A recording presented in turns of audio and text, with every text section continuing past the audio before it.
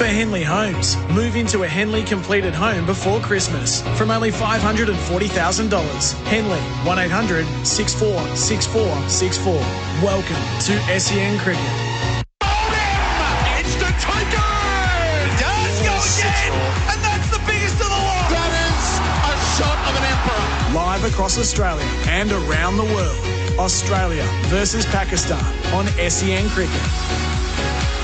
Game 2 of the ODI series brings us on a Friday afternoon to Adelaide Oval, which looks immaculate as ever. Game 1 was a tight thriller at the MCG on a bowler-friendly pitch.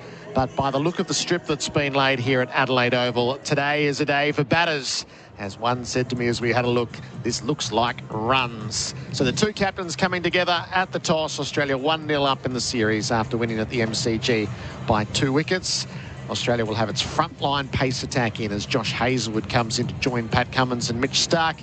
We believe that Pakistan is unchanged. They'll just try to get some continuity in their white ball cricket, having played their first 50-over game since the World Cup almost 12 months ago. Mohammad Rizwan and Pat Cummins together at the toss. Michael Vaughan in charge of proceedings. That's a pretty fair bet on a sunny afternoon in Adelaide that the winning captain will choose to bat. Let's wait and see. Australia would fancy getting out there first and putting up a big number. Their young openers looking to seize an opportunity and force their case to be alongside Travis Head when this team heads to the next ICC tournament late February in Pakistan in the Champions Trophy. For Pakistan, it's about getting some white ball miles in the legs. Bubba and Rizwan were the only two who looked near their game in terms of the top order when we're in Melbourne. The Adelaide Oval, joining me out in the middle is Dave Gilbert, the match referee, the Australian captain Pat Cummins and the Pakistan captain Mohammad Rizwan. Pat, you've got the coin, give it a flick. Heads is the call. Pakistan have won the toss. Mohammad, what are you going to do and why? We're going to do ball first. I just was a bit seen him in watcher in that. Not sure the pitch is not the moment is good, but we still believe that something is inside. And any team changes? No, we go with the same squad. Monday's game at the MCG was a cracker. You must be so proud of the spirit that your team showed. Yeah, definitely. Both sides have played very well, especially our guys are fought very well. We will try against some that in and then result leave one on the work. Good luck today, Mohammad. Thank you. Pat, what would you have done? We would have done the same, but it's always a good wicket here. Any changes to your team? Just one. Sean Abbott drops out. Joshy Hazlewood's back. And what do you make of the pitch?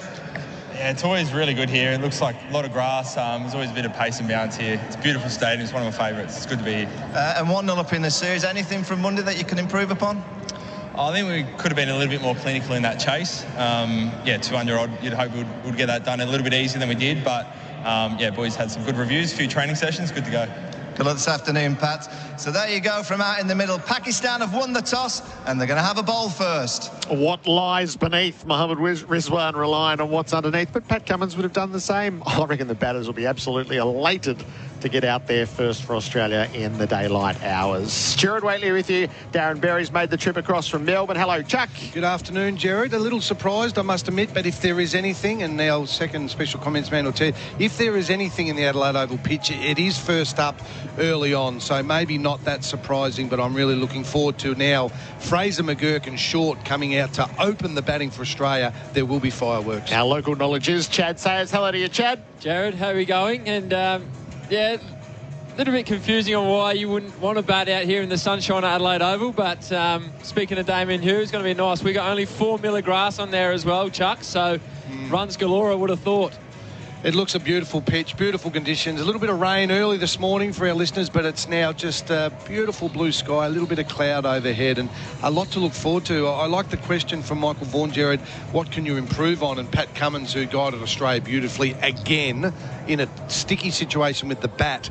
I like Ian Healy. I thought our batting was disappointing the other night at the MCG. It was too chaotic for my liking. So I'm looking forward to their answer today as to how. I don't think Short and Fraser McGurk will change.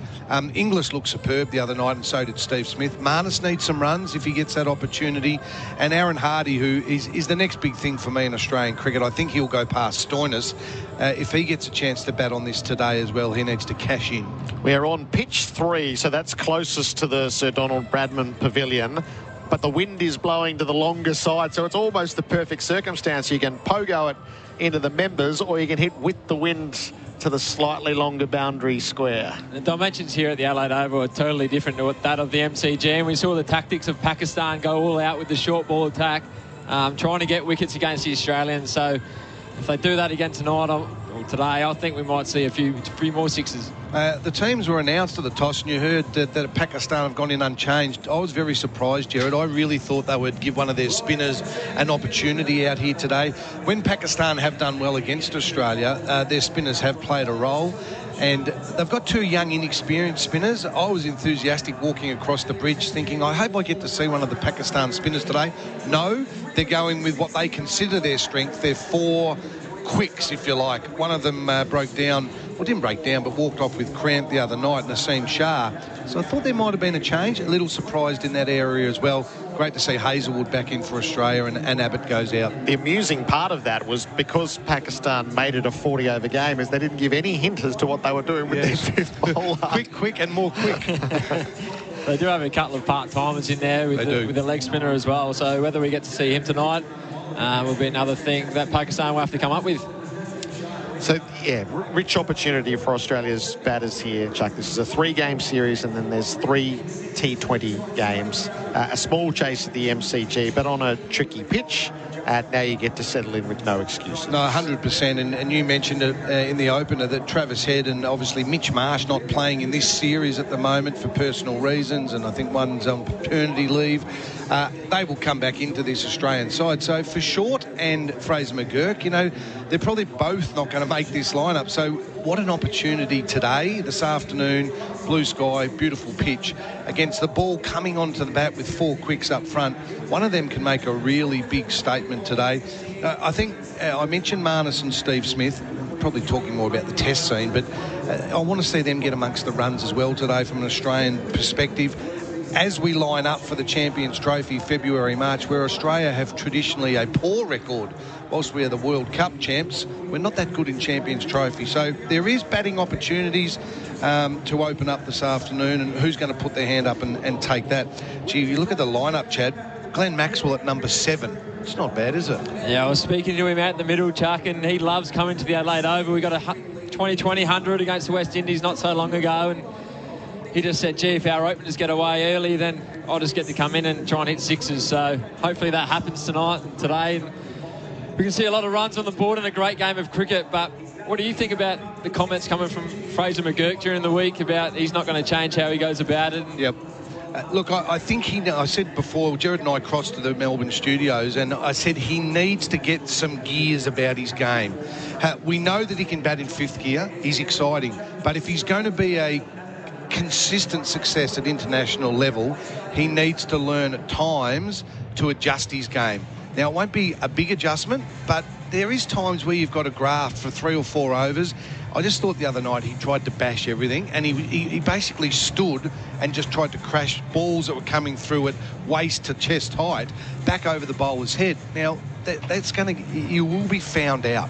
He gets away with it in the Big Bash. I love him, and I'm excited by what he can bring to Australian cricket, but I just hope he gets a little bit more balance in his batting, balance in 2 regards, with his feet balance, but also you don't have to bash every ball over the fence. It's not T20.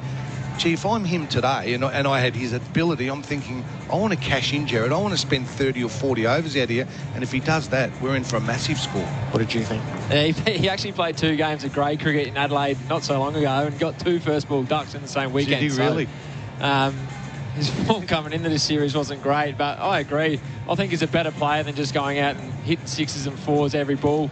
You got to pick the right ball, and we've seen him in Shield cricket get 100. So his defence and his working of the ball into gaps to get the strike rate going we know he can do it. So if he can put that together with his boundary and strike power, then that's a full quality player there. I don't know him very well, to be honest. I've met him. I don't know him very well, but generally your character reflects in how you bat. You look at Steve Smith and Marnus, you know, they're weird units, and that's how they bat, weirdly, but they are patient and they can stick around.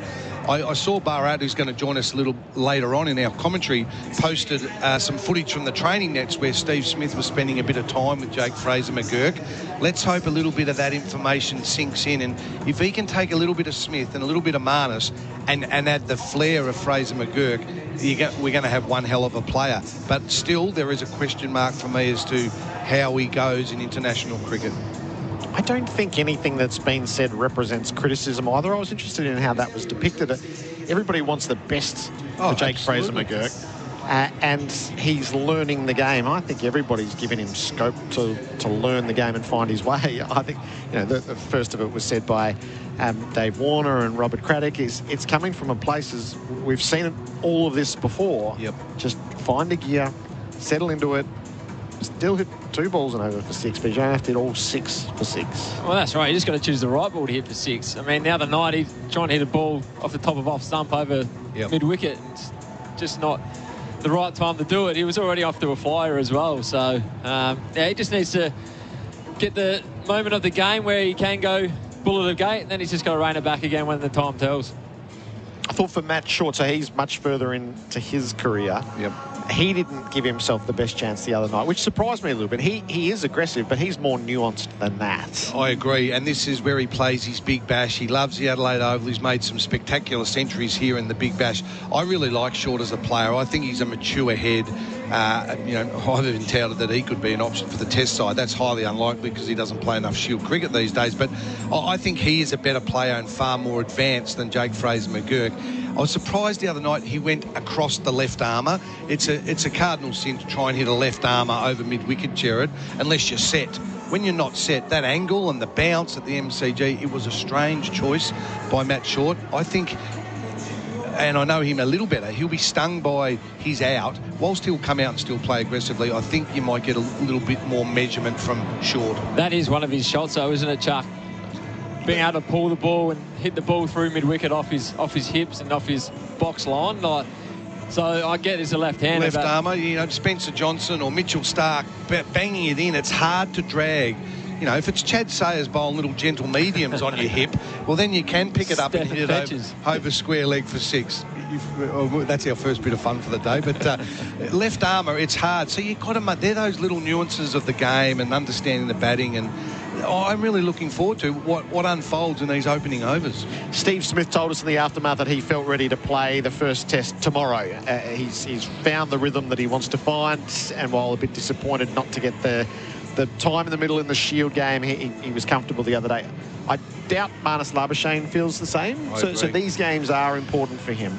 Well, Smithy always says he finds his hands. I don't exactly know, Gerard, what that means. He's found his hands. Pretty easy to find your hands, isn't it, Chuck? Well, yours are small, Chad. They're on the end of your arms, but that's his rhythm. I've found my hands, but I think Marnus is more of a concern. He hasn't been in great form for a long period of time. We know what he is, but I think if he gets a chance coming in at number 5 today, or wherever he bats 5 or 6 in that order, it'll be a great opportunity for him. But Steve Smith looked beautiful, and Josh Inglis was the one that impressed me the other night. How good's he going? And I know his name's been thrown up as well. And again, we always divert to the Test side because there's so much intrigue around that opening position.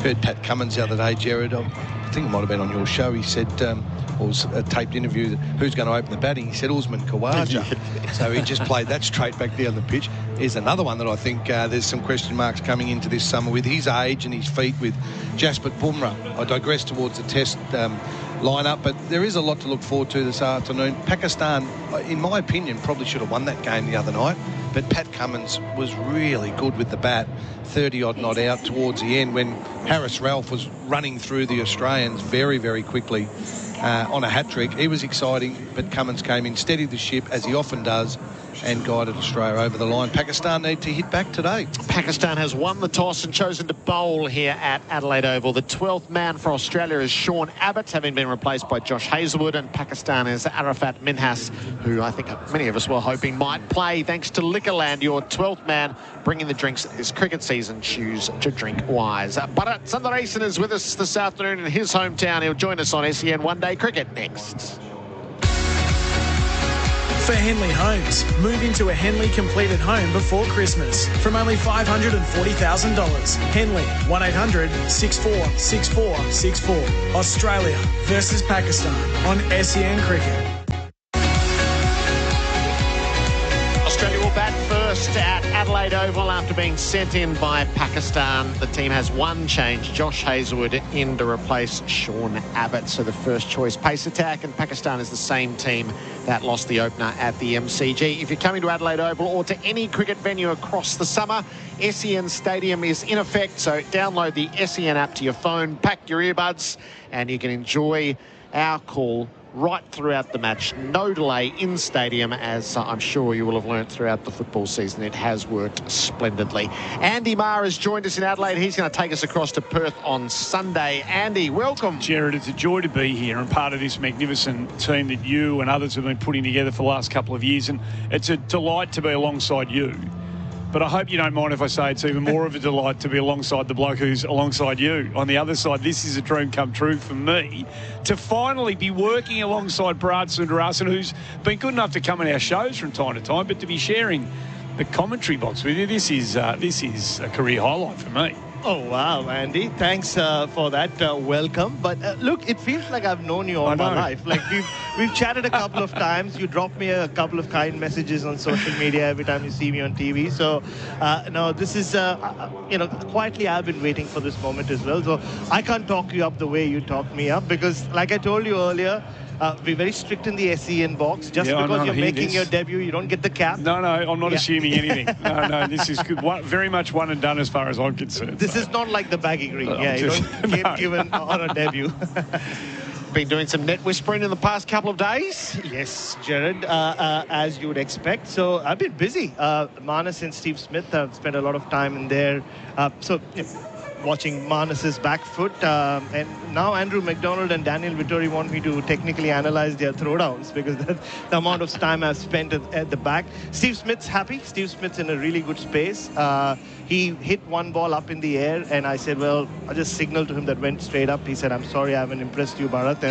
But he did come back into the net, and he looked in a good space. He didn't bat yesterday, but I think my focus has been on the young man who feels like the whole of Australia's focus has been on Gerard, which is Jake Fraser-McGurk, obviously. And I've been very impressed with the hard yards he's put in across both days leading into this game. There's been so much criticism about him, about being flashy and not having many gears. But when you see someone that young, being so determined, having the will to step into it and feeling so upset with themselves that they're not getting the technical side of the game going, it's always a good sign for the future. What are you intrigued by this afternoon, Andy? Well, him, obviously, he's the one. I'm fascinated by Pakistan whenever they come out here. People who are old enough to have remembered the World Series cricket days when great Pakistanis came out to Australia have known that they've had extraordinary talent at their disposal for so long. And yet, for one reason or another, and it's generally internal reasons, I suspect, they more often than not don't necessarily yield the full effects of the talent they have at their disposal. And we've all been watching with a great deal of interest to see what Jason Gillespie's been going through. It's a reasonably well-worn path for Australian coaches these days to fall a little foul of the Pakistani cricket authorities. And I'm just interested to see what the mentality of this squad selection is. A lot of players who have made their debut in Melbourne, others yet to. A lot of youth in the squad that we're going to get to see it. Either we're not going to get to see it now, or will we get to see it in Perth? What are they building towards? Do they have a plan? What does the next squad to come to Australia look like? How many of these players will be in it? They're a fascinating watch. Pakistan. And the thing is, Jason Gillespie as head coach is right where we are. He has no answers to any of those questions. Yeah. And I remember meeting him for coffee in May, Gerard. It was a wrestling chat catch-up, so it was about, he's a huge wrestling fan as well. He wanted to know about my in-ring debut, and obviously the conversation turned towards Pakistan because he was just about to head there. And all I remember telling him was like, you remember how the late 90s were in wrestling, Dizzy? You never knew what could happen. Pakistan cricket is that into 100 times. And how right that's proven to be with everything that's happened behind the scenes. But you're right, Andy. I mean, there's so much talent out there. I mean, there's Babar Azam, Rizwan, Shaheen Afridi, Naseem Shah. So, a lot to look forward to. And we will explore all of that throughout the afternoon and tonight, because your wrestling expert says Dermot Brereton just cold asked me about it on the drive in this morning. I thought, right, well, that's something to explore as we go along. Bharat Sundaresan and Andy Marr with us. SEN one-day cricket from Adelaide Oval, Australia, will be at bat next. For Henley Homes, move into a Henley completed home before Christmas from only $540,000. Henley, 1-800-646464. Australia versus Pakistan on SEN Cricket.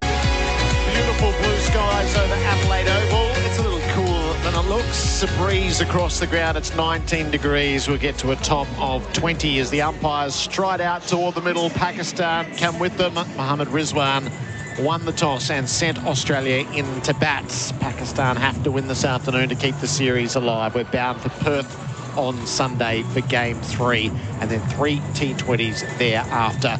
Australia's 2 openers.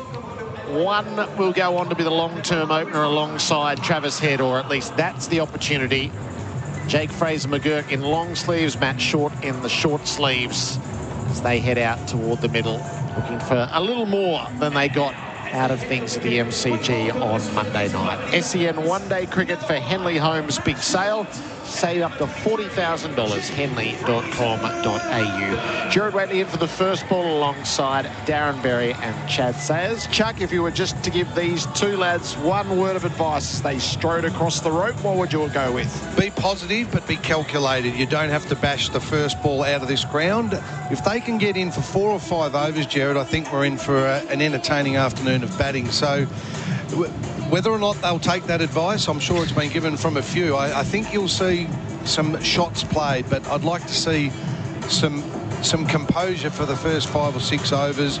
Once they get through that period, it could be hell for leather, so to speak, and I think there'll be plenty of runs on offer. And if you're Shaheen Shah Afridi, what's in your mind as you contemplate things at the cathedral end? Well, you're looking at the above and looking at a few clouds, so hopefully there's a bit of swing for him and the bowlers. I like the way they went about it in Melbourne. Aggressive and showed a lot of passion for their country, so if they can bring that here and the ball does start swinging, then Australia could be in strife early. Pretty stock standard field as we look up. 2 slips in place, though, hoping for that outside edge. It's going to be Short on strike, as Gerard suggested. He in the short sleeves, and the shorter, stockier Fraser-McGurk at the non-striker's end. He's made a lot of runs here, Matt Short, as well, charking for the strikers. Very familiar with this oval. 10th one-day international. 154 runs thus far for his country in this format, an average of 22. He's got 1/2 century. Cast your early vote, Gerard. Short or Fraser-McGurk to be Head's long-term partner? I'll let you come back to that after the first ball. Afridi to get us underway on a Friday afternoon in Adelaide. He bowls full short, drives him back past the bowler, and there's early runs. Ralph sets off under the old scoreboard. He'll get there a step or 2 inside the rope, and the Australians will open with 3. Matt Short kept it all the way across the turf for the opening runs of the game. Nice start, just a little punch, Chad. He didn't try and overhit, just punched it down past the bowler. That brings Fraser-McGurk on strike. If you had to just eyes, Gerard, would you be thinking Short or Fraser-McGurk as Travis Head's partner? I think Short will get it in the 50-over format first, but I would go with Fraser-McGurk in the T20s. I'd let him have his head there. He's a 3-tier player, isn't he, Matt Short? He brings a great fielding capacity. He can bowl some handy overs as well. Fraser-McGurk gets a look at things. Afridi over the wicket to him, and he leaves judiciously outside the off stump. Just pushing that one across. Jake Fraser-McGurk did Shaheen Afridi. Did try and pitch it up that first ball, Chuck, to see if there was any swing, didn't he? I like it, and I think Jake Fraser-McGurk, again, we're a long way away here, sitting up in the beautiful riverbank stand, but I reckon Fraser-McGurk had a look at that point boundary and thought, just give me a little bit of width again, Shaheen, and let me throw my hands at it. So the short boundary for the right-hander is the leg side, the Bradman Pavilion. Afridi bowls, Fraser-McGurk leaves tight to the off stump. A beautiful length there from Shaheen Afridi. A bit more pace in his first couple of deliveries as well. Just going through top of the stumps through to the captain in Mohammed Rizwan. A little bit of Steve Smith, we spoke about a pre-match, rubbing off already, Gerard. The ball went through, and then Fraser McGurk basically told all us watching what the ball did with his arms, and it was doing a little bit of curling. See if he starts touching his pads and his glove strap. He's having a look. It's a good sign for the youngster. High back lift. Fraser McGurk faces up and he pulls hollow. It lands safely at square leg. It hung for a moment in the air. And Ghulam had a look at mid-wicket but couldn't make up the ground. A single to get off the mark. Well, the line there was to be pulled because it was sort of shoulder line, but it got onto him a bit quick and it spliced him, got high on the bat, and he was probably lucky not to be caught there at square leg. With that, the captain's brought the man, it was mid-wicket, a little more towards square for that exact shot to where Short got out trying to pull the other night. It's a deep backward square rather than a fine leg here in Adelaide. Freddie bowls just Short, tried to turn him to the leg, got wrapped on the pads, falls harmlessly to the leg side. His weight didn't really go forward or back in that pull shot though, did it, Chuck? He just gets caught, just kind of cramped himself up, which made it hit the splice of the bat. It's very lucky for Jake Fraser McGurk early. It's Hasnain who's under the chapel stands. He'll be right in the game, you fancy, from anything short. And Naseem's down under us at third man. Two slips, point cover, mid-off, mid-on. And a mid-wicket. As Short goes across the line, clouts the ball past the square leg umpire and got it well enough to muscle it for four. Hasnain with no chance in the deep. That rattled away off the bats. And the opening boundary is struck. Boundaries for Liquorland. Cheers, Liquorland. Choose to drink wise. End of the first over. It is none for 8. Well, with no fuss, really. A beautiful shot to start proceedings down the ground. That one was a little bit of a heave, but he got enough of it to race away to that short boundary. And the rope's in a fair way here as well. Short enough square already. Even the long boundaries, the rope's in a fair way today. So expect a high-scoring affair. Very different to what we witnessed the other night at the MCG. That was a similar shot to the way he got out at the MCG, Chuck, wasn't it? A bit more bounce at the MCG, got him higher. Here at the Adelaide Oval, true bounce, and was able to get it behind square for another bet for his first boundary. Scoreboard for Glencore. Advancing everyday life. Short 7, Fraser McGurk 1. At the MCG, it's been a rain-interrupted day for the A game. Australia A 5 for 132. Marcus Harris batting right now. He's on 60. Jimmy Pearson is with him on 22.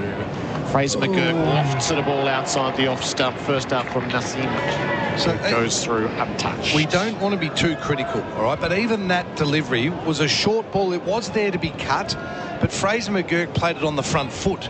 It was a ball, and that tells me someone that's not reading length at the moment. If he goes back to that, Gerard, he probably cuts it for 4 or 6 because he's going to play. But he was on the front foot to a ball that he should have played back to. Naseem in from the river end. Bounces to the wicket. He's right arm over. Bowls. Fraser McGurk crunches the ball through cover. Races to the rope for 4. Set himself perfectly and the bat stroke was furious. Exactly what the coach, Chuck Berry, was talking about. He read the length better this occasion, got back on the back foot. A poor ball there from Yasin Shah. Beautiful shot. And just so composed and balanced there. That's the best and the worst in 2 balls of the Rooster. He's 5. Naseem bowls to him. Fraser McGurk stands and punches another boundary. This is what we like, Gerard. Right through cover and all the way across the grounds. Just had the binoculars on the Australian room and Glenn Maxwell's just hanging his head thinking, I'm not getting a look here. But this is what he said to me. He said, this is a day at 7 where you're going to sit there and go, there's so many runs here and you're not even going to get a go. Poor start here from Naseem Shah, though, Chuck. Too short and wide, and giving the Rooster a head start on the game. That's not where to bowl at the Adelaide Oval. And the man that did it better than most, Chad Sayers. Great to be alongside him. We spent some time together as coach and player, now in the commentary box. Slip goes to reinforce cover. Fraser McGurk defends a better pitch delivery out into the covers. So Naseem lost his slip after 3 balls. Lost the right to it. None for 16 off 10. It's funny how that works, isn't it? Ball swing him, he bowled 3 bad balls and now you don't want to slip. where Jake Fraser-McGurk's probably likely to nick one if he's going hard. So I want to ask you a question, Chad, as a bowler there, because you're right, he was too short, but in 3 balls the captain panics and takes the second slip out. If he pitches it up, second slip is still in the game. Nassim to Fraser-McGurk, driving gloriously. 3 boundaries in the over. And he's kept all of them across the turf. Fraser-McGurk is away. How good. There's a fine line between pitching it up and bowling a rank half volley, Chuck, and that's what Naseem Shah has done on this occasion. He is swinging it beautifully, but just too full to the rooster. Smacks another one through the covers for 4. Third in the over. Magnificent. Thanks for the invitation, Mitch. It's just the Monash traffic was worth those 3 shots, I tell you. It's beautiful stuff. He's 13, Fraser-McGurk. Nassim bowls to him and he just jags down on the ball, knocks it to the popping crease. Australia 20 after 2 overs on the Glencore scoreboard, advancing everyday life. Big deals equal big savings this week at Chemist Warehouse. Get Schwarzkopf Extra Care Repair Shampoo 400ml for $5.99. Or try Oil Garden Rosemary Hair and Scalp Oil 100ml, only $14.99. Chemist Warehouse. Great savings every day. Did you know you can watch all your favourite SEN shows on YouTube? Subscribe today. Hate long waits but love fast deliveries? Get over 1 million items with free 1-day delivery. It's on Prime. For Prime members on eligible orders in select areas. SEN one-day cricket for Henley Homes. Big sale. Save up to $40,000. Henley.com.au. Australia invited to bat, and they have taken it up with some relish. None for 20 after 2 overs. Matt Short faces a Freedy. Drives a bit hollow off an inside portion of the bat. He rolls out to the leg side for a single. None for 21. Just looks like Freedy's just getting a little bit of shape back into Matt Short there. He went for the big hard hand defence, caught the inside edge, and just tells me he's just getting a little bit of shape down the line to the right-handers. Stating the obvious, but length is going to be so crucial, Chad. And again, you know this better than most. Get too short, you get punished. Over-pitched, you get punished. It's got to be in that corridor of uncertainty, which Afridi can get in. Just the one slip in place. Fraser-McGurk hit on the pads, trying to drive out. LBW. Ouch. Afridi's got him. Fraser-McGurk's going to have a quick word to Short. He looks stone dead. The Pakistanis are quite rightly celebrating just to the side, and Fraser-McGurk knows his fate. It was sprightly, but it's only lasted 10 balls. Jake Fraser-McGurk is out for 13. Pakistan strike back with the first wicket. He does that to us a lot, doesn't he, Jake Fraser-McGurk? Gets going and then finds a way to get out. But what a beautiful piece of bowling from Afridi. The ball before I mentioned was just starting to shape back down the line. And that hit him in the front knee roll. Cunningham in the middle stump. And Jake Fraser-McGurk has to go. What a shame. What a shame. It was exciting while it lasted, but we were just talking about the length. Chad Sayers saying crucial, and they'd been a little bit too full, too short. He hit a beautiful length. It just curled back in, and it struck Fraser-McGurk just above the knee roll in front of the pegs. And he consulted his partner, Matt Short, who said, I think you're on your way, young man. And that brings Steve Smith to the wicket. Flush on middle stump, the projection. That's where you want to bowl it, Gerard. And I'm not sure what Jake Fraser-McGurk was asking Matt Short about, because he was hoping. Pretty salmon to me. And gee, when you're in a contest for one position as well, Chuck, what's Matt Short saying there? Yeah, on your way, mate. I'll partner up Travis a little later on, but it was gone. So he made, and Matt Short's a beauty. He would have been honest and just said, mate, I don't think you got much chance there.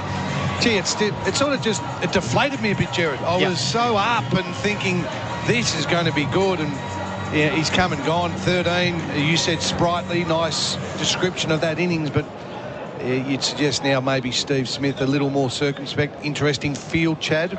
A little short catching mid-wicket and a man in front of square. So with that ball coming back in, they're hoping for a catch in the air on the leg side.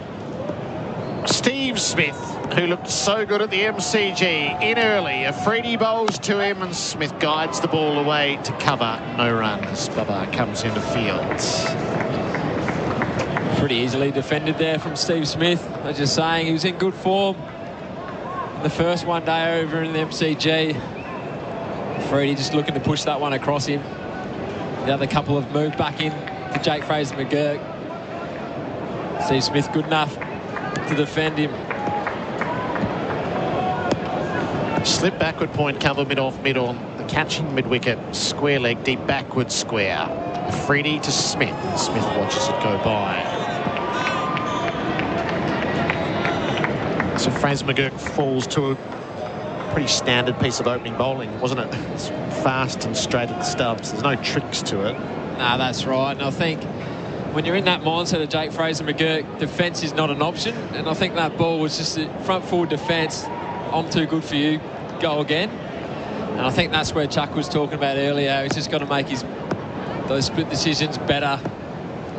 Have a plan B. Smith taps away. Freddie is into him. Smith turns him away to the leg side. He won't get the run he was looking for at square leg. Because we know how that was exciting or all up and about, but how many games can that last for? He does it every game he plays, and I know he's probably going to come off once. 1 in 10, 1 in 12, but there's a lot of blokes who be wanting those opportunities. Straight drive with a minimum of footwork. He's at the crease only, not come forward to it. Smith defends the ball to leg. Barbara's right there at the short mid-wicket. A successful over from Shaheen Shah of Freddie. Reigns Australia in 1 for 21. Harvey Norman, Melbourne's kitchen and laundry appliance specialist. Until Monday only. Hot deals on a huge range of Hisense home appliances. Hisense front-load washers from $4.29, including 3-year warranty. Hisense top-mount fridges from only $3.99, including 3-year warranty. And in time for Christmas, chest freezers from $2.99, including 3-year warranty. Be quick, these hot prices must end Monday. Harvey Norman, Melbourne's kitchen and laundry appliance specialist. Best brands, best range, best prices guaranteed. Conditions apply. SEN one-day cricket for 4 and 20 pies, Australia's original fan food. Jake Fraser McGurk gone for 13, Australia 1 for 21. Matt Short's on 8, and Steve Smith has joined him in the middle. Naseem Shah is bowling from the river ends. Mohammad Rizwan breathed a big sigh of relief that his opening bowler was able to find a wicket.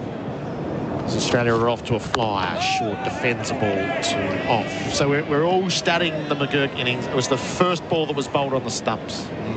And we saw when he was driving the ball in the previous over, his weight transfer was forward and through the shot.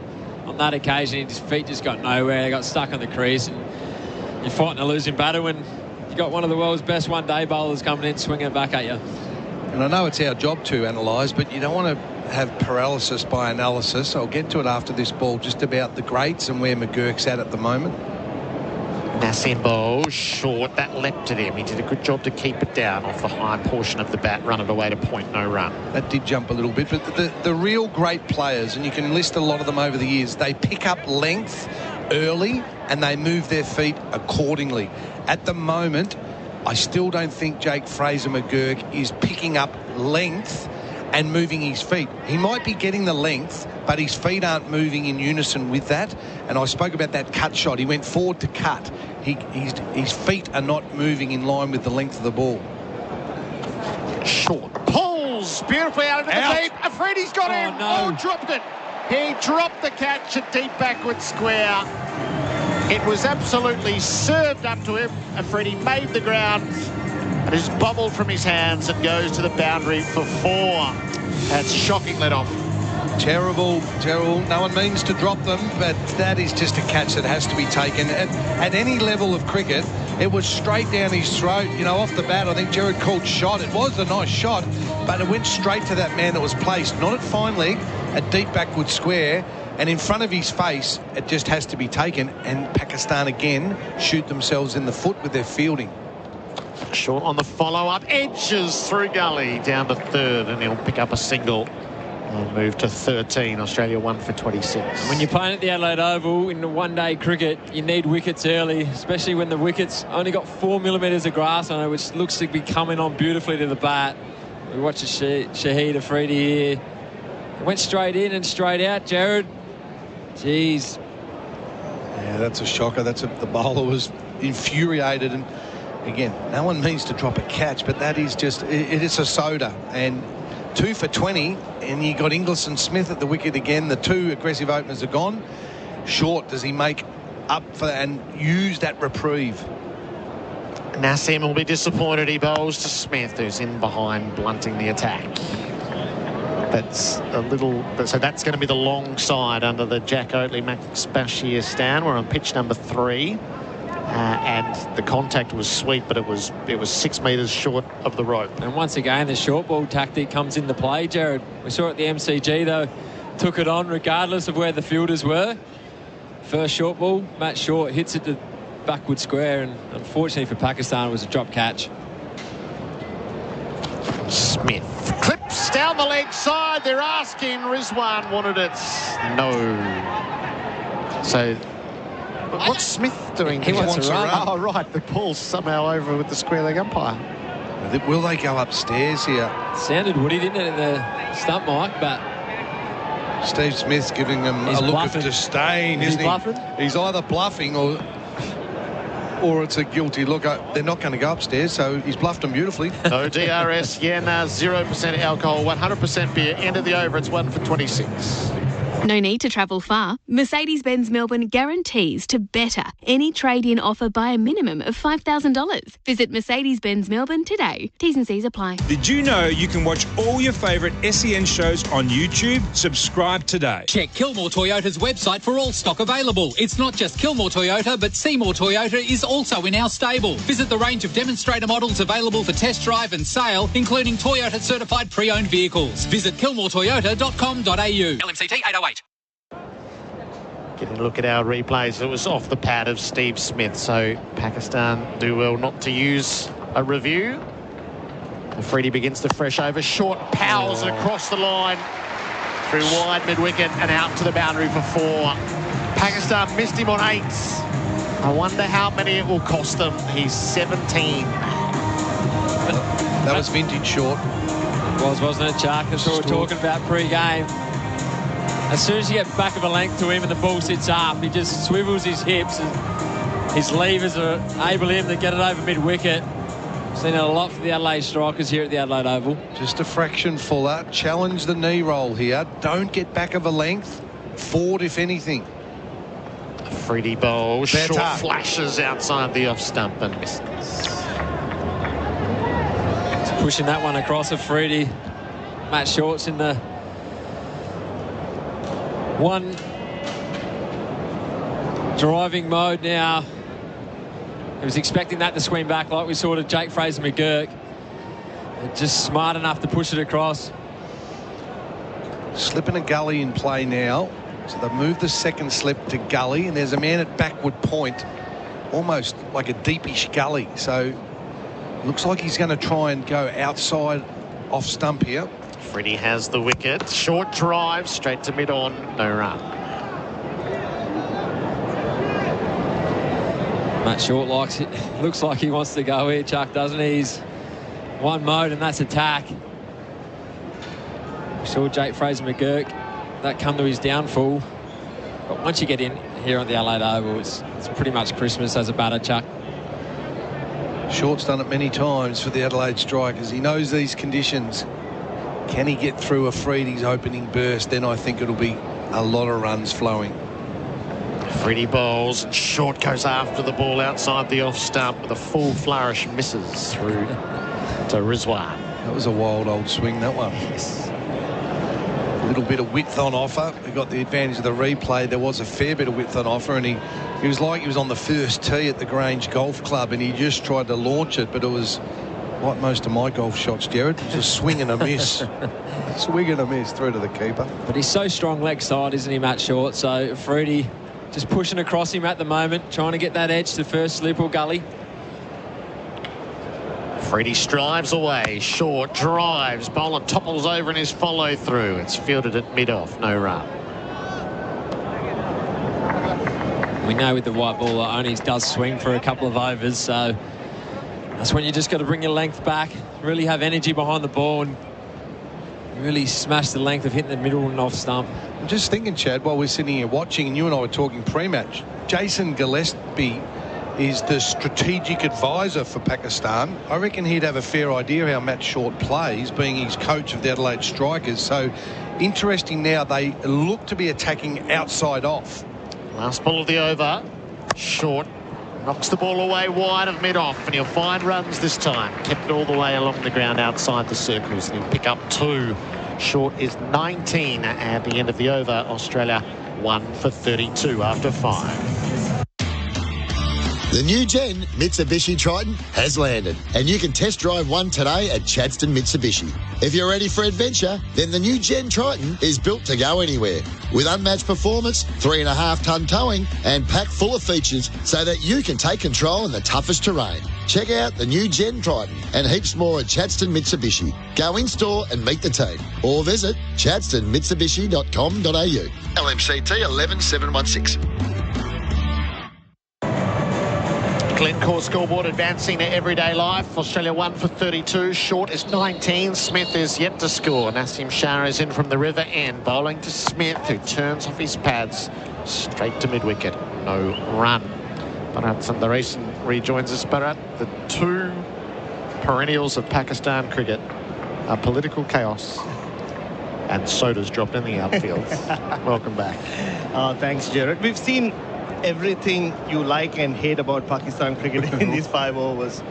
A couple of extraordinary deliveries. I thought the one to Jake Fraser-McGurk, I mean, we've spoken a lot about him, but it was a really good piece of bowling. And then the same bowler dropping that catch. Nassim hits the crease. Smith defends back down the pitch.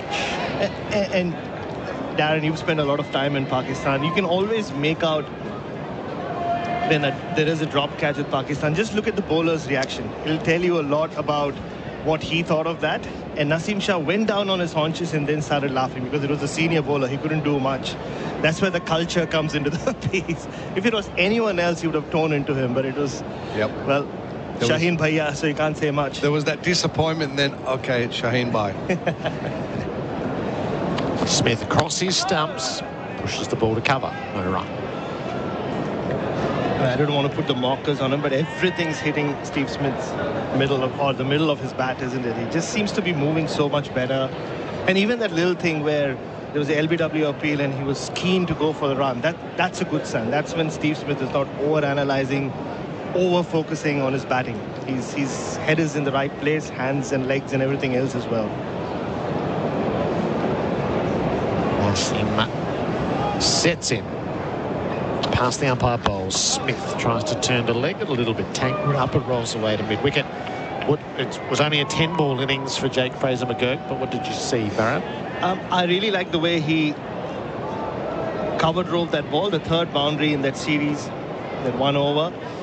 But again, when he got out, it was the same issue that I think they've been trying to, I wouldn't say rectify, but work on, where because the way he bats, his right shoulder does so much of the leading when he's trying to reach out and drive a delivery. So he loses shape completely. Smith has the strike. He pulls the ball down the leg side and it's called a wide as he misses. And that was a perfect illustration of that. It was a full ball. Yeah, he misjudged the length, but you can see his natural flow kind of came into force where he loses his head, squared up a bit completely. Yeah, because you're leading with your right shoulder, so you have no control, and the back leg bends as a result. So you have no strong base to access those deliveries. And I think he is a work in progress. Obviously, he is. Nassim bowls. Smith cuts 4. It was 4 right out of the blade. Smith's first runs are gorgeous. That was Robin Smith-like through point. He just cannoned it off the bat. He actually played a shot like that at the MCG the other night. It went a little finer and he was out caught and he was fuming with himself. He got that one a little earlier, got it in front of square, but it shot off the bat like a cannonball and raced to the boundary, no doubt there. Beautiful shot by Steve Smith. He looks organised, balanced, and he looks hungry. Boundaries for Liquorland. Cheers, Liquorland. Choose to drink wise. 1 for 37. Smith follows up with a glorious off drive, and that will touch the rope as well. Perfect balance and poise. Back-to-back boundaries to complete the over for Steve Smith. He is ace. Australia 1 for 41 on the Glencore scoreboard, advancing everyday life. Join Macpac Camberwell tomorrow for their grand opening with opening deals and giveaways. See you at the new Macpac in Camberwell tomorrow, 586 to 590 Burke Road. Did you know you can watch all your favourite SEN shows on YouTube? Subscribe today. If you're someone who likes to put tools in the back tray, or school bags, or surfboards, then the Volkswagen Amarok sales event has something for you. At prices for everyone. Visit your nearest dealer today. Offer ends November 30. See volkswagen.com.au for further details. Excludes Pan Americana and Aventura Diesel. Steve Smith tuning up in front of us, Bharat. He played a great on-drive the other day in the nets, and he said, unbelievable shot. Nobody could have done it better. He's commentating on his own shot. He said that, did he? He said that himself, and I said, I'm going to write it down, use it someday. 2 in the deep on the leg side. A short faces up, and he carves the ball to cover where he's caught. Baba takes a sharp catch to his right. And Matt Short hitting in the air falls for 19. Afridi has both openers. Australia 2 for 41. Interesting tactics for me, because previous over, Gerard, it was an offside stacked field. That over, and you called it, beautiful timing that they'd set the 2 back on the leg side, but Afridi stayed wide of off stump. And Short, perhaps, again, not fractionally forward enough. He slapped it, hit it clean, but straight to the fielder. And I think you said Bubba held on. So the 2 danger men are gone. Short and Fraser McGurk back in the pavilion. And we're only into the 7th over, or the 6th over, I think.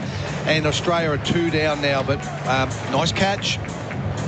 He was in a hurry throughout this innings, right? And one thing we might have to take into consideration is Australia have these 3 ODIs. And then they go to Asia for the Champions Trophy. There's a lot of focus on the Champions Trophy. And obviously, they won't get much preparation. I think there's that 1 ODI in Sri Lanka before that.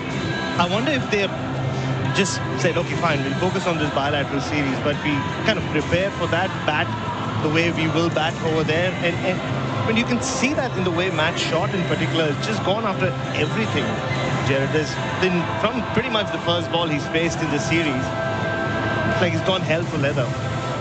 It's too hasty. It's too hasty in a 50-over game. Yep. Well, twice now. Again, we gave him the freedom, but with that freedom comes a little bit of the analysis will come now that both Short and Fraser McGurk have missed out twice in 2 one-dayers, going hell for leather at the top. So the question marks still remain. Inglis to the wicket now. That was the first ball of the 7th over. 2 slips in place. 3rd returns. And Inglis is at the crease. Afridi bowls to him, and Inglis plays the ball out to cover for no run. And just watching them in practice, I spoke a lot about Jake Fraser McGurk, but the 2 of them together probably batted for 30 minutes as openers do. And it was all this. It was just shot a ball. There was obviously no focus on defending anything, but it was just hitting boundaries, and almost I put it in my piece as well, like they were kind of showing off to each other. Okay, if you can hit a ball hard, I'll hit it harder. Now they can talk about it for the rest of the afternoon together.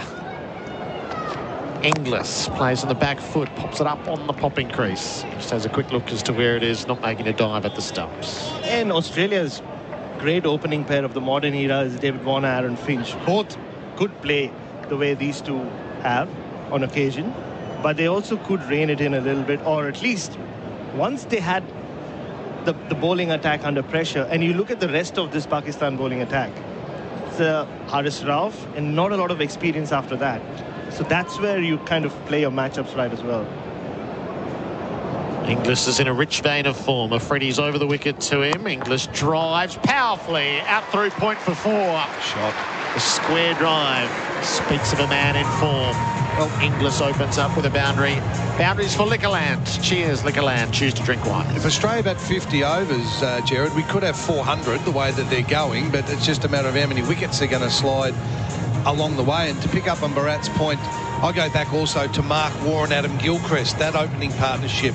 They could destroy some opposition attacks, but they also had the balance, the gears, that Short and Fraser McGurk haven't found yet. I'll say yet. Freddie with both wickets. To Inglis. Tucks up on the stumps. Drops it to leg. And in 50-over cricket, unlike 20-over cricket, you can afford to be hungry, right? You can have that hunger because you have 50 overs. And if you can see off the new ball, like Chad Sayers has said, there's just 4 mm grass on this, so the ball's coming on nicely. There is a feast laying in wait for you, but you need to keep yourself out there for that. There's a fine balance between hungry and greedy. That's right. Yeah, well said. Kirk gone for 13, short gone for 19. Second slip goes to Gully for the last ball of Afridi's 4th over. Ball to Josh Inglis, who pushes the ball out to mid-off, goes with a stroke and takes the sharp single. At the end of 7 overs, Australia is 2 for 46 as Andy Maher will come in. Good afternoon. There's some delays following a breakdown on the Westgate Bridge outbound on the upslope, with delays back past the Bolshe, and a crash in Dandenong South on Frankston Dandenong Road near Greens Road. Enjoy 10 times flyby points on selected drinks at Liquorland, like a 1 litre bottle of Smirnoff Red Vodka. Cheers, Liquorland. Offer ends Tuesday. Choose to inquires, T's and C's apply. And don't miss all tomorrow's Champion Stakes Day racing action live from Flemington, all day on SEN and SEN Track. 2:46 under perfect skies here. Cool breeze blowing across the Adelaide Oval. Pakistan winning the toss and sending Australia in through 7 overs. How are they feeling about that decision? There's been a bit happening, Andy, hasn't there? They've taken the 2 scalps, so they'll be happy with that. The runs have flowed fairly easily. So, again, for me, it's evenly poised. The 2 informed players from Melbourne are at the wicket, but Pakistan, another one now would be interesting. Nazim Shah continues. Full. Smith just forced it out to point, no run. And I think Pakistan recognised that as well. It looked like Mohammad Rizwan had asked young Hasnain to replace Naseem Shah at this end, and he was just marking his run up when Rizwan changed his mind, said, okay, I'll give Naseem Shah another over. Should have already had a wicket. He's gone for plenty, Naseem, but that kind of bowler. Inglis on strike. They're doing some strange things with the field here. They've got the first slip in the gully. What is that position? It's not even a fly slip. We'll explain it after this ball, Andy. So Naseem in. Inglis back, flays one outside off stump through to the keeper. They ask the question. Go on, tell me what's going on with that field position. So in Melbourne, they had fly slip for a period, which is not third man, and cricket people know what I'm talking about, but maybe 10 or 15 off the fence. Now, you rarely see this position. There's a slip in a gully, and then there was a fielder, which I think it might have changed just after 1 ball. He was perhaps 10 metres back from the slip's cordon on the line of perhaps a fine gully or a 5th slip, and he's maintaining it. So it's a set plan. They think Inglis goes in the air through there. He's on the circle. Naseem in again. Force him back. Pushes it. Times it well past mid-off. They'll take the 1. They think momentarily about the 2nd. They refuse to go. Inglis was keen for that 2nd, but Steve Smith likes what he sees of Naseem Shah. I think there was 2 there, Bharat, but Steve Smith, oh no, stay there, I'll have a little shot. Now, are they going to persist with the... Looks like it, doesn't it? The same field with Steve Smith. I'm going to call it either short backward point or Gully's distant cousin. Yeah, it's a deep 4th slip or something. It's very odd. It's weird. It is weird. A gully, but it's fallen off gully. And they've got a backward point. Smith on strike. He turns him around, takes the leading edge. Good bowling. No run. Yeah, it's... I remember watching India-Pakistan cricket in the 90s and them employing all sorts of fields every time Sachin Tendulkar was at the crease. And I'm sure you would have watched this, Dan, all those years ago. They used to use a short point. Yep. And it worked for a couple of games and then never worked again. But it did for those 2. Smith on strike. It's all been coming in boundaries. He goes back again and just pushes it out to point, no run. And for our older listeners, Bharat, and Andy being an older gentleman, would understand. This reminds me a little bit of the Damien Martin field that New Zealand employed, with about 4 men loaded up in the point, because it was a strength and a weakness at the same time, Andy. Yep. Shane Bourne used to get him out a few times. what he did in that 2002-2003 tri-series, or 2001-2002, I should say. Well, you're asking the batter to sort of park the ego a bit, aren't you? Very much so. We know what you like doing. Have a go. See if you can take us on. This one tight into the body of Smith, who just pushes it down to mid-on. That's the end of it. Fascinating over. It's 2 for 47. Hey Ben, are you sure it's a good time to build a new house? Yep, absolutely. Henley's house prices are amazing and we're saving a further $40,000 on luxury upgrades, our facade, flooring and a battery. Wow, that's awesome. Yeah, it's the Henley Big Sale. Wait, where are you going? To get Chloe and visit Henley. The Henley Big Sale. Save up to $40,000 on luxury upgrades, flooring, facades or a battery for any new home built. Henley Homes, backed by a $7 billion parent. Back to the Adelaide Oval SEN one-day cricket for the Henley Homes Big Sale. Save up to $40,000. Henley.com.au. Bharat Sundaresan, Darren Berry in the commentary box. Good game of cricket this, 2 for 47 after 8. They're going to make the first change from the fig tree end.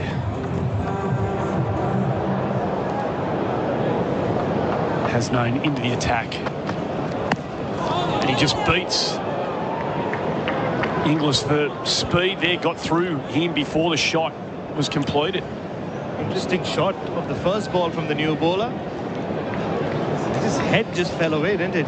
Just wanted to hit it all the way into the Don Bradman Pavilion, Josh Inglis. He was looking to launch it, Bharat, you're right, and that was how he got out in Melbourne the other night. It was a nice connection, but he was caught out in the deep. A fantastic catch. And anything that's back of a length, the boys here at Adelaide Oval, they like to launch. Pushes it into cover off the back foot. Played it from the crease, really, then Inglis, no run. Just going back to the fields we saw in the previous over for Naseem Shah, I think it's also an acknowledgement by the Pakistanis that not much happening off this pitch. It's a very flat pitch kind of field that they tried. Yeah. Ball's coming on beautifully. So I actually like the tactics because they're giving us something to talk about, but they're asking some questions of the batsman rather than just flat pitch, stock standard ring field. They're posing a few questions. I really like it. Inglis 6 from 10. Hasnain comes into him. Again, just half turns him around a little bit. Had to scurry halfway through that single. There was just a sneaky hint of a chance, but Inglis gets through to the non-strikers end comfortably enough. 2 for 48 halfway through the 9th over. Glencore scoreboard advancing everyday life. Older listeners, come on, Chuck, off the temper text. Sorry. What do we call it, the temper text here? I'm 39 and can remember New Zealand doing that to Martin. Martin was glorious to watch through the offside, but 39, that's not an old man. No, that's a very young man compared to you and I, Andy, so apologies to that texter, and thanks for your feedback. Smith on strike, pushes it into the offside field, no run. Yeah, my heart just skipped a beat when 39 suddenly was referred to as an old man. That's how old I am, so I think I have a few years to go before that. You're forever young, Bharat. Thanks, Andy. I'm liking, maybe we'll get that cap earlier. I'm just trying my hardest. I feel like you're the man I've got to really kind of impress here. You see the power broker, you see the power behind the throne here, Chuck? Definitely. Right. Good over this. Smith tries to push it straight down the ground, doesn't time it, just gets it to mid-on, no run. Interesting, just looking at the speeds that Mohammad Hasnain's bowling at. You'll remember this, Chuck, when he burst onto the scene, he was known as a genuine quick. His pace is what he was known for. Yep. What's he getting it up to? Mid-130s at best. It's just the first over. It looks to me as though he's overstriding a little bit. If Chad Sayers comes back, he might sort of starts all right, and then he seems to be really striding out. Smith, that's timed beautifully through point. He just waited on the ball, short of a length, outside off stump, gave him the width, and the champion Australian did the rest. End of the over. Australia 2 for 52 after 9. The MG Century sale is on with unmissable deals across the range, like the MG4 from just $32,990 drive away. Visit your local MG dealership today. T's and C's apply. Did you know you can watch all your favourite SEN shows on YouTube? Subscribe today. Take your paint further with Monarch's Expertech range, designed to pick up and release more paint for that perfect finish and easy to clean for longer high-performance use. So get the job done faster. Monarch Expertech, available at Bunnings Warehouse. Welcome back to the Adelaide Oval. Smith and Inglis at the crease. Smith 12, Inglis 7. Australia 2 for 52 through 9 overs. Chad Sayers comes back into the box. Good game of cricket this. Chatters. Oh, we watch a flamboyant shot played by Inglis, who let the ball come onto him, tried to ramp it, didn't get it completely as intended, just for a fleeting second. Rizwan thought he might have been half a chance then. They come back for 2. That's the way he plays, Josh Inglis, isn't he? He's a 360-degree player and generally pretty good at it. On that occasion, just got the end of the bat and went straight up. Lucky enough to get over Rizwan, the keeper, but they don't have a fine leg, do they? They've just got a backward square, so for Inglis, that's just easy pickings. Yeah. Giving us any credit there. He saw Inglis move and he sort of followed him a little bit. Well, he only went for 2 runs, didn't he? So he's probably stopped the boundary. But he did go a little bit early there, Inglis. So they persist with his field. Chad, I'd be really keen to get your thoughts on it. Inglis again stands on his toes, pushes it to that short cover point, no run. I reckon we're overthinking things here, boys. Go on. I just don't think they want a third man, so they've brought him up. They've put deep point back.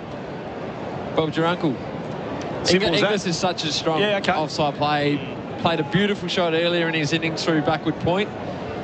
He does that now, he gets 1 run. So classic Chad Sayers. He's not a romantic like that. No, there you go. I like it. 2 fielders out are that deep point and the deep backward square. Flays at one, it was wide. Legal, said the umpire. But it is busy in that section of the ground, isn't it, Bharat? There's a lot going on there. They look in a real hurry, Australia. Except maybe Steve Smith so far. I mean, he's hit a couple of great boundaries, but... It's how they played last game as well, isn't it? They just wanted to get those 230 overs for some reason. I do think it's just preparation for Pakistan. Probably they assume the pitches that they're going to be so flat. Maybe it'll be a 350 play, 350, and this is the one chance they get to do that. Maybe.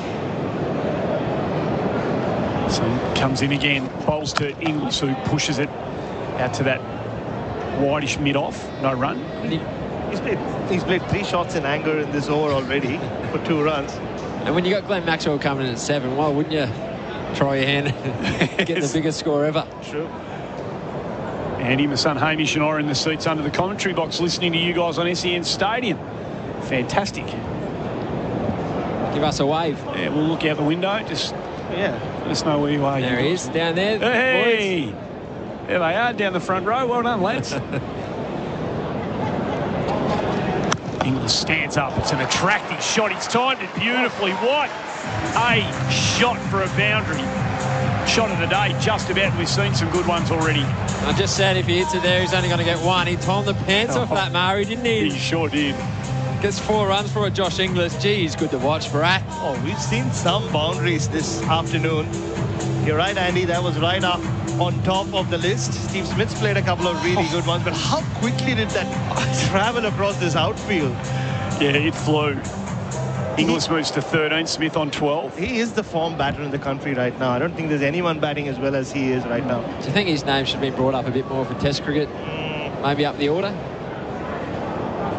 2 for 58, last ball of the 10th over. Oh, it's a lovely drive again, but the fielder's got it covered on this occasion. That's very attractive batting. Inglis 14, Smith 12. It's 2 for 59. The MG Century sale is on with unmissable deals across the range, like the MG4 from just $32,990 drive away. Visit your local MG dealership today. T's and C's apply. Did you know you can watch all your favourite SEN shows on YouTube? Subscribe today. At Bunnings Trade, load up on top brand power tools like the new DeWalt FlexVolt 4-piece combo kit with hammer drill, impact driver, impact wrench, angle grinder and more, valued at over $2,200 for just $1,199. Bunnings Trade, helping business is our trade. SEN One Day Cricket for 4 and 20 pies, Australia's original fan food, and that glorious boundary late in the previous over. For Liquorland, cheers Liquorland, choose to drink wise. So Hasnain to continue from the scoreboard end. Now before Chuck, when he just mentioned Hasnain was just overstriding in his run-up, and it does look like just before he gets to the crease, he does lose momentum. Instead of coming through the crease, he's just jumping a little bit high for my liking, Bharat. And he's just bowled, I mean, just 7 balls in, but he's bowled his quickest delivery for now. Chad, that was nearly 140. So maybe just getting into his rhythm. Is he pushing slightly into the breeze from that end? He just gets it on his hip, tucks it through mid-wicket. They think about the second, it's not there. Hold it to 1-2 for the 60. Inglis moves on to 15, Smith on 12. The breeze tends to, I reckon, swirl here a fair bit, Murray, so that might be why it's playing with his rhythm a little bit, because sometimes you run in, the wind doesn't blow, and the next delivery hits you in the face. It is quite tough when it is swirly. And you can hear the effort with each delivery. There's a grunt as he releases the ball.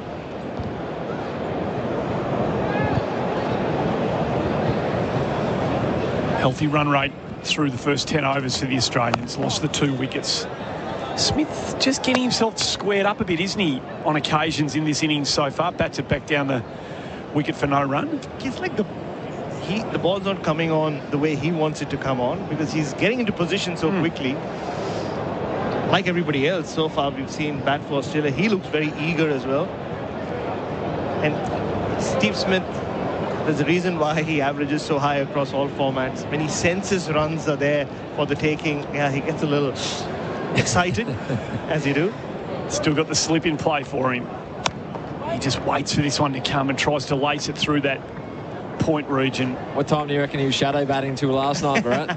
No, 2 or 3 o'clock? He didn't show up for practice, like actual practice yesterday, so I was surprised. But like everybody else, he's been sucked into the whole golf thing, Chatty. So both him and Manas, but Manas was here. A lot of nice golf courses in Adelaide too. Oh, beautiful. You would have been out there, Murray. Oh, I forgot to bring the clubs. Just the 1 run through the first 4 balls of the over. And there won't be a run here as Smith pushes it past that short cover fielder. Mid-off gets around to cover, 2 for 60, 1 ball remaining in the 11th over. Look at the show we put on for you guys. It's magnificent. Yeah. I'm sure a lot of you woke up this morning and saw the drizzle in the air, especially up in the hills, and worried about it, but this is not Melbourne. You know, things clear up a lot sooner. And I'm really looking forward to taking Murray down the power change rooms for dinner later on this Savo.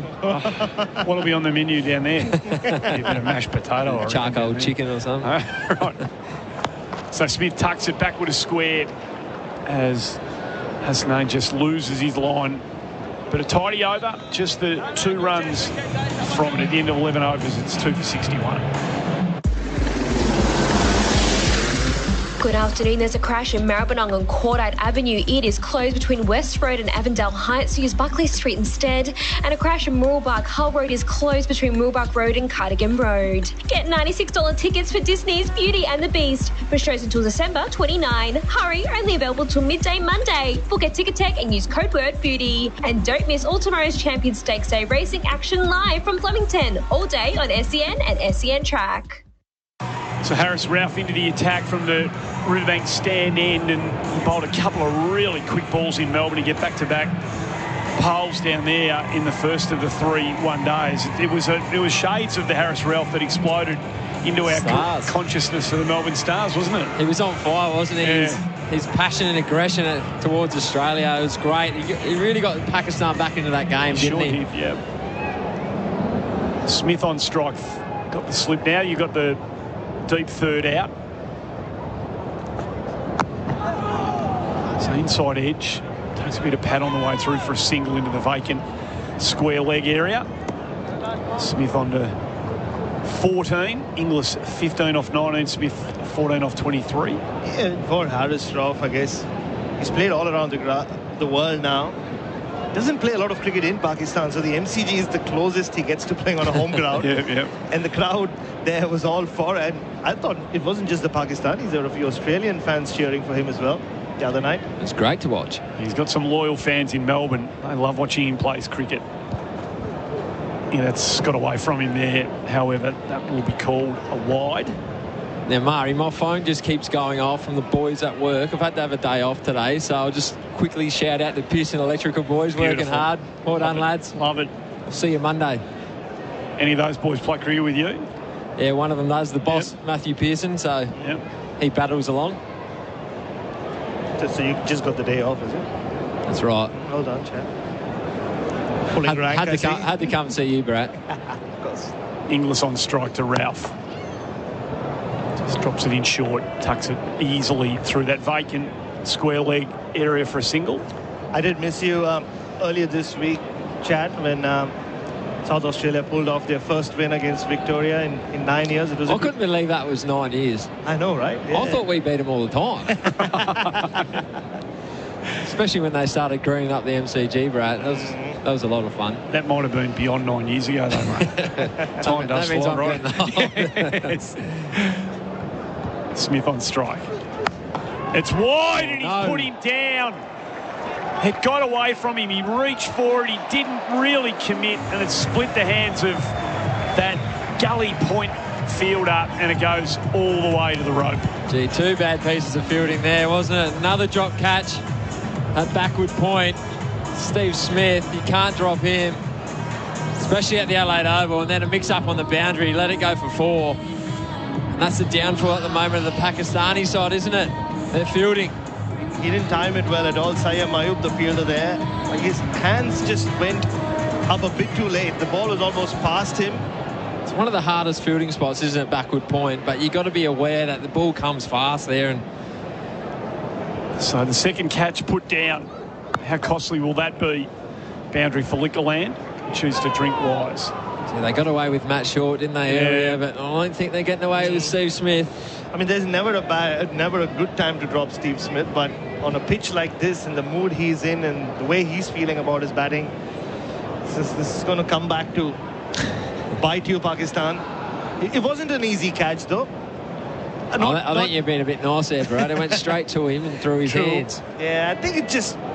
You'd expect to be taking that at this level.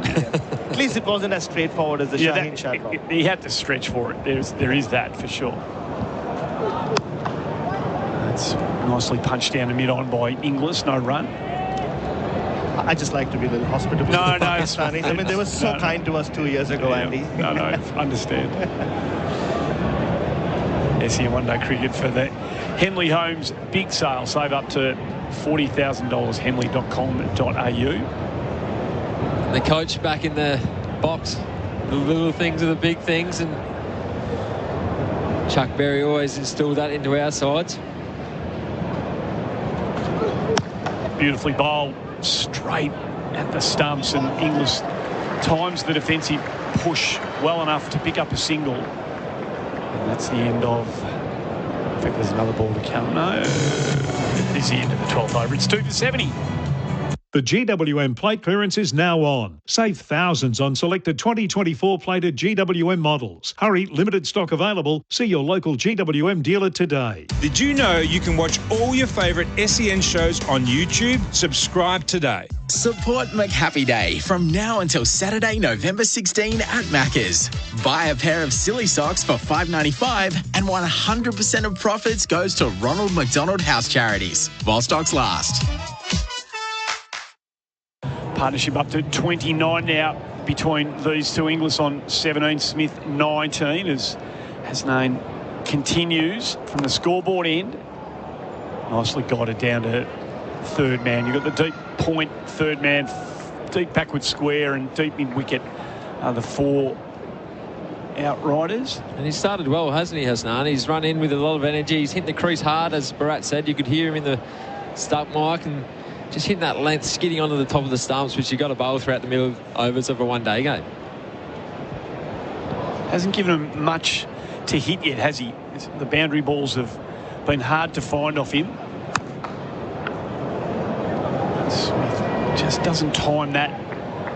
It just seems to be opening, he's just squaring himself up a bit here, Steve Smith. I know he's always been a bit like that, hasn't he? But Hasn't quite been timing those forceful drives down the ground the way we would like. The Adelaide Oval pitch makes you in that false sense of security. It's that good a wicket. It is. White ball's doing nothing now. Yeah. You just think you can hit everything through the field. I think that's where Matt Short just got a little bit lazy.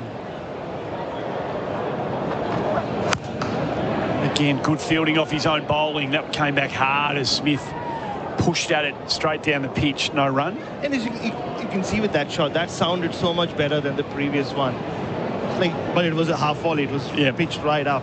Maybe it is the slowness of the pitch, the ball not coming on, especially from that end. Still feel like he's trying to hit a little bit too hard. We've seen his back leg come off a pitch a couple of times, which isn't really like Steve Smith. He had such good rhythm when he walked out to bat, though. He just lost it a bit in the last few minutes. Hasnander Smith, again, attacking the top of off stump, forces a defensive push back down to mid-off, halfway through the 13th over. It's 2 for 71. Maybe a couple, 2 or 3 years ago now, Mohammad Hasnain was looked at as the next big thing. And when it is Pakistan cricket, there are a lot of the next big things that pop up, much like in Indian cricket as well. So yeah, it's good to see him back on the field. He's battled a lot of injury.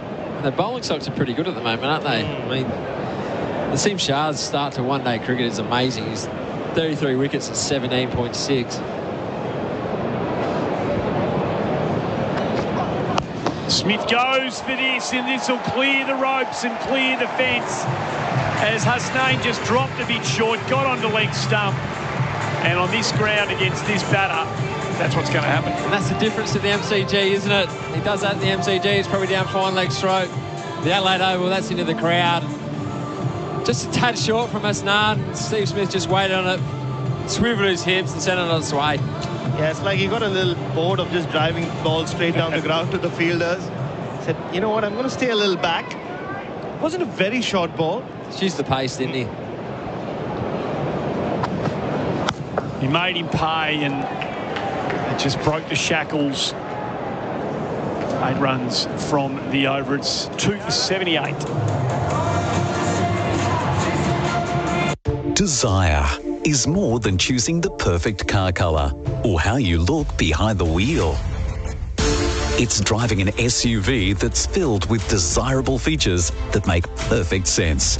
Offered in hybrid, plug-in hybrid or petrol, the Lexus NX marries outstanding performance, connected technology and refined comfort. You can explore the range and book your test drive now at Lexus of Brighton, 99 Nepean Highway, LMCT 9897.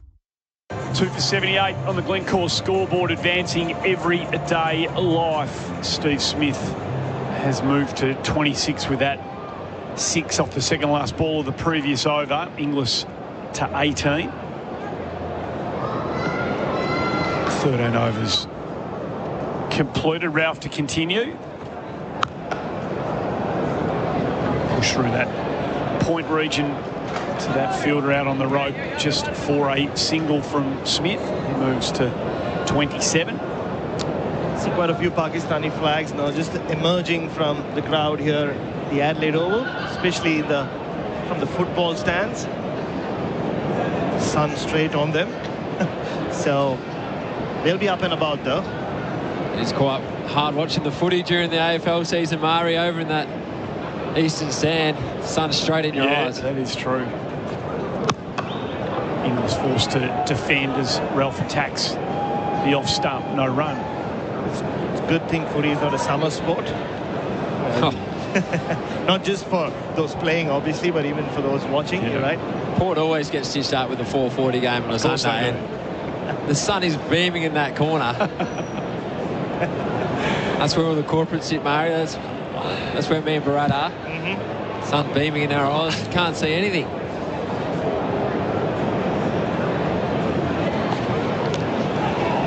Touch something on the way through. Ralph's gone up. Rizwan's gone up. And most importantly, the umpire's finger has gone up, and Josh Inglis departs, swinging at one that was down the leg side. Took something on the way through. Skip it in the rest. And Australia lose their 3rd wicket for 79. Sounded woody, didn't it? Like he heard 2 noises and Inglis knew it. As soon as the umpire's finger went up, he just turned, put his head down and walked away. It wasn't the greatest ball from Harris Ralph, was it? Just off the glove, down leg of Josh Inglis into Rizwan's hands. Great catch coming forward. Pakistan get their third wicket for 79.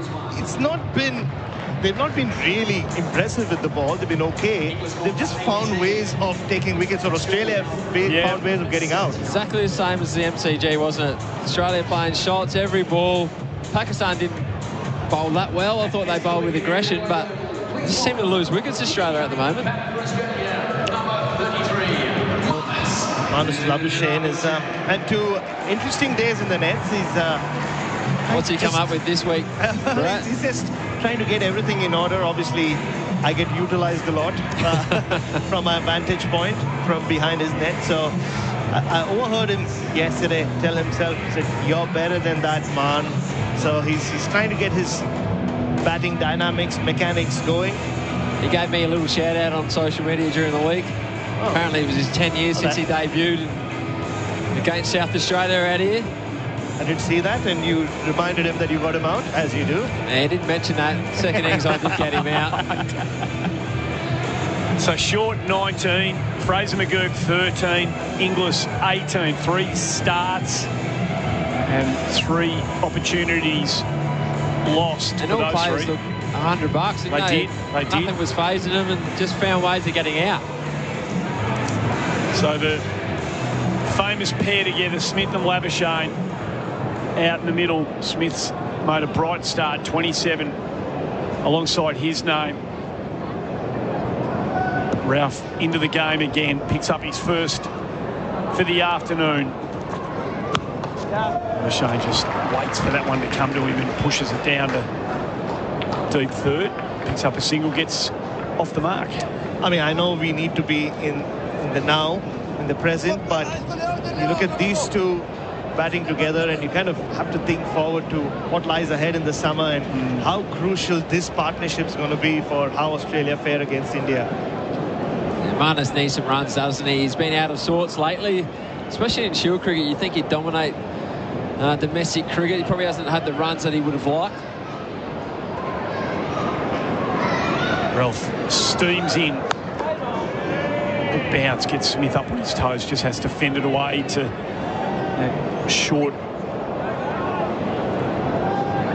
point region. Gully's cousin. Yeah.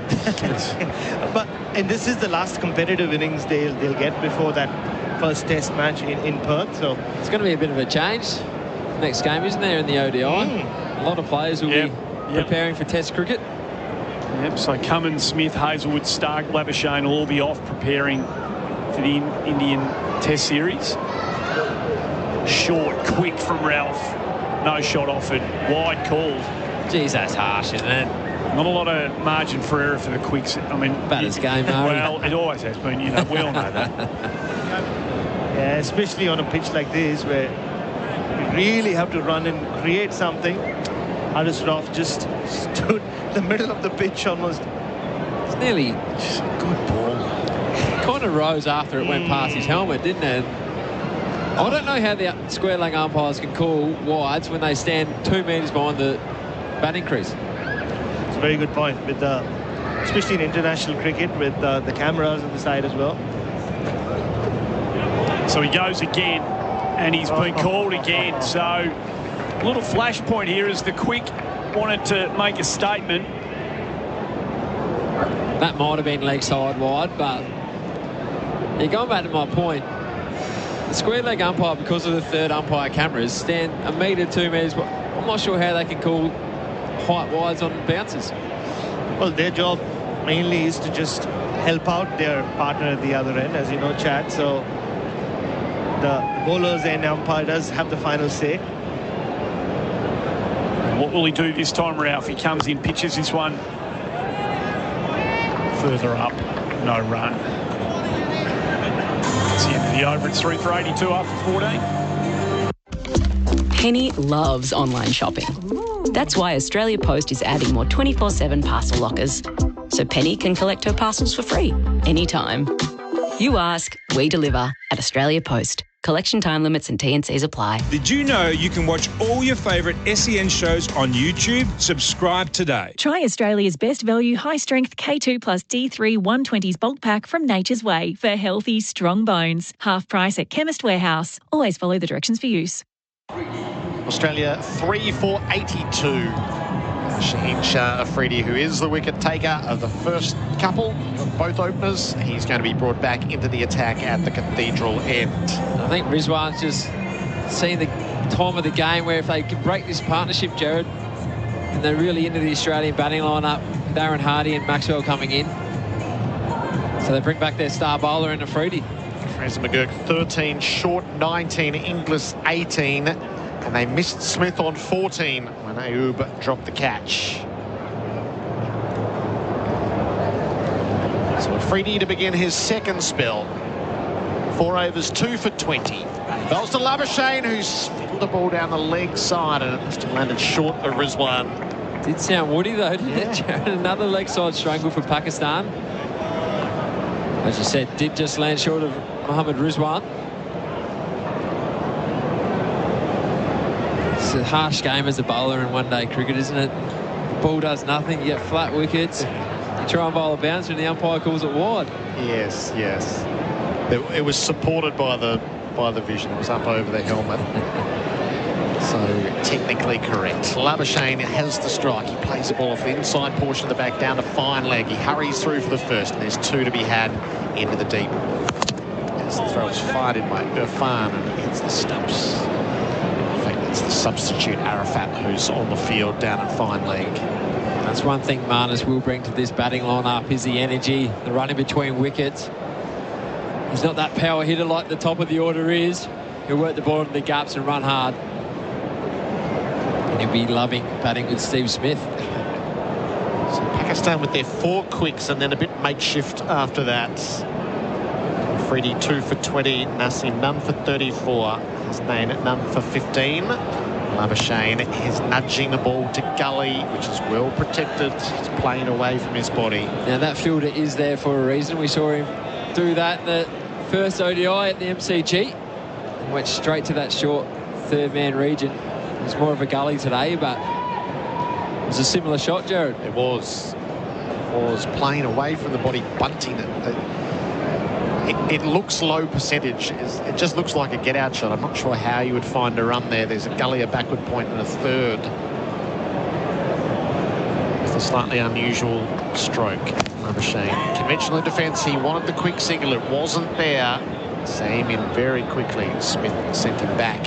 At the MCG, Marcus Harris is out. So he was dismissed for 74, caught behind. And we did see some vision of him earlier from the off-spinner of India. Nicky won the first slip, given not out.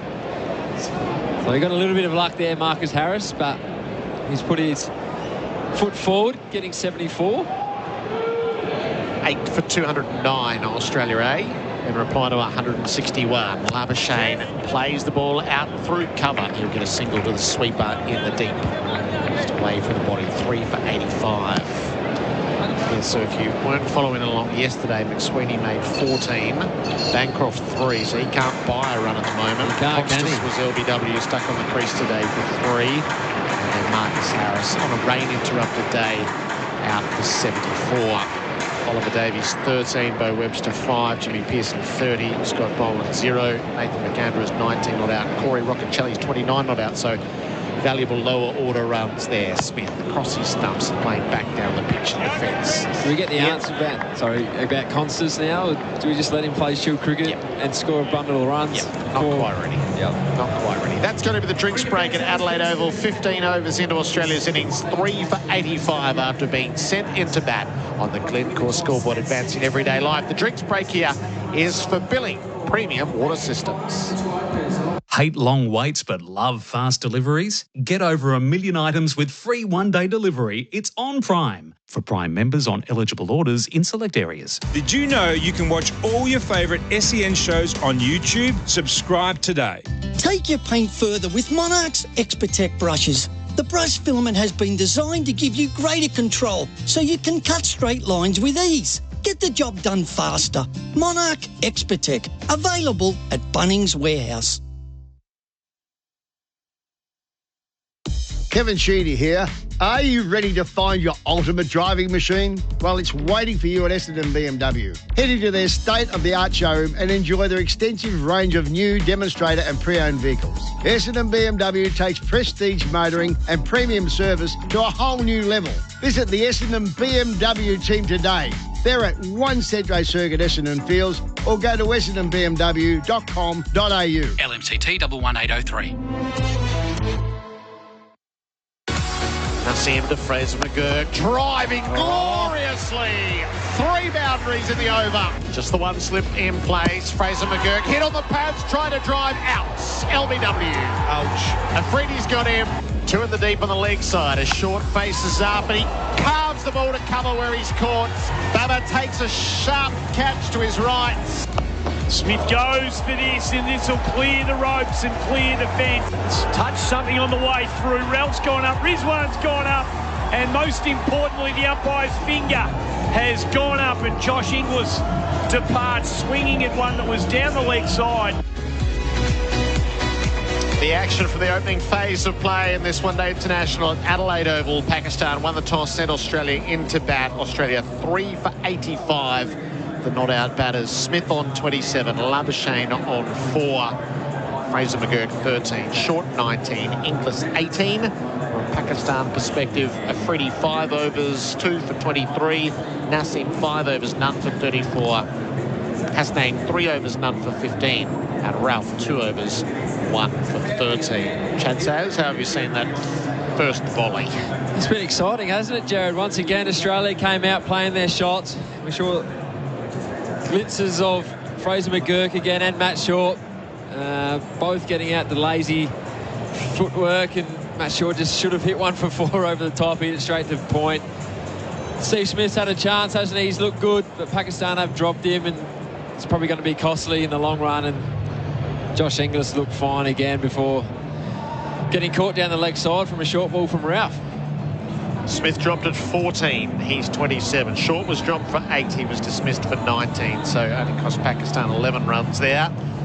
Smith, it would have been 3 for 64 at that stage, but that chance, sharp chance, but one that should have been taken, and that was probably something we always talk about with the Indians and the Pakistanis, that their fielding always lets them down. I mean, India are getting a lot better now, but seeing those 2 drop catches out here today, which could be costly, they need to improve. SEN one-day cricket for 4 and 20 pies, Australia's original fan food. Harris Ralph down below us at the river end. Marnus Labuschagne has 4 to his name, the 6 balls that he has faced. Labuschagne sees Ralph, he tucks him away to leg, but straight to mid-wicket. One of the intrigues with Pakistan, so because it was a small total, they were clearly set up around bowling 40 overs at the MCG, their 4 quicks. It feels like their only actual option for a 5th bowler is Salman, who in his one-day international career at 22 matches has taken 4 wickets at 99.75, so 4 wickets at 100. Well, they've got 10 overs to make up, don't they? So unless each batter's going to bowl a couple each, potentially, but they're going to have to bowl soon, or they'll be bowling back end. Ralph pitches up, defended by Labuschagne to cover no run. So going through, so Shafiq's never bowled in his international career. Sam Ayub has bowled a little bit in his 6 test matches. He's taken 3 wickets at 45. Right arm off spinner. He bowled 5 overs in his 23 T20 matches. So very little white ball bowling. So maybe he'll share in an over or 2. Bubba bowls for fun in test matches. He sent down 90 balls in his international career. Rizwan's the keeper. Ghulam doesn't bowl. In international cricket at least. Labuschagne plays to mid-wicket, no run. I think he's a left arm orthodox, yep. So nothing in test matches, nothing in ODIs. In first-class cricket, he's taken 28 wickets at 46. And in List A, he's taken 68 wickets at 27. So maybe he's the 6th bowler. Potentially, yeah. You always like a left-arm orthodox in your side, don't you, Gerard? So, but they're going to have to get him into the game very shortly, so we'll soon find out.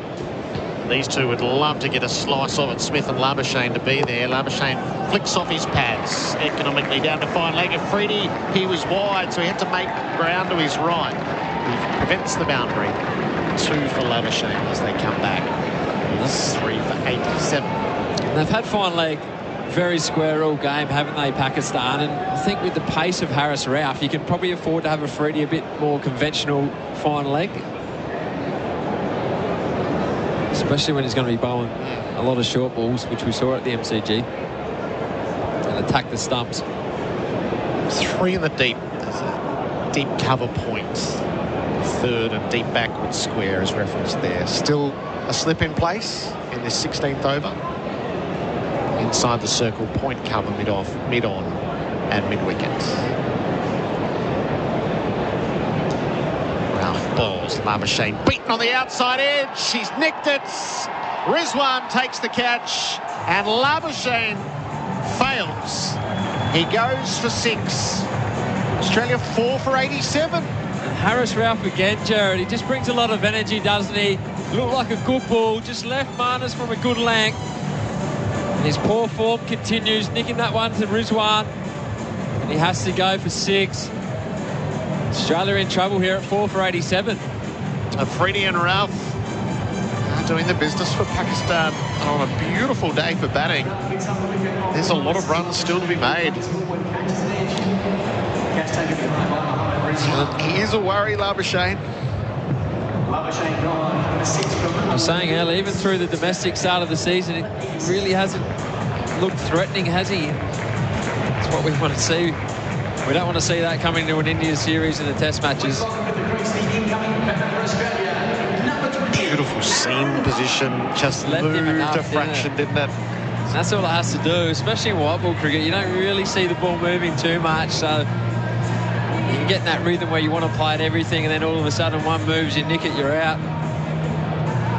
It's a great slow motion replay. Perfect seam all the way down, lands, deviates a fraction, tickles the edge of the bat on the way through. Harris Ralph, who caused a bit of havoc at the MCG, he threatens to do the same. Aaron Hardy is the new man in the middle. A big part of Australia's future planning. Poor shot to get out at the MCG as well, Gerard. He wouldn't have liked seeing that in the replay, I don't think. That was the one that just lacked strategic nous at a moment where Australia need to balance up. He's in a similar position with the need for balance.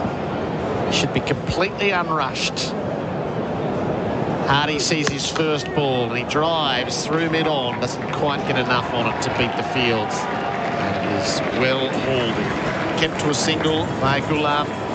Around quickly to his left. At the end of a successful over, Australia is 4 for 88. Good afternoon. There's a breakdown on the Calder Freeway outbound after Green Gully Road, taking out the left-hand lane. And there's a report of a crash on the Tulla Freeway outbound after Mickleham Road. For a limited time, get 5 free services with any new Honda ZRV or CRV. Visit your local Honda Centre and test drive today. Hurry, and to December 31, T's and C's apply. And don't miss all tomorrow's Champions Stakes Day racing action live from Flemington, all day on SEN and SEN Track. 16 overs gone of the Australian innings. 4 wickets have fallen. 4 for 88. Aaron Hardy out in the middle. Now Rizwan made the aggressive move of bringing Afridi back into the attack. A bouncer. Hardy gets down underneath it. Good start there from Afridi. Aggressive at Hardy. They went hard at him at the MCG as well. As I mentioned earlier, played a false shot, backing away, trying to hit it through point. As you say, Rizwan's in attack mode now. They're well on top, are the Pakistanis, after a struggling start. Slip in still, looking to take wickets. Afridi from the Cathedral end. Hardy is leaving outside the off stump, bat raised high. Christian Bateman's paid bloody 87. Fall of wicket at 87. Doesn't happen enough to fulfill the curse, but there it is, right before us. You can play along 0433 98 11 16. And Curtis sent through early that he'd found sync, so he's got the television on and syncing our call to the coverage. Hopefully plenty of you have got used to that throughout the footy season. SEN Stadium and SEN sync right throughout the summer. Hardy is leaving again on the freedie. Just a lovely line, nagging away outside the off stump. Hardy will be looking to make a name for himself for Australia as well. Really put a good performance under pressure. We know how good a talent he is with bat and ball. Makes runs for fun for Western Australia. It's his turn to put his hand up for Australia now. 10th one-dayer for his country, 108 runs, top score of 44 and an average of 18. Strikes at 93. Hasn't played that real big innings of substance. He could do that this afternoon. Hardy faces a freedie. It leaves him outside the off stump. He's untempted. And sometimes it's hard to tell how you're really going in the shorter formats, because when you're batting at 6 or 7, he probably really hasn't had a good shot up the top of the order. You can come in at the end and try and do the team thing and get on with it. He was part of the series in England and Scotland. So didn't bat against Scotland in a T20, then 11 not out, 20 not out against England, Cardiff, and then to the one-dayers. Freddie is over the wicket, bowling to him. Hardy plonks forward in defence, plays it away to mid-on, no run. So he didn't bat in the first, then 23-44 was late September, his best innings. Didn't bat in Bristol. Then comes back for Western Australia against Tasmania in Shield cricket, makes 12 and 6. And the one-dayer against Tasmania makes 7. And the first of these games, the MCG, made 10. So he doesn't have much to show for his last couple of months of cricket. Probably mainly been picked as a bowler. Yeah. The last few games for Australia. Hardy is on strike and he's defending watchfully. He's getting himself settled into an innings. So that's a maiden from Afridi after 17. Australia 4 for 88. This holiday season, feel the magic of sound with Sonos. From home theatre to headphones, Sonos has everything you need for the ultimate sound experience. Whether you're watching the match, hosting friends and family, or heading home for the holidays, Sonos elevates the festivities with perfectly clear and immersive sound you can feel all around. A smart speaker from Sonos is also a no-brainer gift for everyone on your list. Visit sonos.com to learn more and shop. Pakistan with the upper hand, but Australia has Steve Smith out in the middle. He's on 27. 4 for 88. Hardy's his batting partner on 1. 2 in the deep on the leg side at the start of Ralph's fresh over. He pitches up and he's jammed out by Smith to good effect. Plays down to the cover sweeper and ambles through for a single. 4 for 89. Smith to 28. Darren Berry back in to join us. SEN one-day cricket for 4 and 20 pies, Australia's original fan foods. Interesting stage, Gerard, I think, to come back in. Harris Ralph, as he did the other evening at the MCG, has put a bit of a heart flutter in the Australian camp. We were joking earlier about Glenn Maxwell with the feet up might not get a bat. Well, he's next in, Gerard, so this is why we love cricket. You can never really predict. Hardy with an opportunity after his disappointing out the other night, so the game's at an interesting stage. Ralph bowls, Hardy off his pads. It lands in short of the mid-wicket, who then dives over the top of it. So there's a run or two to be had. Just one. As Shafiq gets back outside the circle to do the fielding. 4 for 90. Let's do them one at a time. Fraser McGurk, LBW for 13.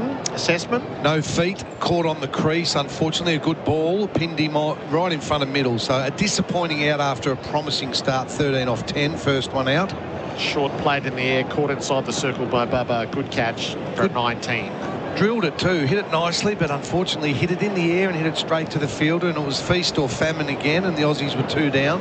Smith faces up, plays from his hip, rolls it to the vacant mid-wickets, and adds 1 run. Inglis caught down the leg side into the gloves of Rizwan for the bowling of Ralph for 18. Yeah, disappointing out, unlucky a little bit. Just got inside the line of the ball, that one, caught the glove, and it's a horrible way to get out. But I like the look of Inglis at the moment.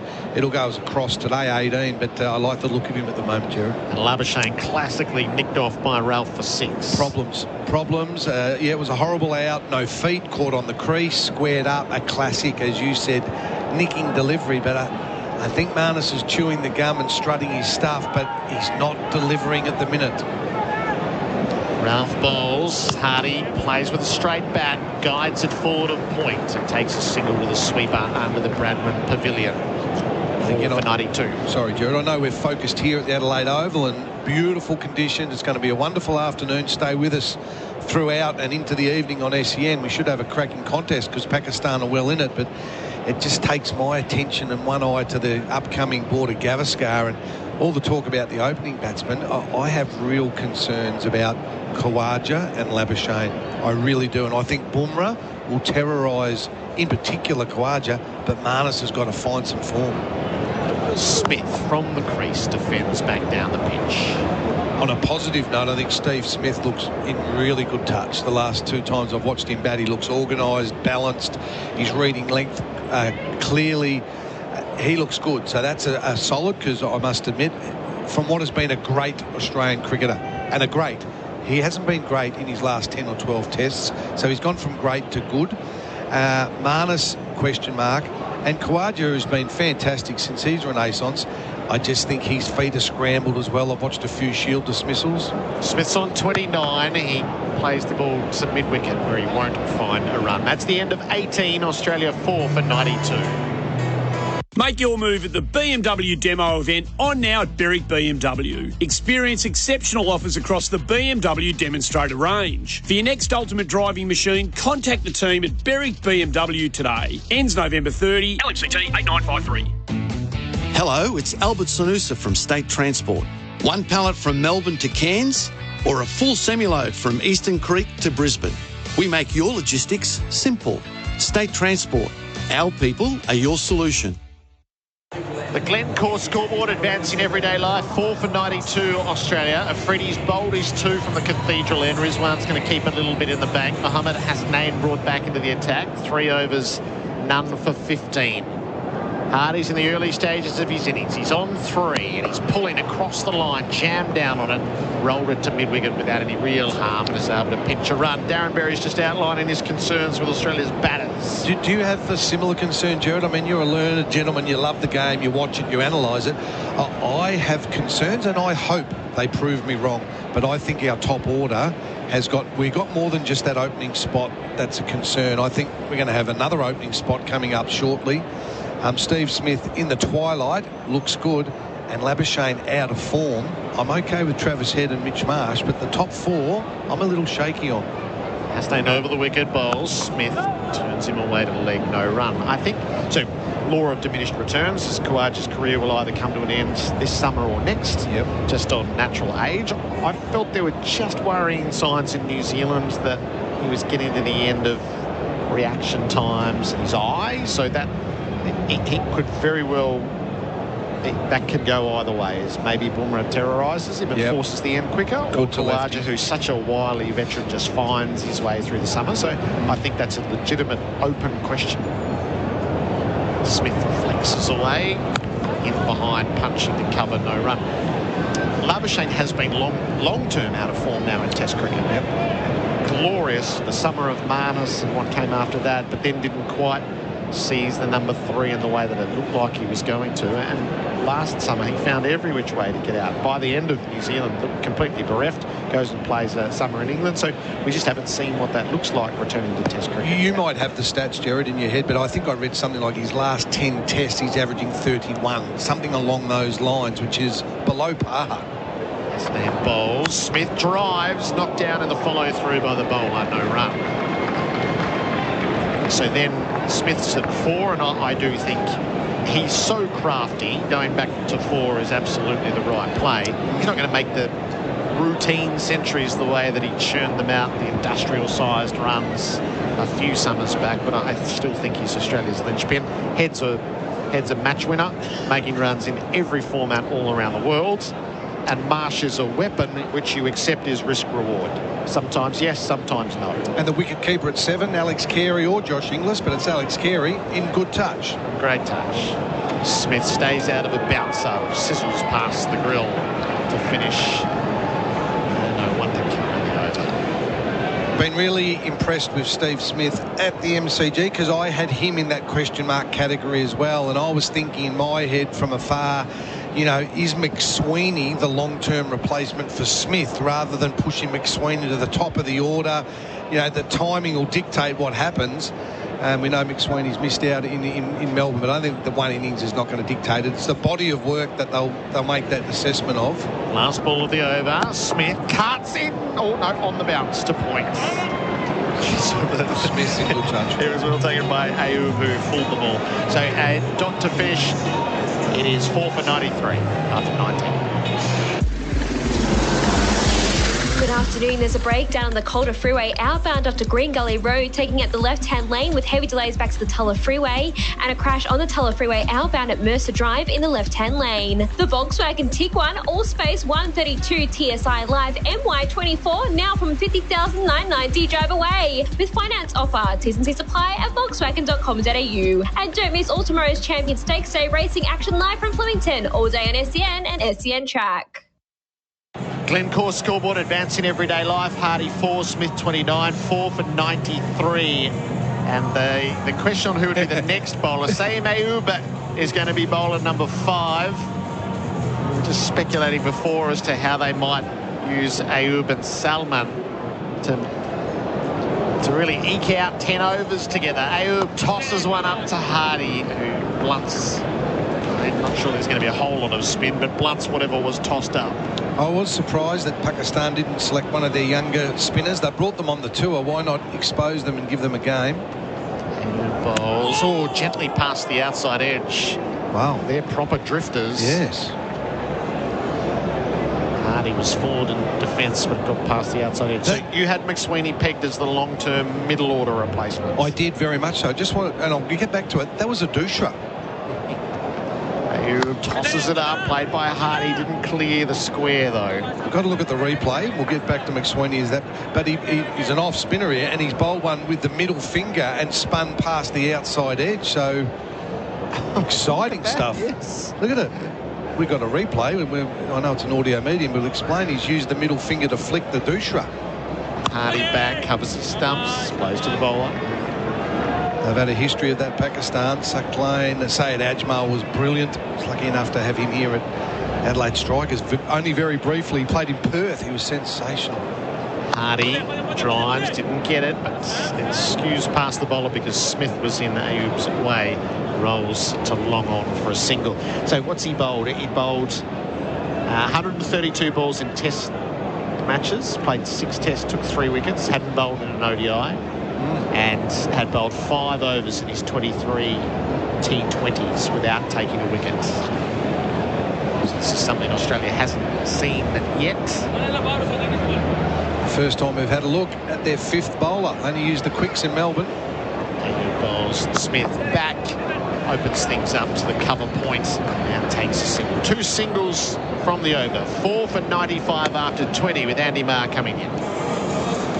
Harvey Norman, Melbourne's kitchen and laundry appliance specialist. Until Monday only. Hot deals on our huge range of Hisense home appliances. Hisense front-load washers from $4.29, including 3-year warranty. Hisense top-mount fridges from only $3.99, including 3-year warranty. And in time for Christmas, chest freezers from $2.99, including 3-year warranty. Be quick, these hot prices must end Monday. Harvey Norman, Melbourne's kitchen and laundry appliance specialist. Best brands, best range, best prices guaranteed. Conditions apply. Perfect conditions continue to visit themselves upon us here at the Adelaide Oval. 4 for 95. As Smith tucks one backward of square for a single. Encore scoreboard continues to tick over. Darren Berry, continue the thought process you were having about Nathan McSweeney for us. Yeah, and I was thinking that he was perhaps the logical long-term replacement for Steve Smith. Organised, composed, you know, really good head. And I think maybe that might be the long term, but is he going to be forced, Andy, perhaps before his time to the top of the order, which may or may not be a good move, and we await that decision. Snane into Hardy attractively pushes him through the cover point region for a single. So clearly there's a need that there's a need that requires filling, and there's none of the established openers are putting their hand up. So McSweeney feels like he's the anointed one. Do you like giving a kid his first taste at it notionally out of position? Not ideally out of position, but and he said it himself, 3 and open. There's a history. Hayden, Langer, Hussey, come back to it. Snane. Crunched. Easy. Timed that beautifully. Backward a point through the vacant gully region. Steve Smith, he can't have played that shot any better. Beautiful boundary for Liquorland. I know he's been a great player. He hasn't been in his greatest of form in the last 12 to 18 months, but these last 2 innings, Steve Smith, he looks red hot. So that is a great sign.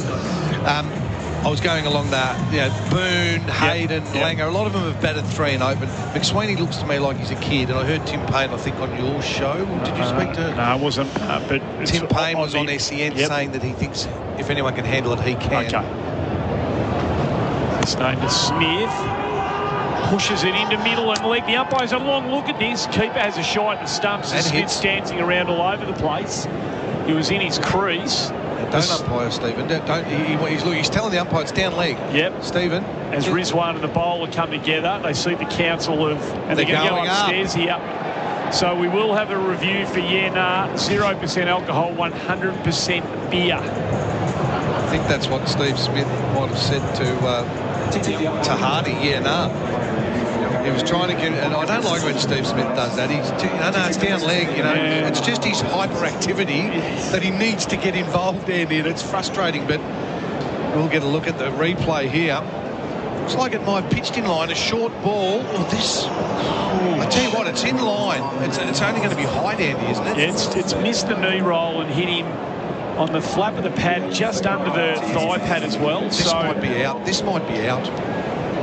It's definitely pitched in line, so no question of outside leg. Is the height going to be the issue, Chuck? That is the only concern. But he's back behind the crease. Thank you. Knees a bit bent. Ball tracking, please. So ball tracking is going to be key here. This is a big moment in this match. Ball tracking coming up. Original decision not out. Oh, hello.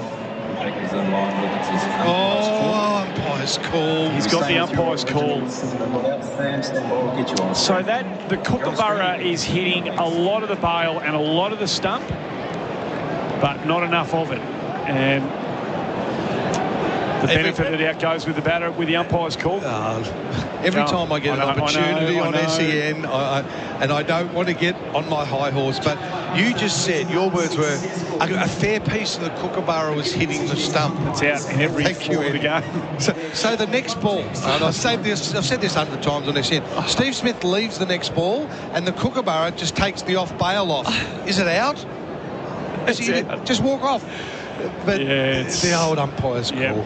The old element of doubt goes to the batsman. So Smith survives. He's been dropped on 14. He gets the next one now. So he didn't last beyond the next ball. And Hasnain deservedly gets Smith's wicket. Rizwan takes the catch. It was a flamboyant shot. And he's on his way. Wow, that's a big moment. We said the DRS was a big moment. The very next ball, as you and I were just shaking our heads about the system, he gets a wide ball, and he's been so good, Steve Smith. No feet. It was nearly a wide. It was almost the toe of the bat. That is, for a man that looks so good, it's a horrible out. And Australia are now in danger. 5 for 101. And Glenn Maxwell, who was telling Gerard Wheatley, there looks like there's a lot of runs in this pitch. He's got an opportunity, Andy. Well, he's got a lot of time to bat too, Chuck. We're just a ball away from the completion of the 21st over. So Australia have collapsed to a degree here. 5 for 101. Smith goes for 35 off 48. And Pakistan, to their credit, they've sent Australia in, I think, after 2 or 3 overs when we saw Fraser McGurk and Short sticking it to the boundary all over the place. I think we're all had that moment. We thought, oh no, this is going to be a terrible decision to win the toss and send the home side in. Well, it's turned out to be a pretty good decision thus far. 5 for 101. I'm sure Pakistan will take that. Can they capitalise? Maxwell's come into the crease after getting out for a first ball duck in Melbourne. Harris Ralph had his back up and he was steaming in. Now, this time, different bowler, but I'm sure there'll be some serious energy and heat. I like it. They've got a slip in place. And Maxwell's in the firing line. So cover just creeps in and gets in his eye line. Mid-wicket comes in a little bit closer. Just cramps Maxwell a bit. I wonder whether they thought about putting a second slipper of gully in here just to get at him early. Hasnain comes in. Maxwell off a first ball duck in Melbourne just pushes him easily to point, and there's no run. So a successful over for the Pakistanis at the end of the 21st. It's 5 for 101. Want to download fuel savings? Fill up with My 7-Eleven fuel price lock and you could save up to 25 cents per litre. You've got a deal at 7-Eleven. T's and C's apply. Savings not guaranteed. Did you know you can watch all your favourite SEN shows on YouTube? Subscribe today. Berwick Volkswagen's Amarok sales event is on now, with offers across the entire bi-turbo and V6 range. Experience a ute without compromise and book a test drive today at Berwick Volkswagen. LMCT 12366.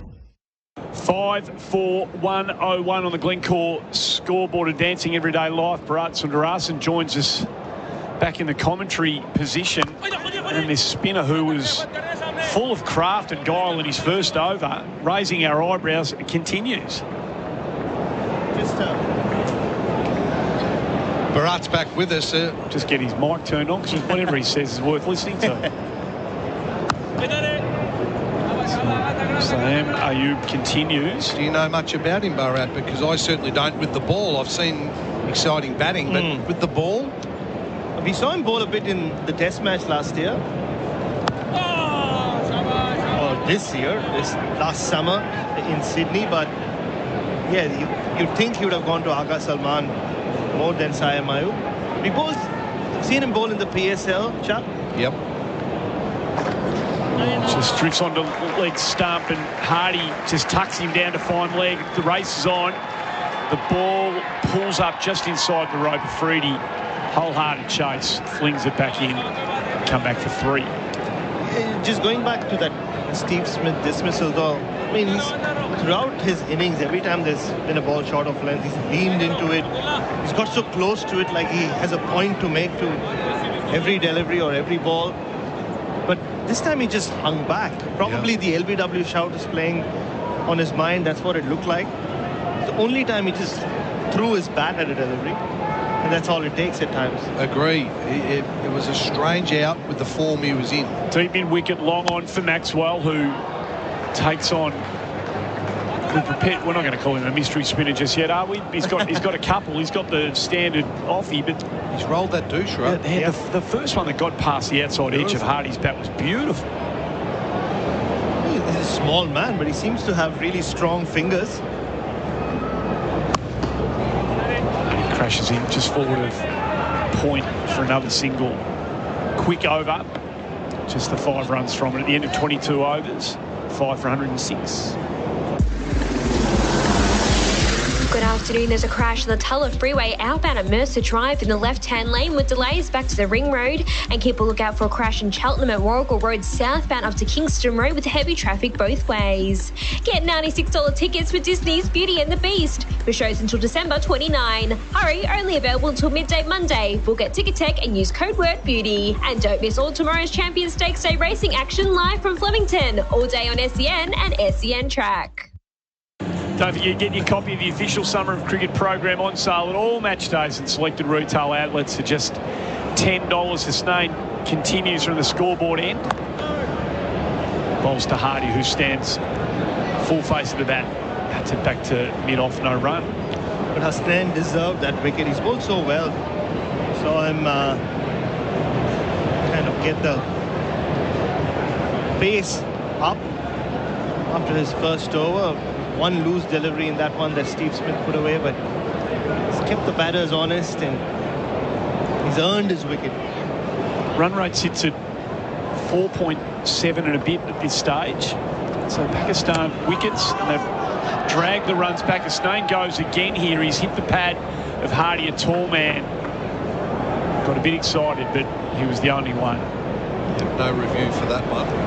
Steve Smith probably lucky, in my opinion, to get away with a really confident shout. They went upstairs, but then the very next ball, and Bharat's described it, was a loose shot from Steve. Didn't move his feet at all, he just threw his hands at it. And the ball was that wide, Andy, it was almost off the toe end. Yeah. The nick was really wide and a simple catch, and it's left Australia vulnerable at 5 for 101 or 5 for 106 now. Maxwell and Hardy, two aggressive players at the wicket. Hasnain to Hardy. He beats him again off the pad. They take one. Is there a bit of inside edge there? Umpire says there was. So Hardy picks up the single. Australia move on to 5 for 107 halfway through the 23rd over. Now, Maxwell got a duck the other night, and he was cleaned up beautifully, Harris Ralph. He was leg side of the ball. It was almost a scaredy cat out. You know, he was out here. Now, I don't like this, Bharat. They've got 2 out for the hook and 2 out on the offside boundary. Actually bring the field up, have a second slip, and crowd him and ask some questions of Glenn Maxwell instead of letting him just flow. Hasnain to Maxwell, drops it in short. Gets off easily. Yep. Just rides the extra bounce and into the gap down between deep point and deep third. Comes back for 2. And that's such a good point, Chuck, because with Glenn Maxwell, you need to dictate terms to him. Too many teams just let him bat the way he wants to, especially when he's just walked out to bat. I agree. It's such a different feel. Not that I can comment about batting really, but when you come in and the field is up and there's 2 slips and there's a crowd and you're 5 for 100, it's such a different feel. I'll get to it after this ball.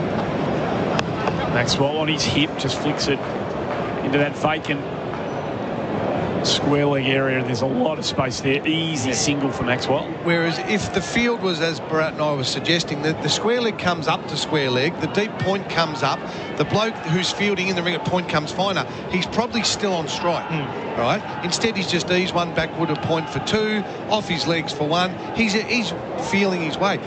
Create pressure. They've got them 5 for 100, and you get Glenn Maxwell out, and the game is open. Totally. And right now, you can afford to give away a boundary. They're ahead in the match right now. Hardy stands up as his name, just strays on towards leg stump. Another easy single into that vast territory on the onside. End of the 23rd over, it's 5 for 111. Desire is more than choosing the perfect car colour or how you look behind the wheel. It's driving an SUV that's filled with desirable features that make perfect sense. Offered in hybrid, plug-in hybrid or petrol, the Lexus NX marries outstanding performance, connected technology and refined comfort. You can explore the range and book your test drive now at Lexus of Brighton, 99 Nepean Highway, LMCT 9897.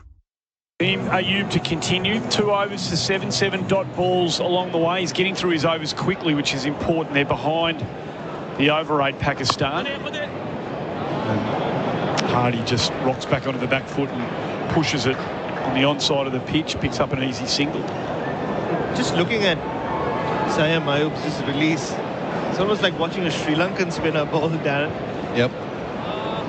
Rolls his fingers over the ball. So deep mid wicket just comes a bit square up for Maxwell. Long on, long off. Outrider deep cover point. Maxwell can't beat point. No run. And just back on that Maxwell thing, it's not a position he's used to playing in. It's been a while since he had so many overs to play with in an ODI. He goes the reverse, and there it is. It is classic Glenn Maxwell. Over the rope it goes. He's a freak show. It took him 5 balls. He'd had enough. On the 6th delivery, he does that. And he's one of the best at it. You know, as a coach, it's a coach killer shot and old-fashioned, but he's very, very good at it. And that is an unbelievable shot to execute over backward point for 6. So pressure on the young bowler now. Maxwell will come at him. Can't beat point. No run. And the beauty of Glenn Maxwell is you're not even surprised when he does that. In fact, if he goes a few balls without doing something freakish is when you get surprised. It's nicely bowled, beat him in length, and Maxwell just prodded at it. Takes the thick outside edge, no run to gully. I hope Pakistan don't just go into the run-saving mode now. Another wicket now. Again he goes with the reverse, straight to point, which became square leg with the shot. And it's a good over. He goes to 7, but he fought back well. 24 overs gone, 5 for 118. Download the My 7-Eleven app and you could save up to 25 cents per litre with fuel price lock. You've got a deal at 7-Eleven. T's and C's apply. Savings not guaranteed. Did you know you can watch all your favourite SEN shows on YouTube? Subscribe today. Tradies, want that kitchen job done fast? Get Caboodle straight off the shelf at Bunnings for quality cabinets, doors, bench tops and hardware without the fuss, so you can finish that kitchen or laundry job in no time. Changing the bowling. Nasim Shah comes back into the attack. He switches ends. He'll come from the scoreboard end. You'd like that, wouldn't you, Chuck, as a coach? See the young fella, the young spinner, playing his second one-day international, get taken over the rope by someone like Maxwell. And then the next 3 balls, he dots him up and finishes the over, really aggressively and really good control. Really good sign, 100%. He could have quite easily sort of gone to water there, but held his nerve, and I liked your call there. He finished his over nicely. Maxwell back on strike now. So, again, I'll just go back to the previous over with Bharat and I were talking about Matt. They've got a slip, so that's a positive. But there's 2 men. There's a deep cover and a deep third man. There's a deep backward square and a man in front of square leg on the fence. 4 out. I'd like another 1 or 2 in the ring. Nasim comes into Maxwell, who doesn't time. He's on drive, no run. Especially since Nasim Shah is also your enforcer. So you brought him on to get your wicket, and a big wicket of Glenn Maxwell. So you have to give him the field that supports his wicket-taking ability. A lot of teams, Bharat, and international, they think that control the run rate. You know the best way to control the run rate? Take a wicket. Yep. This would be a big wicket. Maxwell, if he can bat for 10 or 15 overs here, he can take this game right away from Pakistan. 100%. Sun shining, beautiful batting wicket. Pakistan sent Australia into bat. If you've just joined us on the SEN coverage, somewhat surprising, but Pakistan decided to bowl first in beautiful conditions. They struck with a couple of early ones. Fraser McGurk and Short went relatively cheaply. Again, Inglis and Smith looked to steady the ship. Labuschagne's missed, but all of those batsmen are back in the shed, and 5 for 119, evenly poised.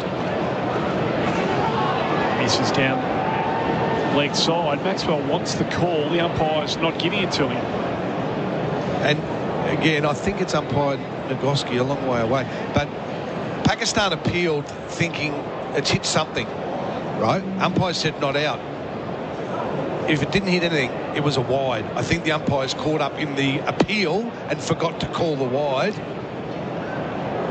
Did it hit anything? Was it just a leg side wide? Unless it flicked his thigh pad in. Rizwan was indicating that it did flick something on the way through, channeling his inner Steve Smith. Maxwell drops and goes to mid-on. He'll have to be quick, he is. And Glenn Maxwell wouldn't mind this. The last time played an international innings here, obviously smashed the West Indies around. 120 not out in 50-odd balls, so he likes batting it. It's very Glenn Maxwell-ish oval. Just the way the boundaries are. Well, Bharat, if you don't like batting here on a day like this, you just don't like batting. Yeah, I mean, if you don't like coming to Adelaide on a day like this, then it's not worth living. No. I tend to agree, Bharat. Just the 2 runs from the over. 1 ball to come. Hardy on strike. Times it, but backward point on the bounce. And that's the end of the 25th over. So the halfway mark is done. 5 for 120 of the Australians. Kia's most awarded SUV just got better. The Kia Sorento. Visit kia.com.au to find out more about the 7-seat Kia Sorento. Kia, Movement that inspires. Did you know you can watch all your favourite SEN shows on YouTube? Subscribe today. Go further with Mobil's best fuel ever. Fill up at 7-Eleven now. Excludes diesel efficient. Claims compared to previous generation Mobil fuel formulations. Visit 7eleven.com.au. Early stages of the Maxwell-Hardy partnership. Currently sitting at 19. Hardy 14 from 28. Circumspect. Maxwell 11 from 13. And I feel like this is the matchup, don't you? Harris Ralph back into the attack. Good captaincy from Rizwan.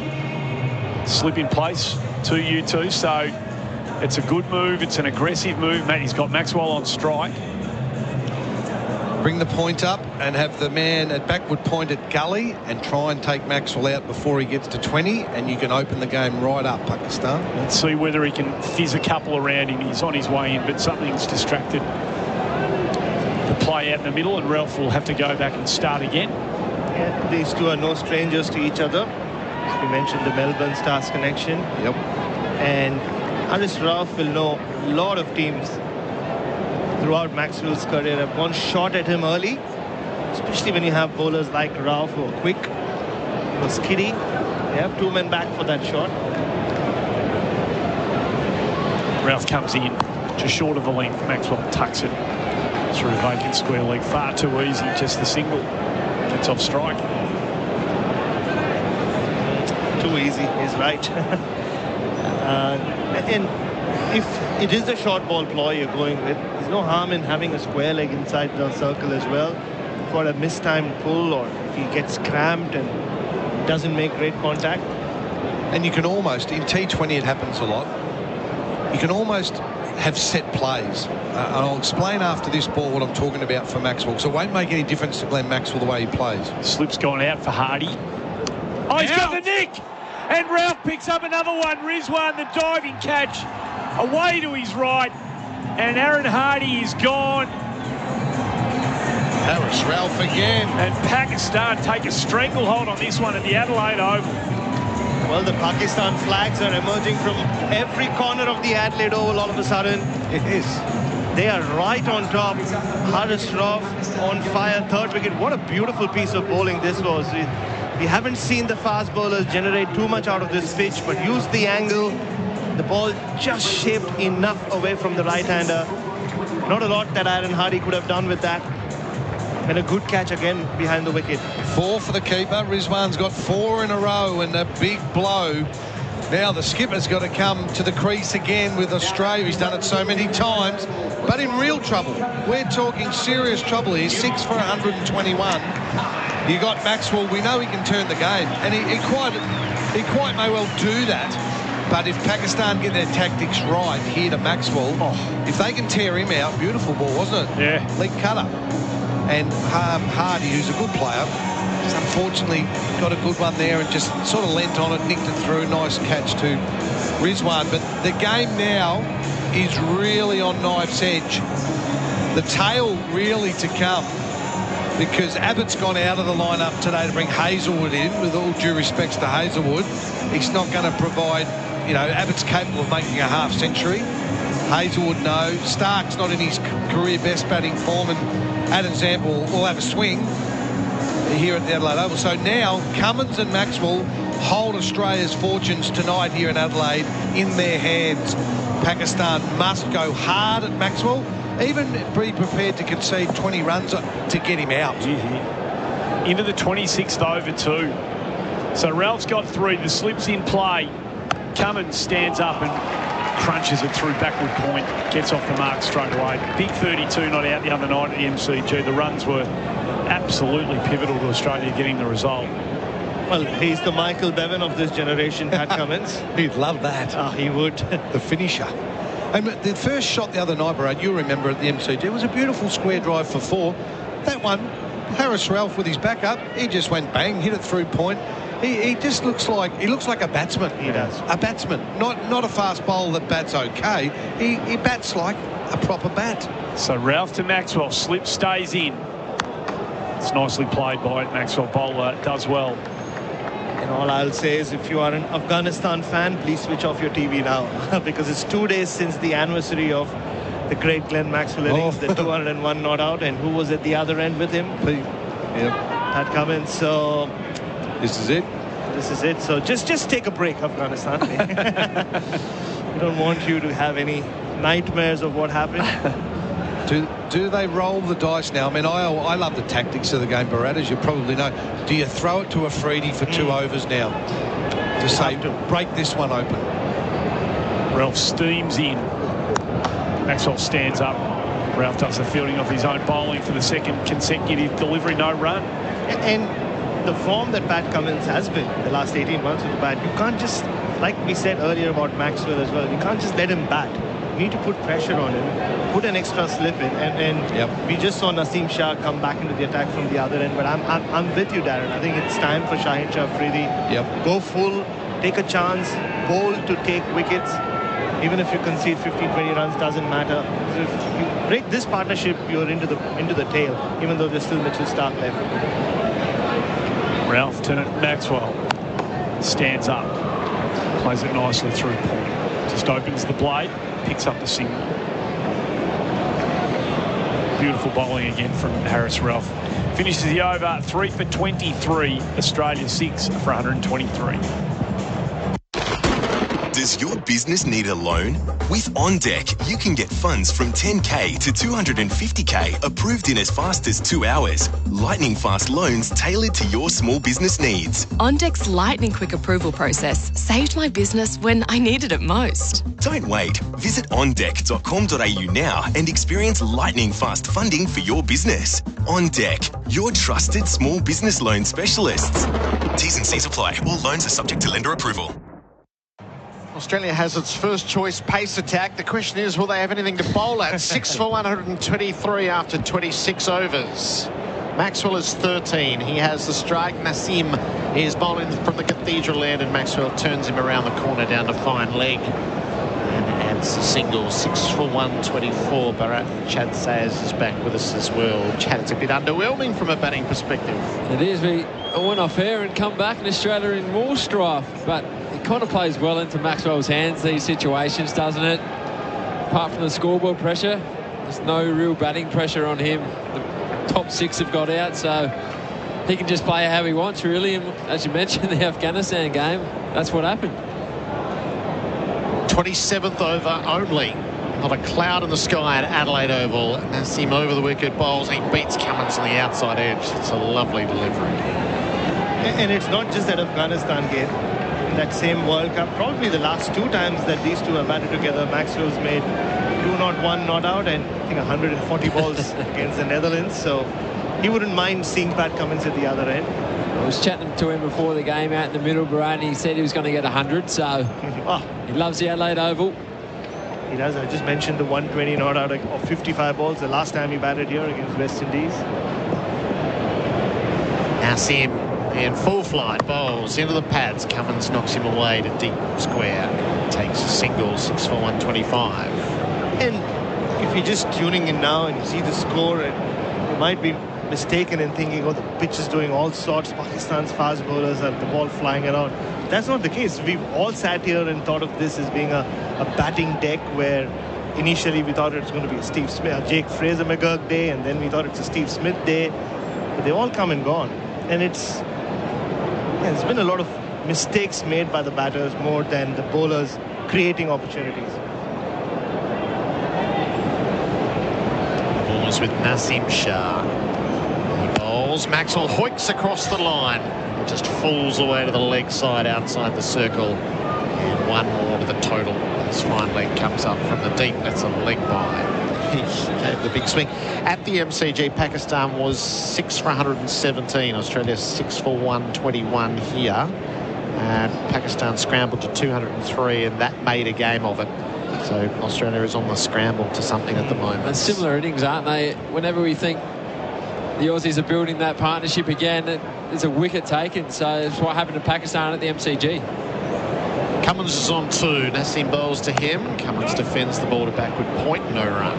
And I also do wonder, Gerard, I mean, the stages of their careers that they are in, will we ever get to see Cummins, Hazelwood and Stark together in ODI on Australian soil again? This might be the last time. It could well be the last time. All 3 together. Do you know something, Bharat? No, I'm just thinking ahead. That's a fair point. They've been together for a long time, haven't they? And especially ODIs and Test matches. There'll be a changing of the guard soon enough. Last ball of Nassim's over. Comes backward and defending. So 3 from it, 6 for 126 after 27. The Henley Big Sale. Save up to $40,000 on luxury upgrades, flooring, facades, or a battery for any new home built. Henley Homes, backed by a $7 billion parent. Did you know you can watch all your favourite SEN shows on YouTube? Subscribe today. Introducing Officeworks for Business. Sign up for a business account to save 5% on hundreds of essentials plus free standard metro delivery over $65. With over 170 stores, we're there when you need us. Search Officeworks for Business. Exclusions apply. The Glencore scoreboard advancing to everyday life. 6 for 126. Australia's lost wickets in the 3rd, 7th, 14th, 16th, 21st and 26th over. Steve Smith, the high bat so far with 35. Maxwell's in the middle. He's on 14. Harris Ralph is bowling to him, and Maxwell drives wide of the short mid-wicket. He'll get runs out into the deep. It won't touch the rope as the sweeper gets around. They'll take 2. Maxwell goes to 16. So the trajectory of the Quicks careers, they're all dedicated to Test cricket. There's not another 50-over World Cup for 3 years. They're playing here to tune up for the February-March Champions Trophy. And then beyond that, you'd add a T20 World Cup. So if they played white ball cricket together next summer, it would be T20s rather than 50 overs. Yeah, absolutely. And, you know, both Stark and Hazel would be beyond 35 at that point. Maxwell pulls ball down the leg side wide. And this time next year, you would think the selectors would also be thinking ahead, planning for that next 50-over World Cup in 2027 in South Africa as well. So you want your fast bowlers ripe and ready for that tournament. It's unlikely Stark or Hazelwood would be there in 2027. Probably an outside chance that Pat Cummins is still there. That's one of the issues Australia's going to have in Test cricket, isn't it? That they haven't blooded too many fast bowlers throughout their time. They've been that good for over 10 years that you just can't squeeze in there. Off bowls. Maxwell drags it on. Short ball, went the pull shot, under edge, stump out of the grounds.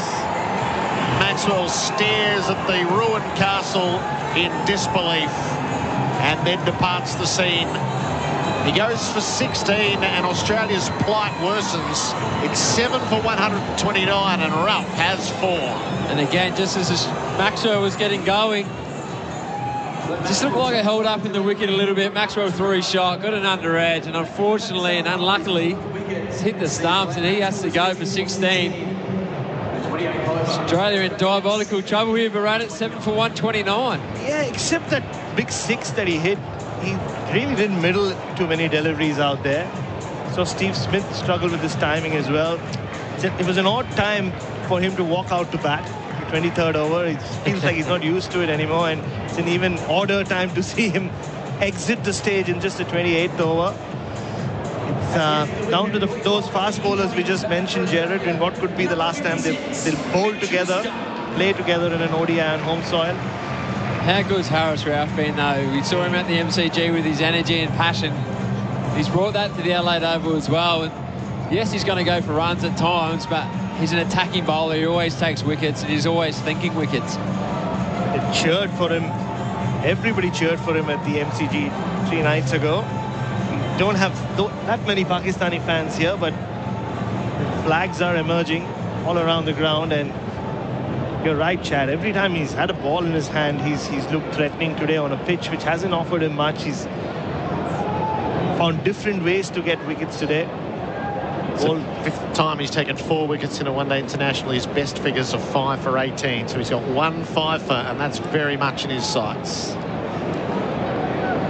He'll be looking for a few more today, Gerard. He's bowling his 6th over, isn't he? Yep. It's a good time to get a 6 for or a 7 for. 7 for 129. You can have any old odds about that at the start of the innings. Stark defends Ralph down the line of the leg side. No run. It's been that classic collapse where every time you've seen a batter walk out, you felt, it has to be this guy's day.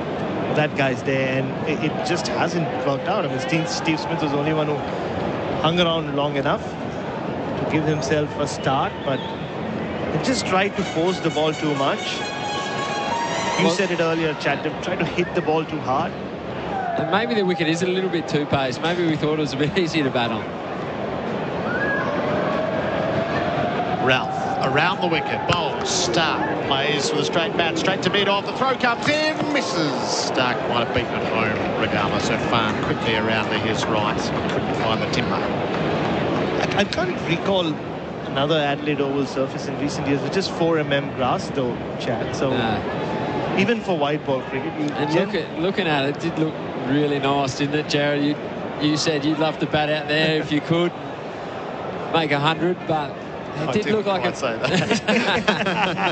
it did look like a pure one-day wicket where we thought 280 to 300 is going to be par.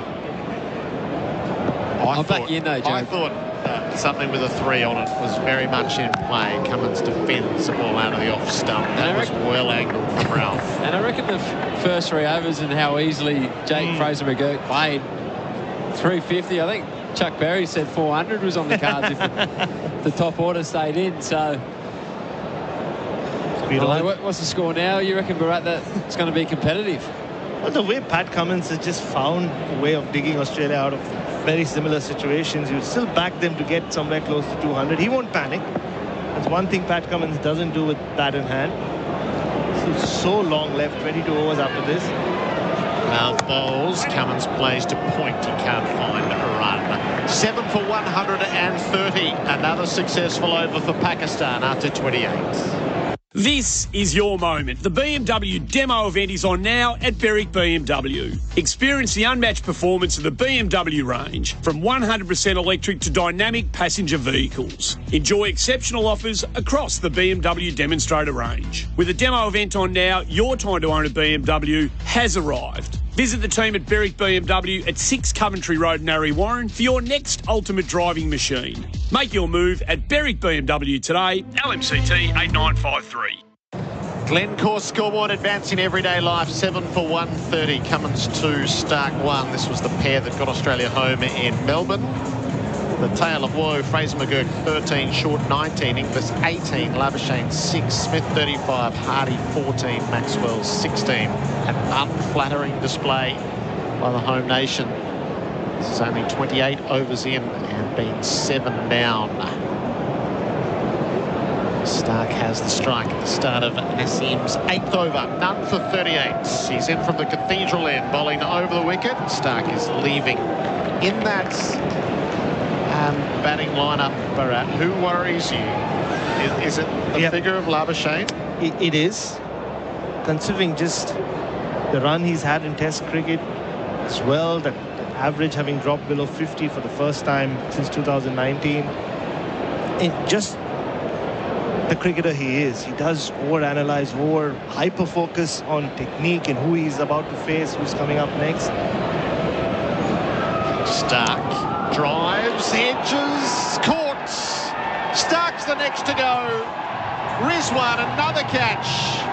That's 5 for the keeper. And a collapse without end. It's 8 for 130 in rather stunning scenes in Adelaide. That almost seemed like an anticlimax. Mitchell Stark just poked at one, edged it, just stood his ground for a couple of seconds. There was no excitement from the seam Shah, was there at all? I thought it might have hit the ground, Bharat, but gee, Pakistan bowling in it, going well at the moment. Another nice catch from Rizwan. It's 5th for the innings. That's amazing in a one-day game. This is kind of bizarre the way these wickets have fallen. Another one, just a full ball, slightly away from his body. The ball did shape away from the left-hander. But, yeah, I mean, there's nothing really fancy with the bowling. The wickets keep tumbling and we're down to Adam Zampa now. Zampa and Hazelwood. I don't think 200's coming, Bharat. No, not at this date. Pat Cummins will have to really pull a rabbit out of the bag. Just looking at the last couple of summers, this thought came to my mind, Gerard. Cross formats, it's like nobody's scoring big runs. We're so used to across formats, white ball cricket, red ball cricket. A couple of batters really putting on a show for Australia. It just doesn't seem to happen. You do wonder, are we going through a phase of batting woes for Australia? A lot of those averages have dropped. Batters are aging as well. I can't think of any inspirational innings. We spoke about the Maxwell T20 knock last year or last summer. Well, how much longer is this for Australia? Zampa faces up. Nasim Shah bowls to him. Zampa almost chopped it on. There's almost a short square leg who's been brought in 2 pitches away, and the ball ended up there. Played from outside the off stump, squirted back behind the pads. It's like he can't be bothered going to get the helmet, so he's just standing far enough back. He doesn't have to put one on, isn't it? Like, I think he's been told to go and get the helmet. Yeah. And just going back to Marnus Labuschagne, I think he's just been... Oh, no, he's been sent back to the deep. That felt like a good field position, I must say. Little one in the ribs and just a fend off straight to him, I would have thought. But no, they're going to bring the helmet to him, so he might spend one out on the boundary and then come back in. This is all very Pakistan. It is all Pakistan. Does this one get popped up to where he was? 100%. Nasim bowls. Zampa tucked up in defence, kept it out away to mid-on. Yeah. A little exchange down on the boundary, so that's Kamran Ghulam. Just to finish on Marnus, Gerard, now that his next challenge will be Jasprit Bumrah and Mohammad Siraj and Ashwin and Jadeja. Just where his batting is right now, I said this earlier, I overheard him just mention to himself yesterday saying, you're better than that, Marnus. And I think he can read a lot into it. Zampa faces up, bouncer, got out of the way. Nice short ball there from Shah. Really made Zampa bent backwards. Adam Zampa, when his first years at the Redbacks, Brad, you'd remember, he'd make runs for fun in both formats, Shield cricket and one-day cricket. And since he's been a gun bowler at Australian level, his batting's just declined, hasn't it? And he used to put balls over point for 6. He used to back himself a lot more, it feels like. 100%. Here's a good chance to do it, I reckon. He's made 296 runs in 140 one-day internationals. Zampa plays from the off stump. He plonks it out into the deep, all the way across the turf to the sweeper at cover and adds a run. Just thwarts the wicket maiden. Australia 8 for 131 after 29. Want to move or switch your energy? Find out how you could get a $100 bill credit and up to 300 free energy hours with Origin Energy. Victoria only. Search Origin Energy. Did you know you can watch all your favourite SEN shows on YouTube? Subscribe today. Make your move at the BMW demo event on now at Berwick BMW. Experience exceptional offers across the BMW demonstrator range. For your next ultimate driving machine, contact the team at Berwick BMW today. Ends November 30. LMCT 8953. 8 for 131, the Glencore scoreboard advancing to everyday life. Harris Ralph has a chance to take 5 for. He's rushing in and bowling to Zampa, clips him off the pads down to fine leg. Ralph thought that was getting through. It's seen away for a single out of the deep. 8 for 132. Pakistan's best ODI figures at Adelaide Oval. Saklan 5 for 29. Sohail Khan 5 for 55. Wasim Raja 4 for 25. So if Ralph took the wicket now, he would go to the top of the list. He has 4 for 28. Just on that Sohail Khan 5 for 55, I don't think the Adelaide Oval has ever been louder than it was that night. Cummins is on too. Ralph bowls to him. He's defending him. Harris tumbles over, as he is wont to do, striving for everything. He might have hurt himself as well. He loves a little tumble, doesn't he, Harris Ralph? And you wouldn't blame him for going wicket hunting at the moment with 2 wickets left, Bharat. Yeah, he's going to finish his spell. I mean, nobody's going to grab that ball from his hand. We've been talking about who's going to be their 5th bowler. Hasn't really mattered over the last couple of games, has it? So his 5 for was against Afghanistan, 5 for 18 in August 2023. So this is his best international performance, really. Bangladesh 4 for, Australia 4 for here. Now bowls, Cummins plays him away to point, no run. 5 4 for 65 against England at Birmingham in 2001. 4 against the West Indies, 4 against New Zealand. He's frustrated Pakistani fans over the years, Haris Rauf. He has days like these. They don't come around very often, but he looks like a world beater. Then he's developed that reputation of, and because it's Pakistan cricket, everything gets judged on the basis of how you go against India. He's just not had that big performance against them.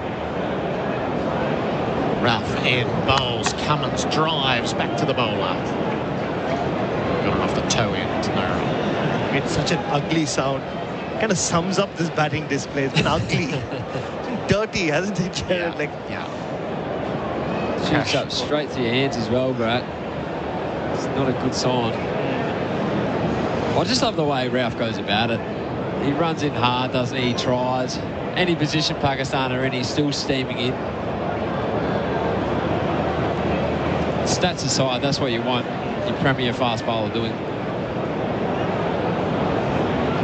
Ralph hustles in, bowls, Cummins clouts across the line, straight to mid-wicket, no run. And he's been at odds with the board. Contracts, no contracts. They want him to play Test cricket. He wants to go play in a T20 league. So he's had an interesting life, an even more interesting career. But you as a neutral fan, you want to see someone like him always performing. Right? There's this, he wears his heart on his sleeve, and he just lays his heart out there every time he gets a chance. Brings a bit of theatre to the game, doesn't he? And that's what you want. It's the last ball of his 7th over. Ralph bowls, Cummins defends to points. So Pakistan right on top at the drinks break, 8 for 132. Australia's relying on Pat Cummins and Adam Zampa, who have 2 apiece for the moment. Our drinks break. Welcome to SEN Cricket. Billy, Superior Instant Filtered Water Systems. Drinks break at the Adelaide Oval. Good afternoon. There's a crash on the Ring Road Greensmount before Plenty Road, taking out the left-hand emergency lane. There's also a crash on the Monash Freeway outbound before Clyde Road. For this week only, you can enjoy free delivery when you order Hungry Jack's on the Menulog app. Minimum spend $15. T's and C's apply. Did somebody say Menulog? And don't miss all tomorrow's Champion Stakes Day racing action live from Flemington all day on SEN and SEN Track. Saddle up and get ready to ride. Sexyland's Black Friday Super Sexy Sale has pulled into town. For a limited time only, get up to 70% off Australia's biggest range of adult toys, couples games, sexy lingerie and costumes, plus loads more. Something real sexy for everyone. Sexyland. 11 stores in Melbourne and Geelong, or shop online at sexyland.com.au for 2-hour delivery.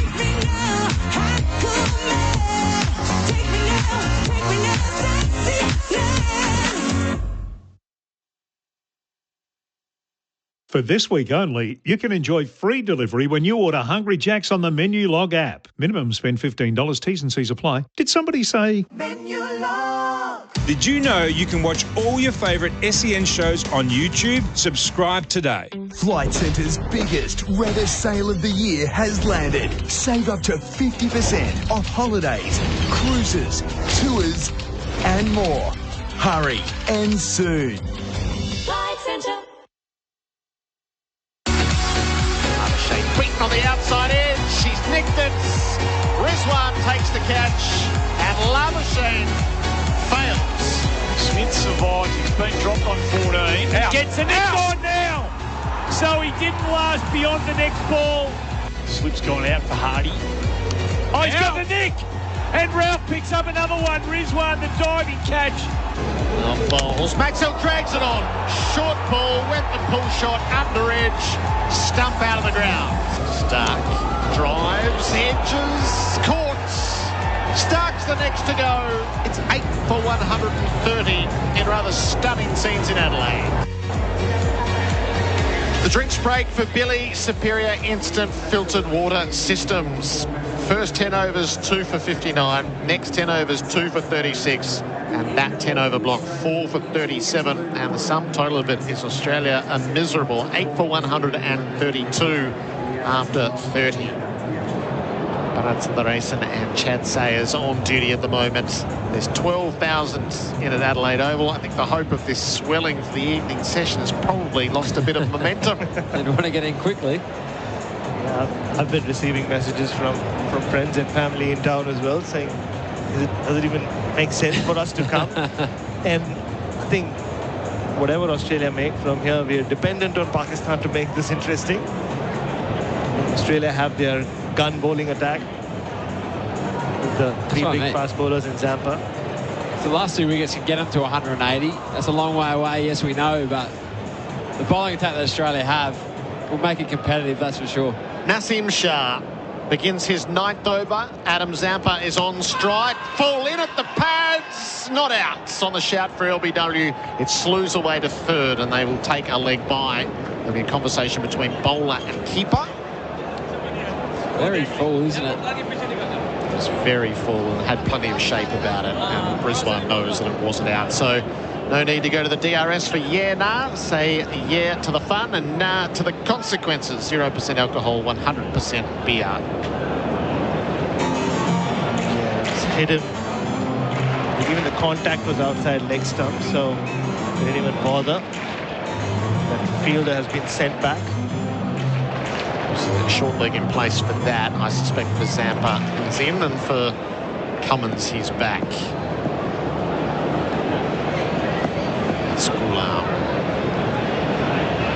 Pat Cummins has the strike. Smacks a ball straight down the ground. The chase is on into the deep. Under the side screen, it's a long boundary. Afridi slides, saves the boundary. Australia will get 3. Pat goes to 5. It's 8 for 136. I think he's made his intentions clear here, Pat Cummins. He's not going to die wondering now. He needs to move this scoreboard along and try and get as many runs as Australia can so they can bowl to defend tonight. But well fielded there. Great chase from Afridi. It makes up for that drop catch earlier, I guess. I don't know about that. Yeah, Naseem Shah had to wait a long while after that to get his first wicket. Check the replays to make sure he wasn't in contact with the rope. Afridi did it successfully. It was a bit ungainly on the dive. Don't think he quite nailed the landing, but he did save the run. Zampa on strike as a result. Plays the ball out to the deep cover point. And takes a single, 8 for 137 in the A game at the MCG. So India 161. In reply, Australia 223. If you weren't with us earlier on, Marcus Harris made 74. India's second innings, they've lost a wicket early. It's 1 for 25. Nathan McAndrew took the wicket of Iswan, who's making hard work of his early tour. He's on 17. He's in the squad proper, isn't he? As an opener as well, but Naseem in and bowls. Cummins, bang! Goes deep over, long on, got all of it into the crowd. Old school swinging from the skipper. Didn't worry about the rope. Dropped it well beyond the fence.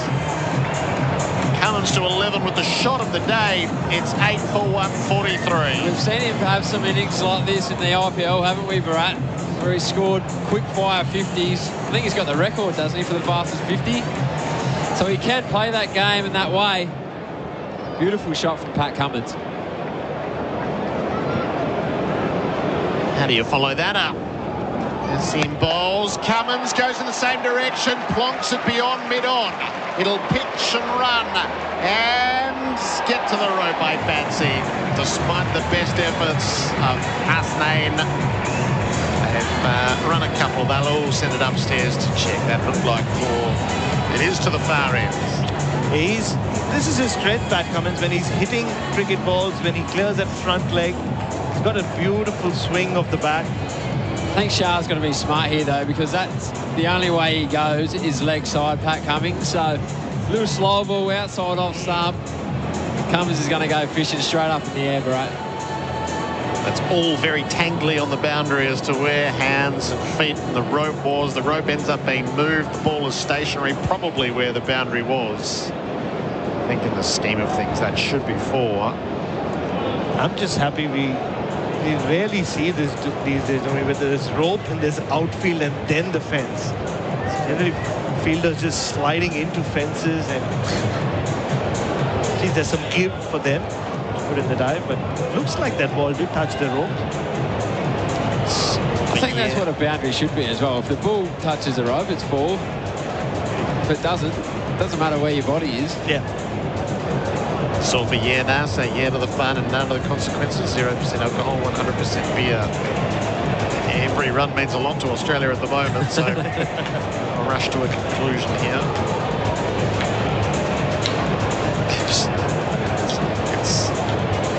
It is a huge tangle around the rope. I think in the benefit of all things, that should be a boundary. Well, the third umpire hasn't been pulled in too much today. Maybe not been needed, has he? Earning his pay for the day, Jared. Chris Brown's going to let that stand as a 2. So 15 back to 13 for Cummins. 8 for 145. Wouldn't want to be a one-run result at the end of the night. Hassim bowls. Cummins is down the leg side. Has he touched it through to Rizwan, or is it a wide? It's not out. That's the call. A little chat between keeper and bowler. Been a few leg side strangles today, hasn't there, where Rizwan hasn't gone upstairs. So no challenge and no wides. End of the over, end of 31, 8 for 145. Good afternoon. There's a breakdown on the Calder Freeway outbound up to Green Gully Road, taking up the left-hand lane with heavy delays back onto the Tulla Freeway past Buller Road, and a crash on the Monash Freeway outbound before Clyde Road in the left-hand lane, speed is down to 40. What's better than spending the day hiking through the great outdoors? Cracking open an ice-cold Great Northern once you're done. Great Northern, the beer from up here. And don't miss all tomorrow's Champion Stakes Day racing action live from Flemington, all day on SEN and SEN Track. Well, this game is moving at pace right now, isn't it? As the Australian skipper gets on the front foot to try and lead a rear guard, if that makes any sense. Chad and Chuck, good to be with you two again. A bit happening, Murray, since you and I left last time. There's been a little, somewhat of an Australian collapse, but once again, that man, Chad, Pat Cummins, is doing the job for Australia. That shot over mid-on, Murray and I just looked at each other and went, wow. Beautiful shot, wasn't it? Big hit. Hopefully we see Adam Zampa wind back the clock as well, Coach. That's a nice cover drive straight to the fielder who's in close there. No run. I heard what you said earlier, and when we were all together in Adelaide in another lifetime, he did. Adam Zampa used to come and I said to Murray, again off air, I'll bring it on here, he can slap it over point as good as anyone. But he's shown no care with his batting in the last few years. It's just, oh, well, whatever, I'm the gun bowler, so if I get a few, it's a bonus. But right now, Australia need him to get some, along with Pat Cummins. He's looked pretty comfortable since coming in as well. So Ralph's been the star to Zampa, who plays a beautiful off drive, just eased it into the gap. Funny, Chuck, because the chat you and I were having, he's actually producing the sort of innings that you were hoping that he might produce. Yes. He can bat, right? I just don't think, and I heard what Chad said, I don't think he's valued his batting in the last probably 4 or 5 years, to be honest. It's just like, well, I'm 10 or 11 and I'll just have a whack. Whereas he's got a technique, he can bat, and he and Pat Cummins can take Australia past 200 and actually make a contest. Cummins on strike, got the nick, he's got another one, the keeper. Ralph picks up his 5th. He's gone upstairs. I don't know why. It sounded like a big edge in the stump, Mike, but Paddy Cummins doesn't think he's hit it, or he just knows he's the last hope for Australia. We're 130 yards away, maybe 150, Andy, but we heard that nick as clear as day. The bat was nowhere near anything else. Just looked like it held up in the wicket again with that short ball, didn't it? Go upstairs for yeah, nah. So yeah to the fun and nah to the consequences. 0 alcohol, 100% beer. Well, there's the replay. I'll tell you pretty quickly. Maybe he has missed it. Okay, I'm going to need... let's have a look at the ball. What was the noise? That's out. Yeah, it's a faint edge. Well, that's a blow. I was saying that they Cummins and Zampa could take them past 200. No, they... Yeah, nah. Yeah, nah. Yeah, nah. Nah. Yeah, for the fun. Nah, for the consequences, Andy. So Cummins is on his way back to the sheds, and Harris Rouse having a day out here. I mean, he's a superstar. Isn't he fantastic, mate? He's fantastic. Just the energy he brings to the game. He runs in hard. As I mentioned before, he might go for a few runs some games, but he just hunts wickets, doesn't he? Yeah. The last 2 games, he's taken a few, and good on him. Speaking of taking a few, he's got 5, but the wicket keeper, don't forget the breed, he's got 6. No chance. 6 for the Gloveman. That's why we left the stage for you to. I just wonder, and again, I haven't got it in front of me, how many Pakistan keepers have taken 6 catches in a one-day game? We might see if Mitch or someone can look. I don't reckon too many. I don't reckon many wicket keepers would have chuck in the one-day game. No, 6 catches. What was your most? So long ago, I can't remember, Chad, to be honest with you. But not in one day is not much. A few good days in the Shield, but yeah, in one day is not. I don't reckon I got near that. No. 6, no? Maybe 6 stumpings. Stop it. So 9 for 146 we are. Well, Stark. On the Glencore scoreboard, advancing everyday life, and it's been a rout by Ralph. He has been on fire. There's every chance he's getting 6 here, Murray. Yeah. Well, he deserves it, doesn't he, Chad? I mean, he's bowled with energy. And if he bowls it short here, third man will get a catch. So Josh Hazlewood on strike. Oh, he goes right for the Yorker to kick it off. Hazlewood does well to keep it out. Josh Hazlewood's renowned for being compulsive when it's short, just to get under it and hit the third man. Got some bad memories, Chad, of Josh Hazlewood, you and I. Pink cherry still on his bat, I think, Chuck. Josh Hazlewood and who was it? That was a Bollinger at the other end. So it's self-indulgent here, Andy. When I was coaching the Redbacks, we'll come back to it after this ball. Hopefully he's still there. Ralph steaming it around the wicket. Hazlewood keeps him out. No run. The year prior, coaching South Australia, we needed 1 wicket into the over. We have to break. It is 9 for 146. We'll come back to it. The Hampstead, Wests and Williamson intersection in Maidstone is closed until the 27th of November. Visit vic.gov.au/TMF for more info. Did you know you can watch all your favourite SEN shows on YouTube? Subscribe today. Take a moment at McCafe to swirl barista-made iced coffee with buttery flavours of salted toffee and nuts. Try the new toffee nut flavoured iced latte at McCafe. Available for a limited time only at participating restaurants. Well, it's a dirty scorecard for the Australians. Maybe 20 minutes into the innings, having been sent in by the Pakistanis, I think we're all thinking, oh no, what have they done here? Looking at fill your boots if you're a batter and how that has changed, Murray. 9 for 146. Steve Smith, the top scorer with 35, and what's Sam's going to do here? Quite a day. So Freedy comes in to Zampa, drops it into mid-wicket, takes the easy single. So to bore our listeners, Josh Hazlewood sent a shake when he walked to the wicket. Coach of South Australia, Chad's our leading bowler. The year before, we needed 1 wicket to host the Shield final, and Ashton Agar and Michael Hogan held on out here and put on 60 for the last wicket. No. So the year after, right, we've got to go one better. New South Wales, day-night Shield game. We've got them 9 down. We need this wicket to go to host the Shield final. It was the same story, right? Johan Botha bowling, Josh Hazlewood batting. Afridi bowling here to Hazlewood. Rizwan, we're talking about the keeper. Picked up a couple of early wickets, a big left armour, and Hazlewood keeps him out. Botha bowls to Hazlewood. He's at exactly the same end. I can still see where I was sitting over there. The pain is immense. Tim Ludeman, as honest as the day is long with the gloves. Hazlewood nicks it into Ludeman's gloves off Botha. The South Australian boys are running off the field. We're hosting the final. Yeah. It had been a long time between drinks. I love it, yep. And I'm up in the dressing rooms jumping up. There's only one problem. The umpire for Victoria, John Ward. I'll never forget him. Regards, John. Shaking the head. John. Oh, no. 2 years in a row. Where were you when that ball was bowled? I was at mid-off. Definitely hit it? I think so. Yeah. But speaking of Josh Hazlewood being in the Australian squad, he reckons adamant didn't hit it. Didn't hit it. But that's a fair feat, isn't it? Timmy Ludeman was like, he never dirtied up to, you know what Ludy was like. He was just a character. The Warrnambool boy, he was savage. Not as savage as the coach was. I think I might have done the Alistair Clarkson that night. I reckon they might have, through the wall. There might have been a picture. There might have been a picture stuck up on the wall that night to cover the hole. Shawshank Redemption. Oh, was it good? So Hazelwood keeping a Freddie at bay here. He comes in again, drops one short. Hazelwood gets under it. And you know, it's only 10 years ago, Andy. No, so you've let it go. You moved on. Every time Josh Hazelwood comes in the bat, whether I'm at home, 6 deep into the Frosties, whether I'm commentating it when he walks in, I just get a little cold shiver.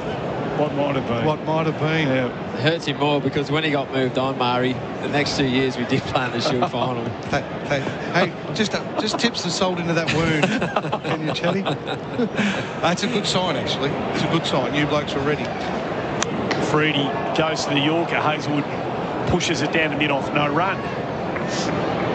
A lot of good stories of Chuck coaching, Murray. There was one more story. That'll do. Well, let's get back to the cricket.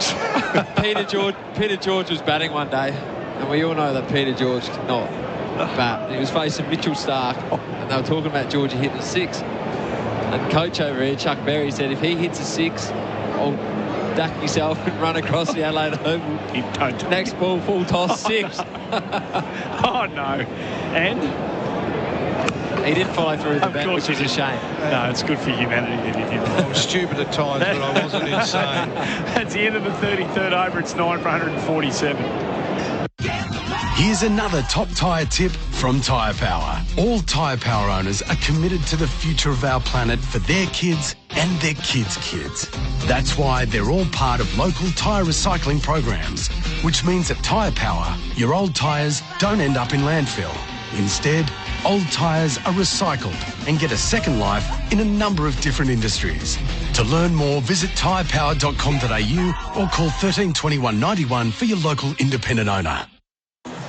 Great to have you with us. SEN One Day Cricket for 4 and 20 pies, Australia's original fan food. In case you've just joined us, you join us with Australia in a deep, deep hole. 9 for 147 haven't been sent in. Have we taken Harris Raff out of the attack? That is quite something. He's only bowled the 8 overs, so... That's extraordinary. Yeah. 5 for 29. You ain't getting the ball out of my hand when there's number 11 in Chuck and you've got 5 for, that's for sure. Didn't think so. He's never taken 6 for in a one-day international either, so he's got the opportunity to write a bit of his own personal history. Not that Mohammad Rizwan's necessarily thinking about that right now, but I don't know whether there's any point holding on to his last 2. No point. No. It's very strange. Speaking of no point, they've just taken point out, brought him to an extra man on the leg side. So I think it's, again, a little bit strange. But Naseem Shah replaces Ralph. Drops it short. It's gone miles in the air. 7 catches. 7 for the captain. Take on. No! He has dropped an absolute put. He's put the mocker on him, Chuck. It's the easiest catch a keeper in just about any grade is going to take. He had to go 20 metres to his right. It hung up in the air, but he got comfortably, and you can't believe it. The wicket-keeper Berry's hands is in his head. He's disappointed as anyone. I see it, but I don't believe it. That was for 7 snares on the day, and he's put down the easy one. Oh, that is... Oh, you didn't get a glove on that, Chuck. Unexplainable. It's Pakistan, don't forget. Yes. God love them. And Hazelwood nicks that one through the vacant slip cord. Oh, there is a first slip in, but... They're never easy running back, though, Chuck, are they? They're not, but with the gloves on. On the other hand, they... With the gloves big hands, on. aren't they, Murray? Gloves, aren't they? Yeah, I would have backed him. I would have backed most keepers to take that catch. You're catching 99 out of 100 of those. That's one that... Well, and let's hope that... Oh, I love Adam Zampa to get another 25 here, just to... Probably still not enough, but to tease, that could be a cruel blow. Maybe it's a sign that Zampa realises he's going to have to make some runs here. And he goes with the pull shot here.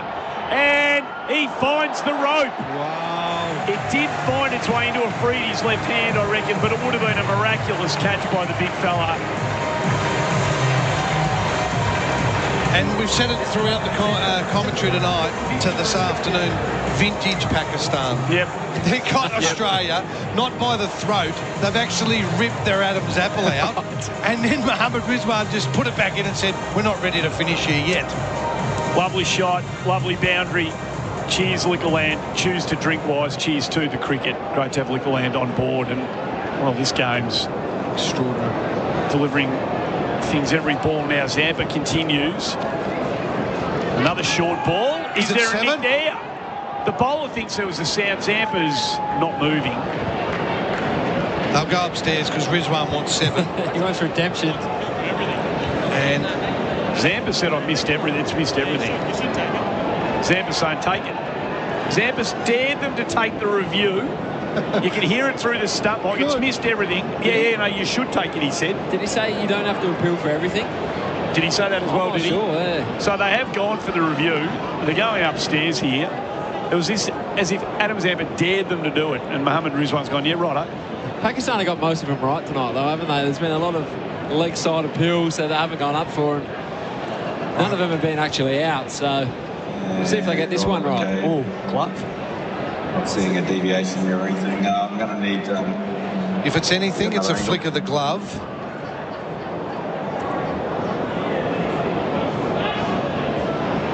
Yeah, it looks to be well above the... Adam Zampa was correct. Can I just confirm what's the go? I dare you to take it. That has missed everything by quite a long way. Not a sound. Wow. No. Vintage Pakistan. So well played, Adam Zampa. I dare you to. I guess if you know, you know, right? Yes, right. Correct. I mean, if you've hit it, you're walking, aren't you? It's good. So there's a tiny little win for the Australians. It's 9 for 153, halfway through the 34th over. Zampa's on 10. Hazelwood's about survival more than scoring. Yeah, right, though, that bounce was a little bit quicker than it was the previous couple, wasn't it?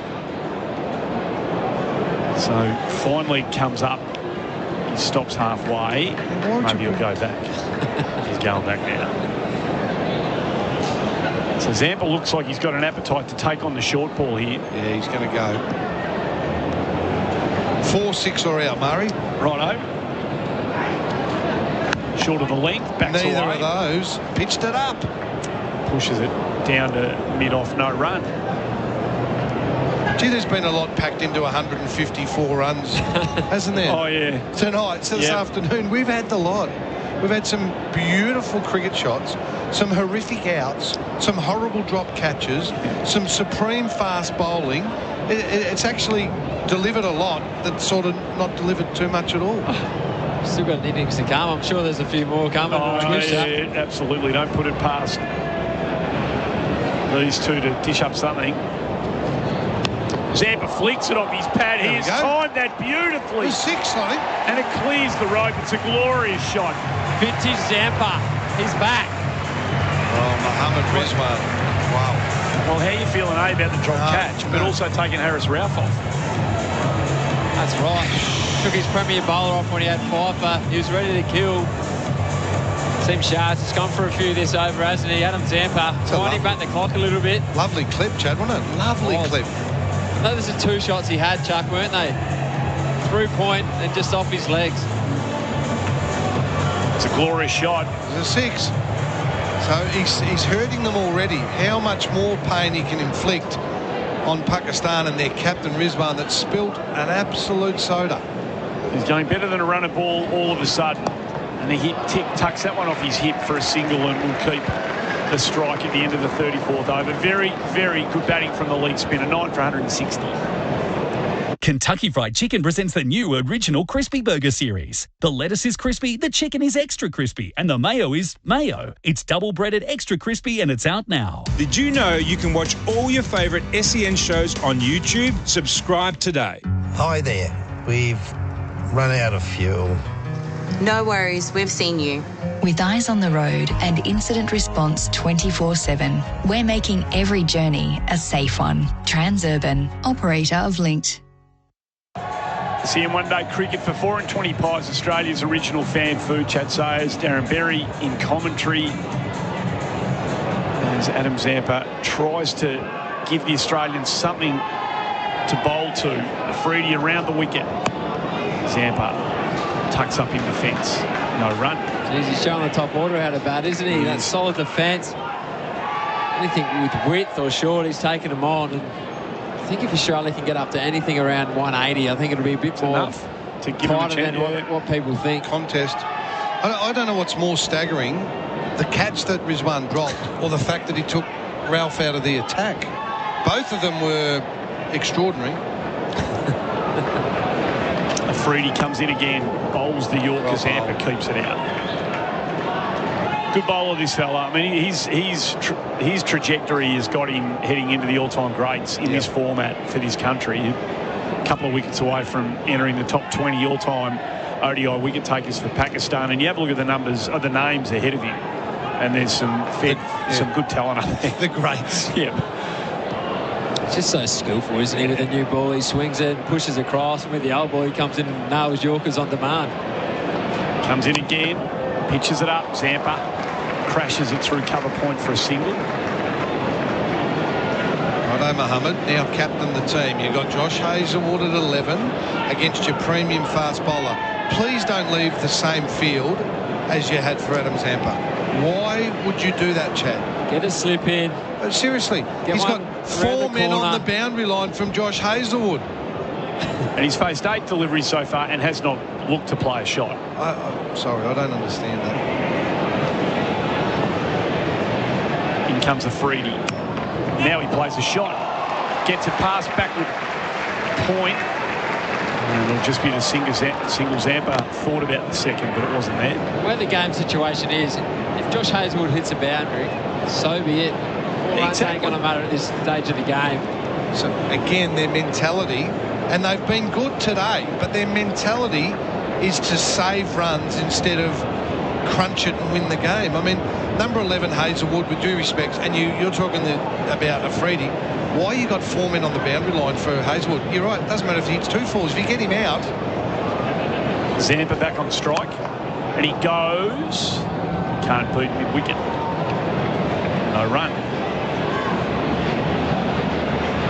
Yeah, I agree, because if you chase him 171, you back yourself to chase that anyway, aren't you? It doesn't matter if he gets those 2 boundaries. You're looking to get him out.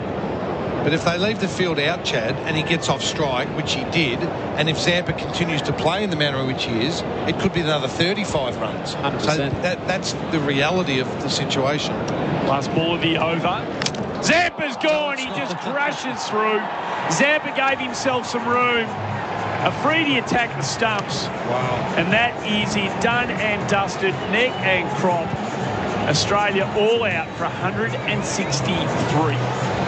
Didn't see that coming at the start of the day, did we, Murray? Especially when Jake Fraser-McGirt got going. But just throughout the innings, Australia have got out just with bad shot selection, some soft outs. Pakistan Quicks have performed again on the big stage. So Afridi ends up with his 3rd. Ralph was a star with 5 for 29. Afridi 3 for 26. They spearheaded the attack beautifully. And that is an outstanding performance by the visiting team. So we'll say applause to Pakistan, well bowled, and their fast bowlers have done the job. But I want to say this. That is unacceptable by Australia. We've just been bowled out on the Adelaide Oval under blue skies, to which Gerard told me was a beautiful wicket. Glenn Maxwell said to Chad, I'll make 100. Throwaway line. But there's runs in this. Well, Australia have lost 10 wickets for 163, but the worst fact for me, they're bowled out in 35 overs. Yeah. There's still 15 overs to go. That is a cardinal sin, and there's no other way to say it. That's unacceptable. There's 15 overs to go. Did they bowl us out, or did we get out? And the way they're going about their batting, are they disrespecting the opposition? I think they are a little bit. They're just free-flowing, just, I don't care if I get out, I'm just going to go play my shots, not respect the ball that's been bowled. You'll be right. That's what happens. Go to Perth for another game on Sunday. It's the way I play, Chuck. Don't start me, Chad. So, without being too critical, and I want to give applause to Harris Ralph's enormous effort. Pakistan, a great effort, and they put a couple of catches down. But Australia's batting effort, that is below par. They were below par at the MCG on a wicket that had a bit in it. There's no excuse here. The wicket is good. The wicket is good. The conditions are good. And again, you can get bowled out occasionally. That happens. But 35 overs, where was the batting partnership that said, let's dig in and get us over 200 and stay in the game? I didn't see it. I didn't see one of those. So they've won the toss. They've sent Australia in, and it's a stroke of genius thus far. All out for 163, the Australians. We'll get a break out of the way, come back to review all of that. It's the innings break for Billy Superior Instant Filtered. Just the one slip in plays. Fraser McGurk hit on the pads, trying to drive out.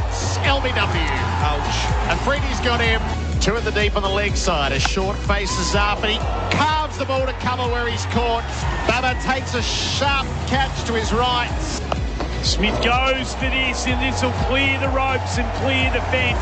Touch something on the way through. Ralph's gone up, Rizwan's gone up, and most importantly, the umpire's finger has gone up, and Josh Inglis departs, swinging at one that was down the leg side. Labuschagne beaten on the outside edge. She's nicked it. Rizwan takes the catch, and Labuschagne fails. Smith survives. He's been dropped on 14. Out. Gets a nick on now. So he didn't last beyond the next ball. Slip's gone out for Hardy. Oh, he's got the nick. And Ralph picks up another one. Rizwan, the diving catch. Balls. Maxwell drags it on. Short ball, went the pull shot, under edge, stump out of the ground. Stark drives, edges, caught. Stark's the next to go. Cummins on strike, got the nick. He's got another one, the keeper. Ralph picks up his fifth. Seems sharp. Replaces Ralph. Drops it short. It's gone miles in the air. Seven for the captain. Take. Oh, no! He has dropped an absolute punt. Last ball of the over. Zampa's gone. He just crashes through. Zampa gave himself some room. Afridi attacked the stumps. Wow. And that is it. Done and dusted. Neck and crop. Australia all out for 163. Poor, really poor from the Australians. Outstanding by the Pakistanis. Innings break for Billy. Superior instant filtered water systems. Chad Sayers, Darren Berry, Andy Marr. Go on, you two. Make some sense of what we've just seen as we work our way through the Australian batting card. The openers got off to a flyer. They played, what did they say, 3 boundaries apiece, Short and Fraser McGurk, and they looked like they were going to rip this thing apart. How do you assess the way their innings has come to an end? Do you want to start, Chad? It's going to be hard to find some sense out of that, Murray, because when we're looking at that wicket, it looked like a beautiful one-day wicket where it was going to be 300 versus 300. What a game of cricket we have at the Adelaide Oval on our hands. And as you said, 3 overs in, Fraser McGurk going beautifully, and ever since then it just went downhill, didn't it, Chuck? It was. I said before we went to the break, I think it's an unacceptable performance. Never judge the wicket until 2 teams have batted. I still think Australia's bowlers will come out competitive here. But if Pakistan show any sort of sensible batting and a little bit of grit, they should win this game with a leg in the air, to be perfectly honest. It doesn't get any better than this, so don't blame the wicket. I'm looking at the scorecard and I see a lot of starts, Mari. Oh, yeah. Top scorer, and he looked beautiful. Steve Smith got 35 off 48. He was the top scorer for Australia. But McGurk 13, Short 19, Inglis 18, Hardy 14, Maxwell 16, Cummins 13, Zampa 18. Yeah. No one went past 35. So starts, and again, probably the fast food outlet, let's get a quick feed in the drive-through. No one wanted to actually lock in for the Sunday roast and enjoy what the 50 overs had to offer. Damien Hoft has served up a beautiful roast leg of lamb out there and said, come and enjoy this. And the boys said, we'd rather go to Macca's. And I think that's a concerning thing, isn't it? No one wanted to grit their teeth and really dig in for Australia. You're playing for your country. Just being bowled out for 160 and 35 overs against Pakistan. It's just not acceptable, as Chuck said. So outside of Steve Smith, no one faced 30 balls. Wow. Not one Australian batter faced more than 30 deliveries on that pitch.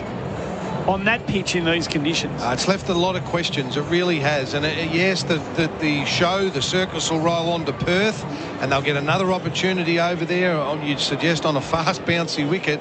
But 2 opportunities with the bat.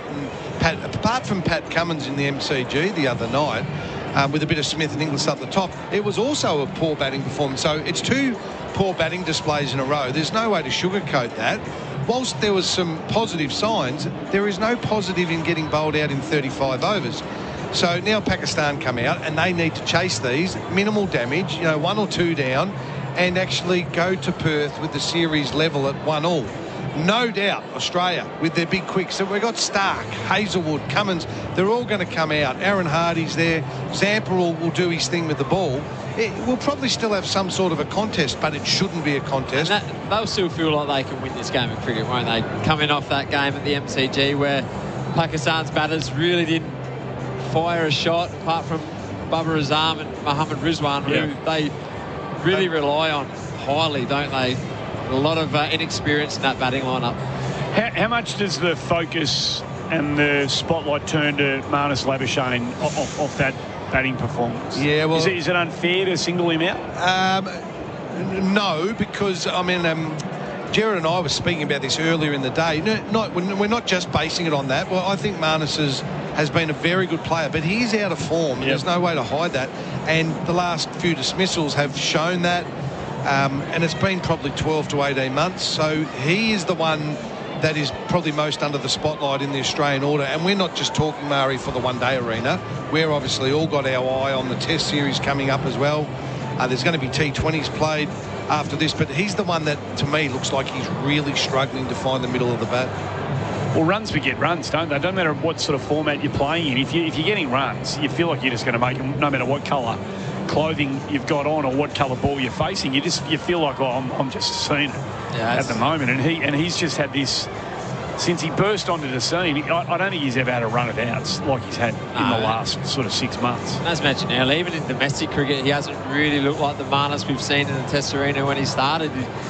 He's not getting the big hundreds. He loves batting. Yeah, right? yeah. And for a bloke who loves batting, who thinks about the game all the time, for not making runs, and there is a form slump, and I guess that's his downfall. He probably does think about it too much. If you missed it earlier, he was squared up. We're talking about Marnus Labuschagne. He scored 6 off 11, but when he was dismissed, Australia were in a bit of a run at 4 for 87.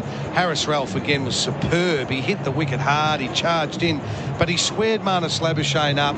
He went across the ball, found the outside edge, and it's a dismissal of a player absolutely out of form. So that's a worrying concern with the bigger picture in focus coming up to an important Test series against India. So the Pakistani bowlers deserve a lot of credit. They brought the spinner in. He only had to bowl the 3 overs in this one, but showed that he might be a player worth investing a bit more time in, given the skill that he displayed even in the 3 overs that he bowled today. But their quicks again have just done the job. And Afridi and Ralph, Chad, were just you want 2 blokes to lead your attack. They were super. That's what we're talking about. Afridi's been one of the best for a long time in the one-day domestic international cricket game out of all countries. So he showed his skill with the new ball, trapped Fraser McGurk early with one that just swung down the line. And Harris Ralph, he just brings a lot of energy, a lot of passion. He brings the crowds to the cricket, doesn't he? We saw at the MCG, the big Pakistan faithful get around him. It's his second home with the Melbourne Stars. So to see that firsthand today was outstanding by him, and he's put Pakistan in a great position. And credit him, Chuck. I mean, we can accuse the Pakistani teams, now and then, of perhaps lacking a bit of discipline and a bit of game sense. Yep. But Naseem Shah today has bowled his 10 overs out, 1 for 65, went for 8 boundaries and a couple of sixes. But outside of him, Afridi's gone for 3 boundaries.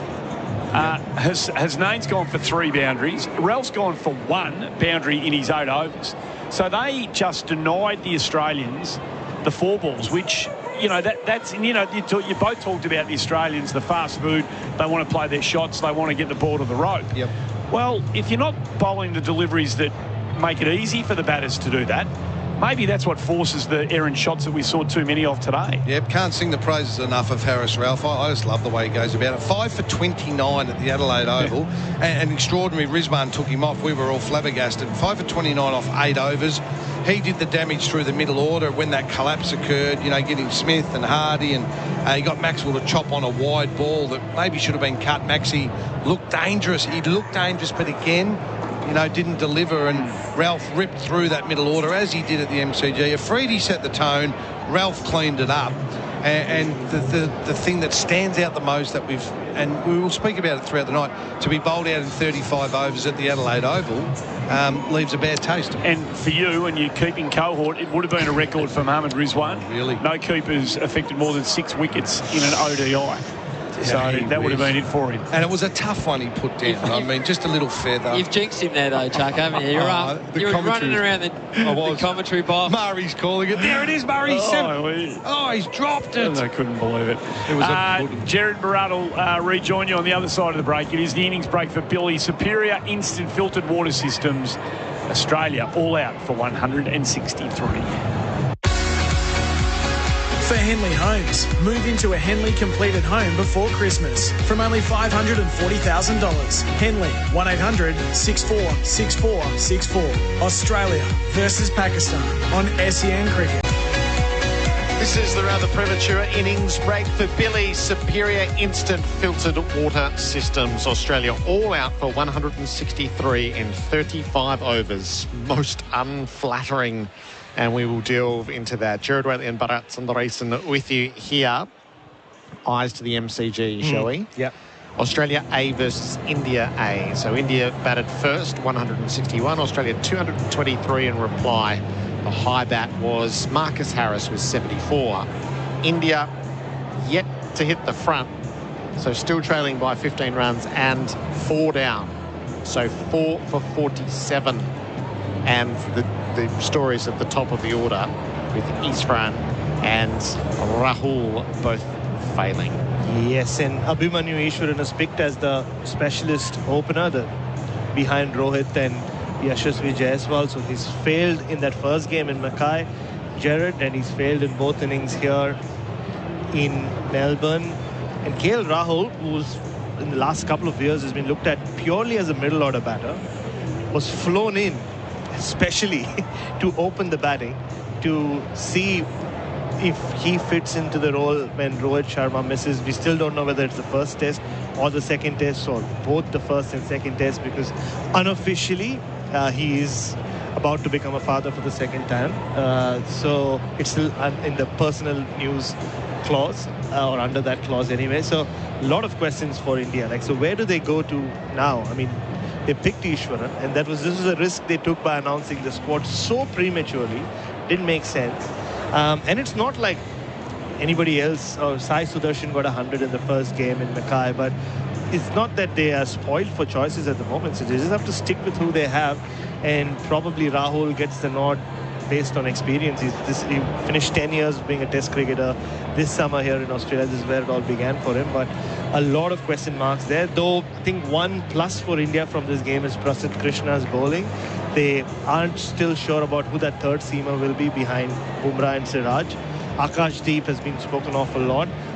But I think Prasidh Krishna gives them that height, the bounce. They might use him in Perth. He's taken 4 wickets in the first innings. And I got a lot of queries from India, from big voices that we all know, asking me about Prasidh Krishna's bowling. So that's a sign that he might well be ahead. So for those who haven't been watching this game, what is he? What have you been telling those who've been asking? So I think for him, he was identified as the tall seamer who can hit Australia and South Africa lengths. He's quick, he bowls in the mid-140s, he seams the ball around. But it's just that his body hasn't kept up with it. He's broken down a lot. He played 2 test matches in South Africa earlier this year. But he's now bowled sustained spells, both in Mackay and in Melbourne. And he's looked threatening in each spell. So I think he was earmarked during the Ravi Shastri reign. We've since had the Rahul Dravid reign, and now Gautam Gambhir has taken over. So yeah, he's looking good. He's looking fit. His body's finally playing ball. He's 28 now, and he's made to bowl in these conditions. Okay, the wicket takers in the second innings for Australia. Nathan McAndrew has 2, Bo Webster, Corey Roccacelli 1 each. Scott Boland 6 overs, none for 17. So Australia A well on top at the MCG, and the test squad will be announced after that game. So we'll wait to see across the weekend whether George Bailey tips his hand. And what that will tell us. Pakistan and Australia have come to the middle of Adelaide Oval, still bathed in sunshine on a beautiful Friday evening. It'll be for a good time, not a long time. And Australia's just got to run through Pakistan, which is possible. This Pakistan top order was totally unconvincing at the MCG. So, in theory, 164 for an international side should be well within their grasp. But this is the frontline Australian attack. And the idea of been 3 for not many is very much in play. Yep, and I said it earlier, this could well be the last time these three are together in an ODI on Australian soil. They've been such a force. You go back to that 2015 World Cup, even though Pat Cummins played just a couple of games, Mitchell Johnson was still leading that attack. It's could well be a historic night if these three guys can bowl Australia to victory or give them a sniff. And you're right. I mean, there's nothing about this Pakistan top order, despite the presence of Babar Azam in there, which fills you with confidence.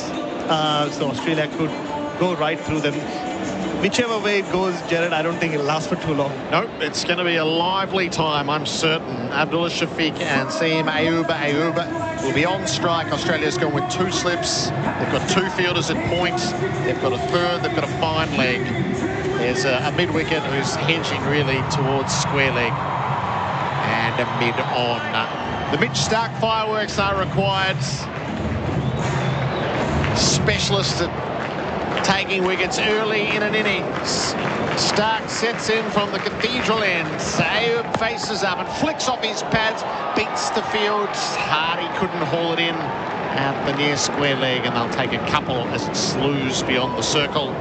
Pakistan none for 2 off the first ball. Even that misfield, there's just been this untidiness to Australia today. It just wasn't very flattering batting performance, honestly. The pitch really does not justify the score. That it went straight to him, hit him somewhere just on his thigh and rolled away. They just looked switched off. Yeah, they did as a batting group, and just to the base of 1 ball. Ayub twice as many as he made at the MCG. Starc in bowls to him, he leaves tight to the off stump. This is the problem with these outlier games.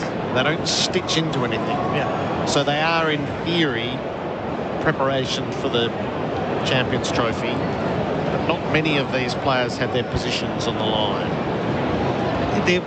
Australia have stuck to the same kind of core group going back to the 2021 T20 World Cup, which they did win in the UAE. So a lot of these players go mainly from ICC tournament to ICC tournament. Probably Glenn Maxwell and Marcus Stoinis, who's also in the squad, are the ones who play a lot of these bilaterals. Starc hits the crease, bowls. Ayub flashed it one down the leg side. It's through to the keeper and will be signalled as a wide. And that selection concept has worked for Australia. I mean, they have won 2 white ball World Cups in the last 3 years.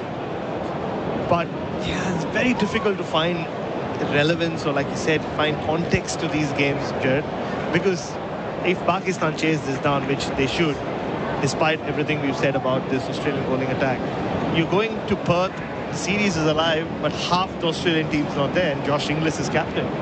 The irony is you might get a hungrier team for that game than what we've seen here. Starc bowls. Ayub drives straight to points. Won't find a run.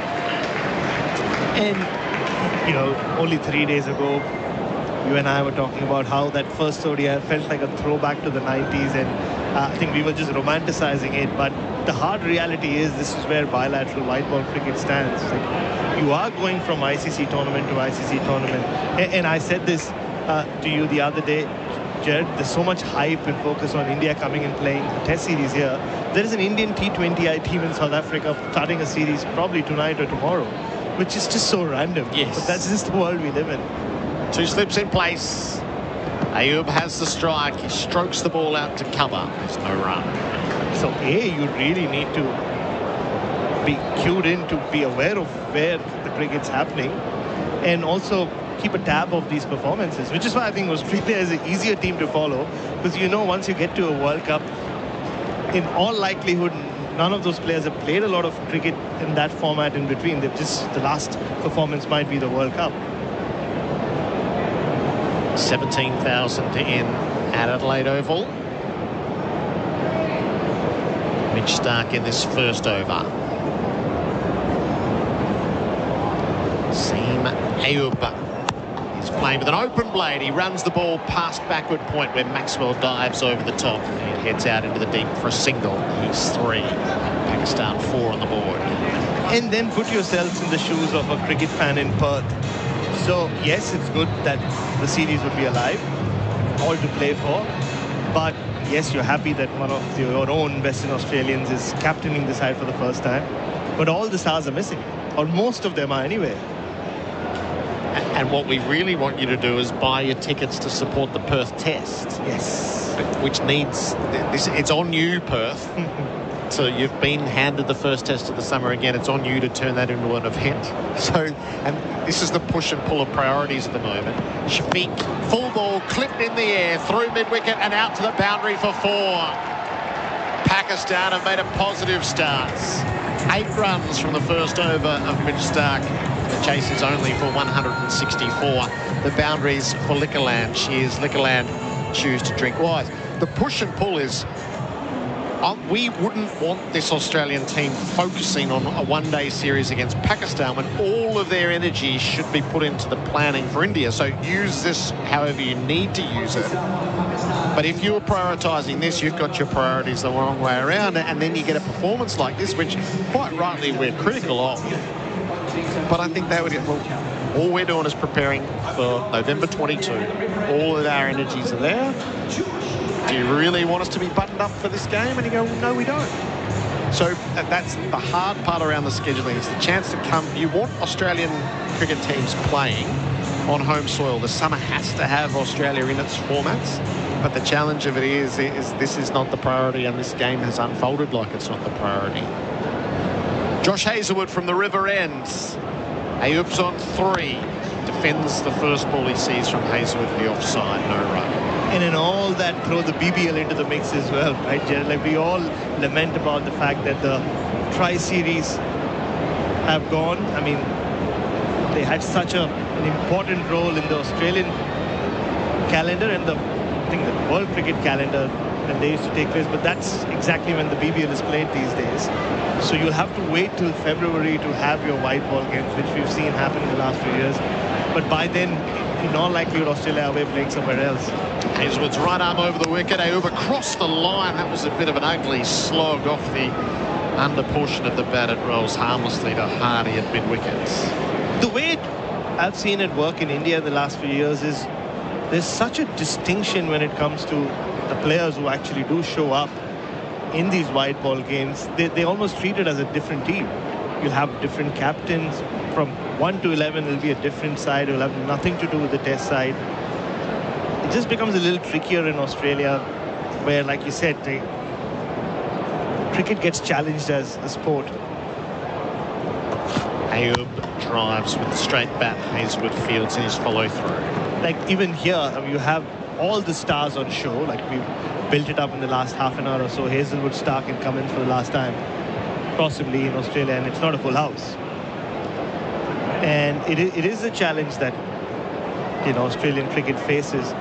You'd obviously expect fuller crowds for those test matches, but I don't know whether one-day cricket generates that kind of energy amongst people to, like, spend money, come here, spend a sunny evening here at the Adelaide Oval.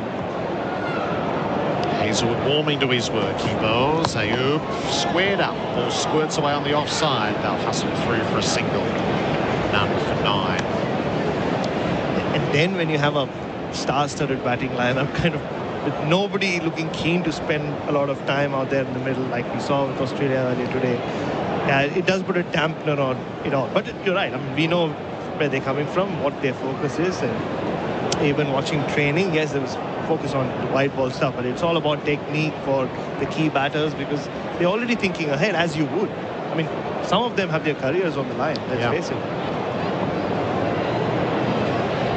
Abdullah Shafiq faces up to Hazlewood. He believes that's tight to do stop. When you compare this summer to the last two, where, you know, more or less the whole hype was around, oh, fill your boots in and, like, you know, do a bit of stat padding, and that's how, maybe not so much internal, but that was the external noise. If we're in a summer, there are some batters, either because of age or form, who could well 2-3 test matches in have a big question mark hanging over their head. But certainty is gone around this Australian test team.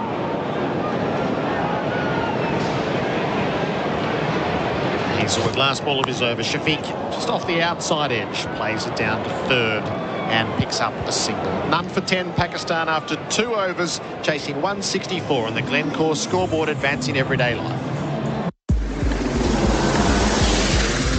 Good evening. There's a crash on the Tulla Freeway outbound after the Buller Road entry ramp in the left-hand emergency lane. A crash on the Monash Freeway outbound before Clyde Road in the left-hand lane. Speeders down to 40 with delays back past Stud Road. In a motorcycle crash, casual clothes can only protect you for a split second. Protect your entire body on every motorcycle ride. A message from the TAC. And don't miss all tomorrow's Champion Stakes Day racing action live from Flemington all day on SEN and SEN Track. SEN one-day cricket for Henley Holmes. Big sales. Save up to $40,000. Henley.com.au. Shafiq kept the strike. The start of the Stark over. He runs the ball past the backward points.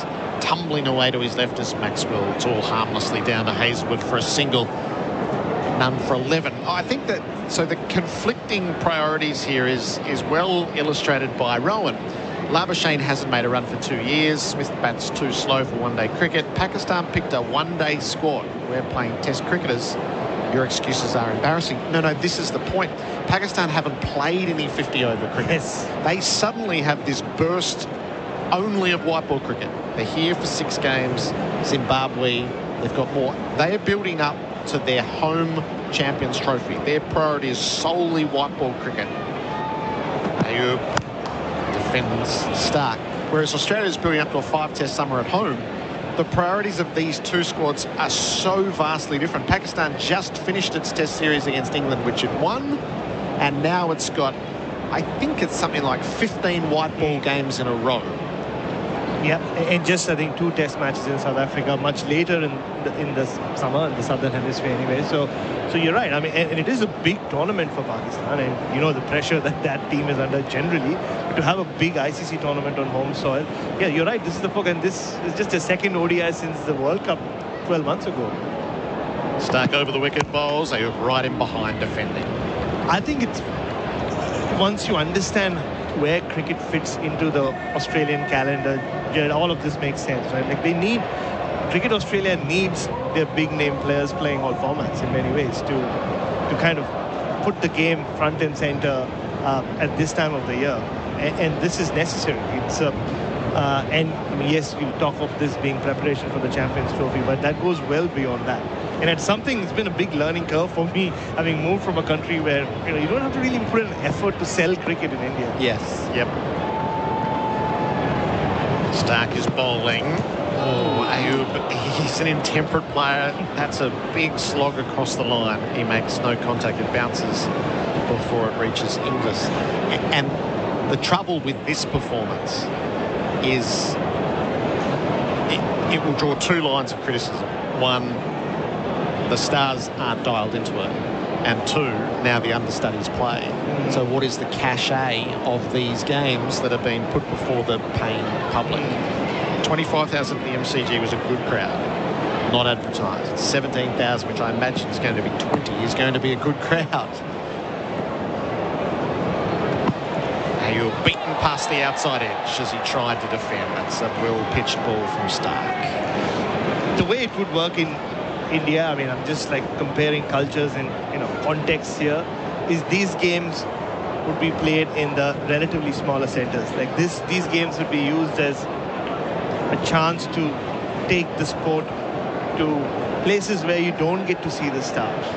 Right. I mean, if you want to use an Australian comparison, like maybe Canberra and Hobart. I mean, we are going to see a game in Hobart for sure, but that's how it works. It's just a different context. Here you still have to give the big stadiums, big matches, white ball, red ball, all formats.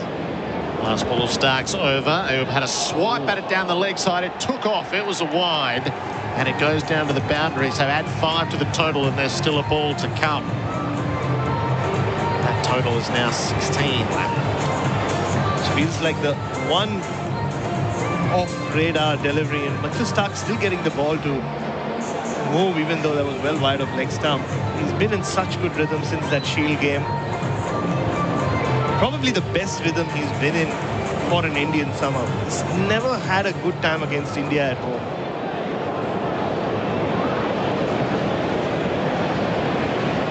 So Stark still trying to close out his over. He bowls. Ayub jams down on a ball to the offside. No run. None for 16 after 3 on the Glencore scoreboard, advancing everyday life.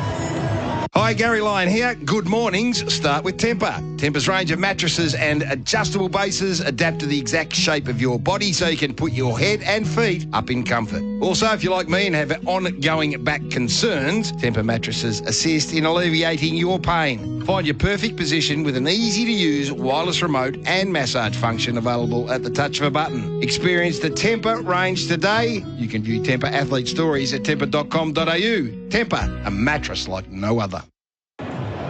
12th man today, Sean Abbots, who was replaced by Josh Hazlewood in this lineup. Thanks to Liquorland, your 12th man, bringing the drinks this cricket season. Choose to drink wise. So Hazlewood is in and bowling to Shafiq, who jams a ball out to the leg side. It's fielded by Hardy, but he can't prevent a single. So Hazlewood chose the preparation of the Shield match rather than playing the first ODI. He'll play this and then, with the rest of the Test players, skip the third game of the series. And Pat Cummins is the only one who's purely used these two white ball games to prepare for that Test series. And it's been on a few radio shows where people have questioned that decision of his, but and I've had the same answer. I don't think anyone knows their body better than Pat Cummins does. And he needed that break. He's spoken of having played 18 non-stop months of cricket. Ayub on strike from his pads, turns to square, no run. Hardy gets around quickly. But again, that just adds that layer of intrigue towards that Test summer as well, Gerard. There's so many unknowns. We don't know how the Indians are going to fare after what's happened against New Zealand at home. We're talking of, like, opening issues for Australia, or having to find an opener. The middle order hasn't fired in a while, so we don't know how they're going to fare against the likes of Bumrah and Siraj, and it's the same for those guys against Hazlewood, Stark and Cummins. Ayub's on 4.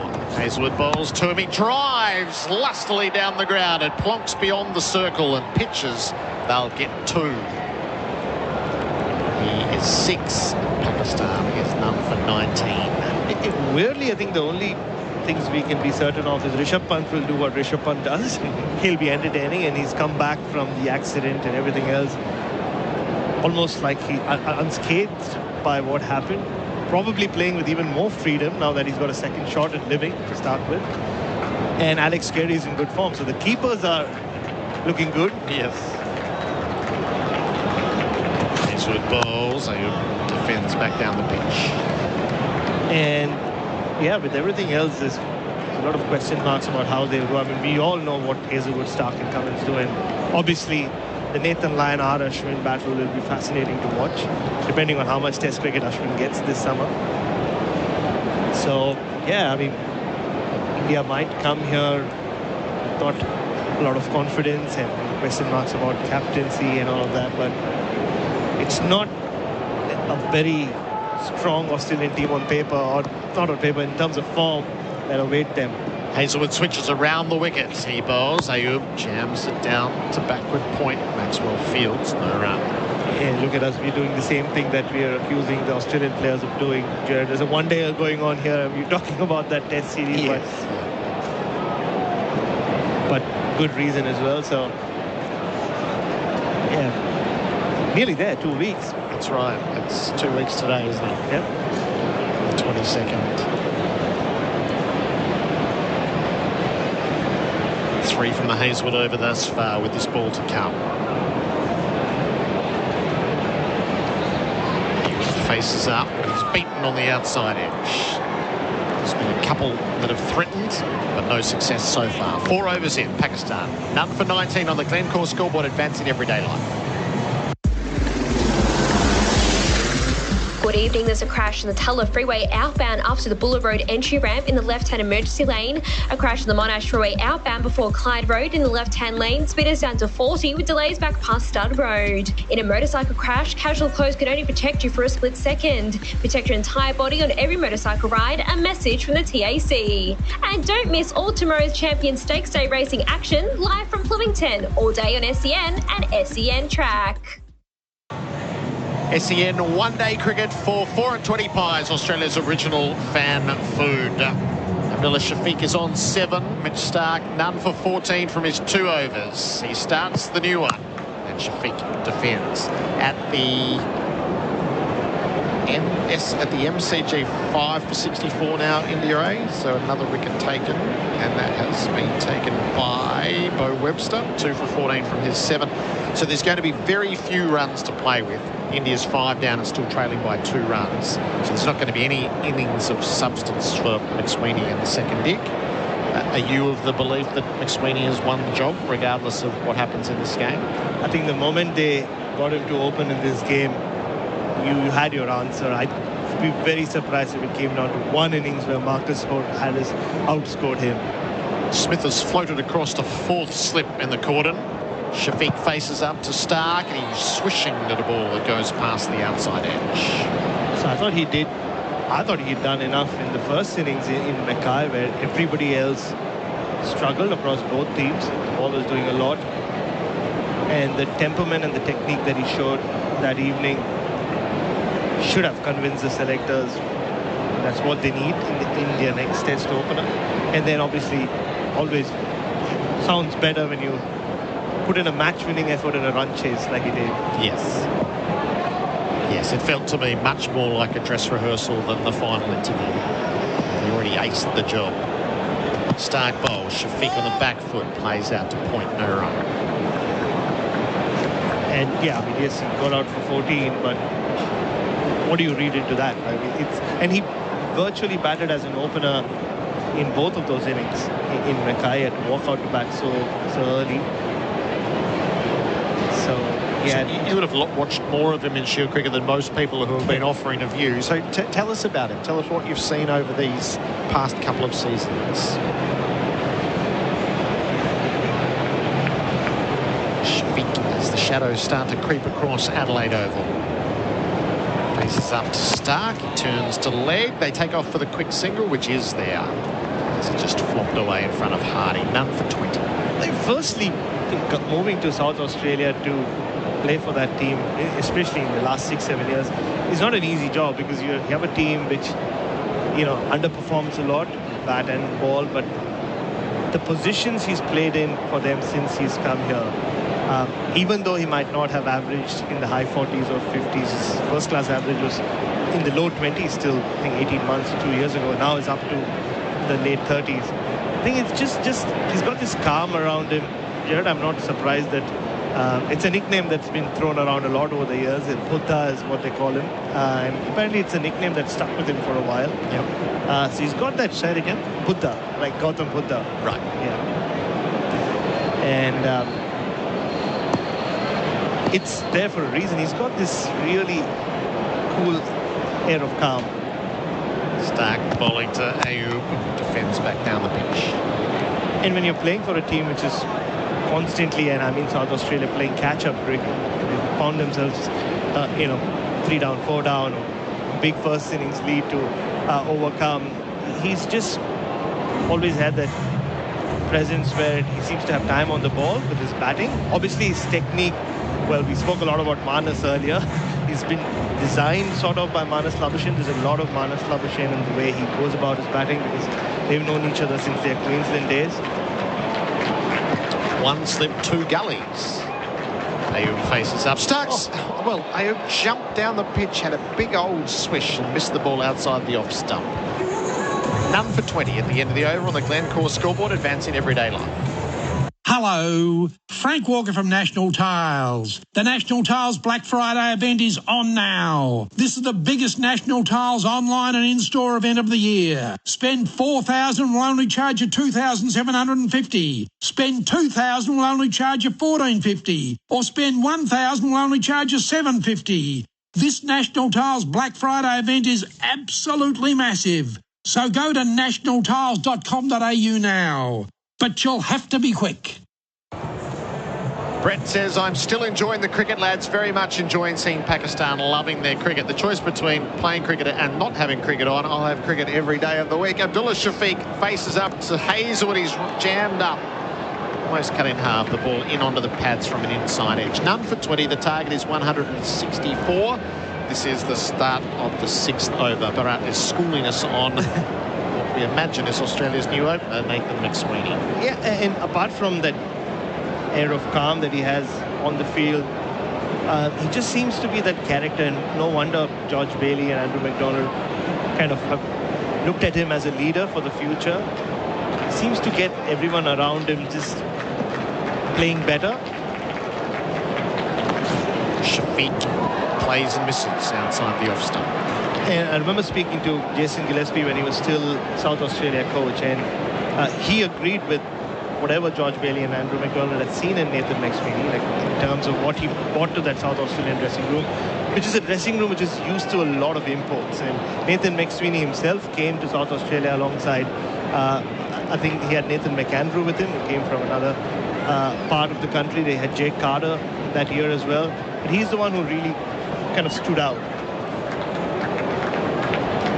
Australia probing for early wickets. They're yet to get one. Hazelwood bowls. Shafiq's trying to give it to them as he plays away from his body outside the off stump, but misses. And even though he's been kind of mentored by Manas Labuschagne, in terms of personality, he's completely different.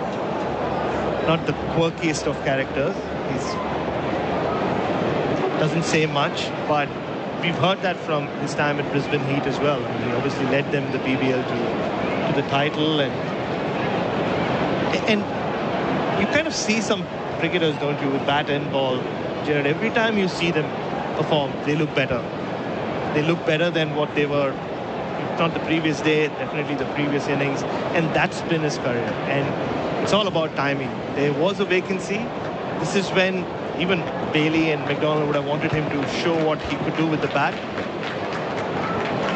Shafiq's on 7. Hazelwood bowls and defends out to the offside to cover Hicks. The throw, the non-strikers, it missed. And it'll go for 4 overthrows. The run out was certainly on for Fraser McGurk, but he had to hit to make it count. And instead it costs Australia 5 in total. It was tip and run after a series of plays and misses. McGurk got there through. It would have been out, but he missed by a big margin. He gave Cummins no chance. Backing up. Shafiq is 12 as a result of all of that, and it's none for 25. Add that to the untidiness we've seen today from Australia. That was a wild throw, in fact. It was nowhere near the stumps. And yeah, and so there are so many cricketers who've been in Nathan McSweeney's position when the time comes for them to fire and really break the selector's door down. Hazelwood around the wicket, bowls driven in the air momentarily by Ayub, but lands safely in front of Fraser McGurk. Which is when they crash, and which is when the pressure gets to them. But it hasn't. He got the big hundreds in the Shield, and went on and made runs in the One Day Cup. And then it's all no ball from the box, so overstepped the front line. Free hit coming. Big no ball as well. And when it really mattered most, with the entire country's eyes and a billion Indian eyes on him as well. Yep. I think he fired in both innings in Mackay, doing enough to earn that spot. Free hit. Saeem Ayub has been trying to smash one into the stands. Now he's got licence to do so. Hazelwood bowls to him. It was full on the popping crease, and Ayub goes down looking. Watches it go by. Bringing all his IPL experience into play, Josh Hazelwood. Yep. Well, it should have been called a wide, you know, is having a look at where the markings are. It was outside it, and Ayub's got every right to be a bit filthy on that. Yeah, he wasn't that far outside his off-stump Sayam Ayub for that not to be given away. Last ball of the over. Ayub faces up and he leaves Hazelwood. None for 26 in pursuit of 164. Glencore scoreboard advancing everyday life. Andy Marr and Darren Berry coming in to join Bharat. Good evening. There's a crash in the Calder Freeway outbound up to Keilor Road. The middle lane is closed. And a crash in Malvern East on Warrigal Road near Waverley Road. On the Ring Road, it's looking so greensbound passing Boundary Road. IGA's 3-day sale is here. Ingham's Chicken Schnitzels, 4 for $10. Yes, 4 for just $10. That's a hot price. Hurry in today to your local IGA. And don't miss all tomorrow's Champions Stakes Day racing action live from Flemington. All day on SEN and SEN Track. So Pakistan navigating their way through the early stages. No rapid loss of wickets at the top of the order to put the fear through the camp. They're going about their work nicely. SEN one-day cricket for Henley Holmes, big sale. Save up to $40,000, henley.com.au. Plays change. Comes past the outside edge. I've seen a lot of those in the last 15 or so minutes. A lot of ball beating bat. And I think it's only fair if all of us put our hand up and say we really misread this pitch. The ball has done a little more than what all of us expected it to do. It's not a lot. Yeah, just enough though, right? Yeah. Darren Berry rejoins us after a pleasant meal down in the bowels of the Adelaide Oval, Chuck. Very enjoyable indeed. So the skipper on his way in, Abdullah lets it go through to the keeper. Just on that meal, like for a city which prides itself on everything being close, they don't make you earn your food here at Adelaide Oval. You need a map and a compass, but we were with Chad Sayers, so we had to go to the Port Adelaide changing room. There you go. Chad took his autograph book, and he was hoping that, you know, maybe, I don't know, Travis Boak might have appeared. He didn't, but some nice food and a lot of culinary options down there, Bharat, so choices are plenty. Cummins again. Steams in, lovely drive, beautifully fielded by Fraser McGurk at cover point, no run. And a big well done as well for Fraser McGurk from like Glenn Maxwell, who spent most of his career in those positions at backward point. So first two slips, wide gully, point, slightly just backward. I think they know Murray, don't they? They've got to get some. They've got to get some nicks. They've got to get some purchase early on this Pakistan lineup. Cummins again, tucked up in defence. Abdullah, no run. Classy batter, Abdullah Shafiq. Yeah, we saw a lot of him 2 years ago in Pakistan with hundreds against Australia. This very attack. When I walked back into the commentary box, I looked up, and with that rag out the back of his pants and his stature, he reminds me a lot of Bubba Azam. Yeah. I looked and I thought, is that his Bubba open? I thought, oh no, it's Shafiq. Similar stance. Comes again to Abdullah Shafiqi. Can't beat mid-wicket. No run. And from this angle, may I say, very similar shaped bomb as well. Yeah. I think that adds to the whole. I was studying probably the rag, not so much the bum, but now you say that, Bharat, I can see what you're saying. I've got the binoculars on it now, Bharat. I agree. Yeah, he's got a bit of barber in him, yeah.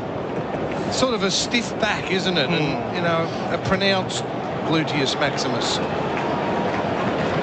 So can he finish off what would be a maiden over here? Pat Cummins comes in and beats the outside edge with a beautiful ball that left the batter. Outstanding over, number 26.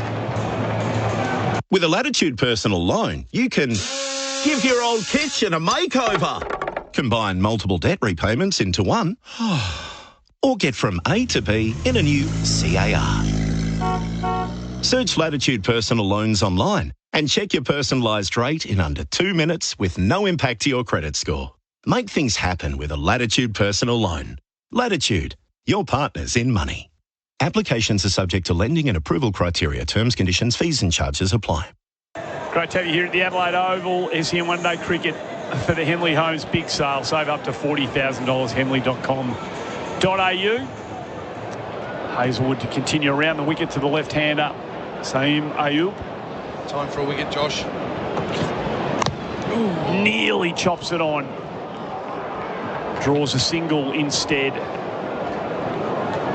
Run for 27 into the 8th over.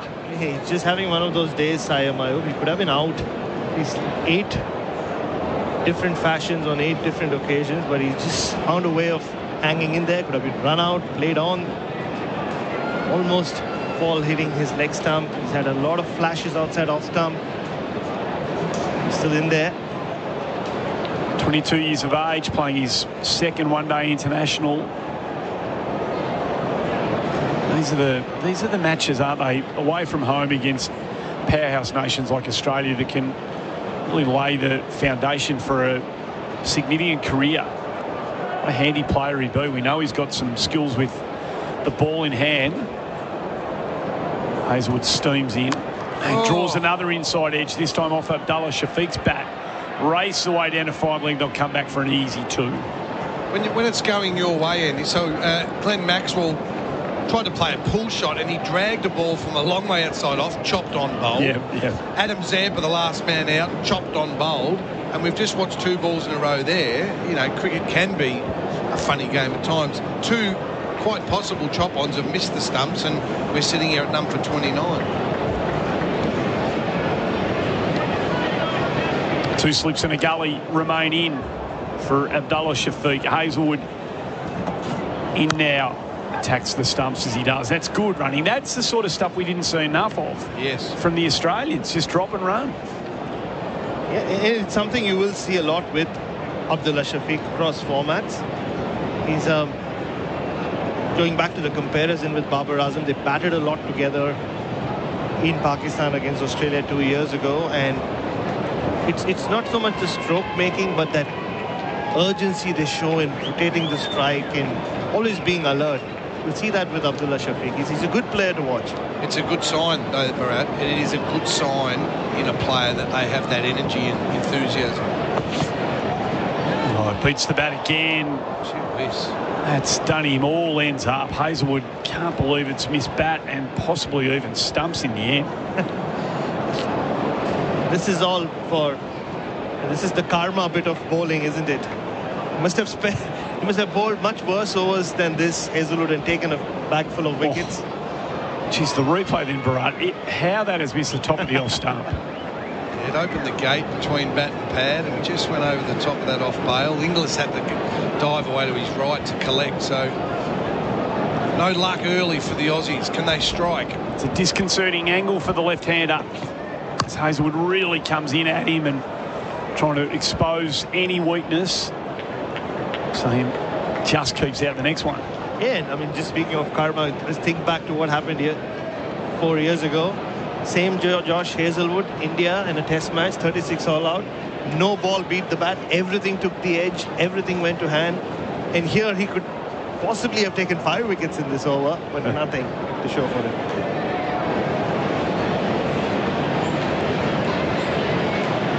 Operating in the mid to high 130s, Josh Hazelwood. Final ball of the over. Shot. Beautifully played. Just gave him a bit of width, slightly over-pitched. And Saeem just leant into that square drive. It was a beautiful shot. I'll get your thoughts on that, Chuck, on the other side of the break. It is none for 34. Hey Ben, are you sure it's a good time to build a new house? Yep, absolutely. Henley's house prices are amazing and we're saving a further $40,000 on luxury upgrades, our facade, flooring and a battery. Wow, that's awesome. Yeah, it's the Henley Big Sale. Wait, where are you going? To get Chloe and visit Henley. The Henley Big Sale. Save up to $40,000 on luxury upgrades, flooring, facades or a battery for any new home built. Henley Homes, backed by a $7 billion parent. Saeem 11, Abdullah 15, none for 34 through the opening 8 overs here. Pakistan. Chad Sayers rejoins us in commentary, and despite some outstanding bowling, they're doing it pretty comfortably here, the Pakistanis. As Cummins steams in from the scoreboard end. No run.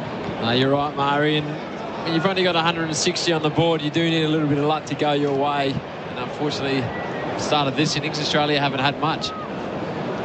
7-2 field as well, Andy, which is interesting. 2 slips in place, and they're spreading across a fair bit of real estate. Glenn Maxwell in the gully. Then you got the rooster at backward point catching. There's 7 on the offside, and just a man at deep backward square. And then the sole man in the ring on the leg side, like a straightish mid-wicket. Cummins in. Oh, beats the outside edge again. Abdullah played a 3-quarter drive, but he was done comprehensively by the Australian skipper. Well, having this field, Chuck, he's kind of telling him where he's going to bowl it, isn't he?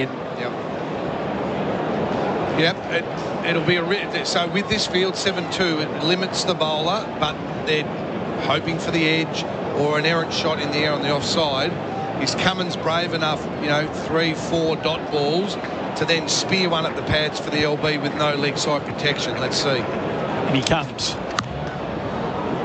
tighter in on that occasion, but again, just a solid forward defensive push from Abdullah Shafiq. No run. And after the start they've got now, Pakistan number 34, they just don't have to do anything stupid, do they? They can just bat 30 or 40 overs, Chuck, and just go about their business and have an easy victory over Australia. Was that an oxymoron that you just said, that Pakistan don't have to do anything silly? It might have been. I hope you're right. We'll soon find out. For their sake, not for the Australians' sake, but yeah, it's been a solid start, albeit a little loose.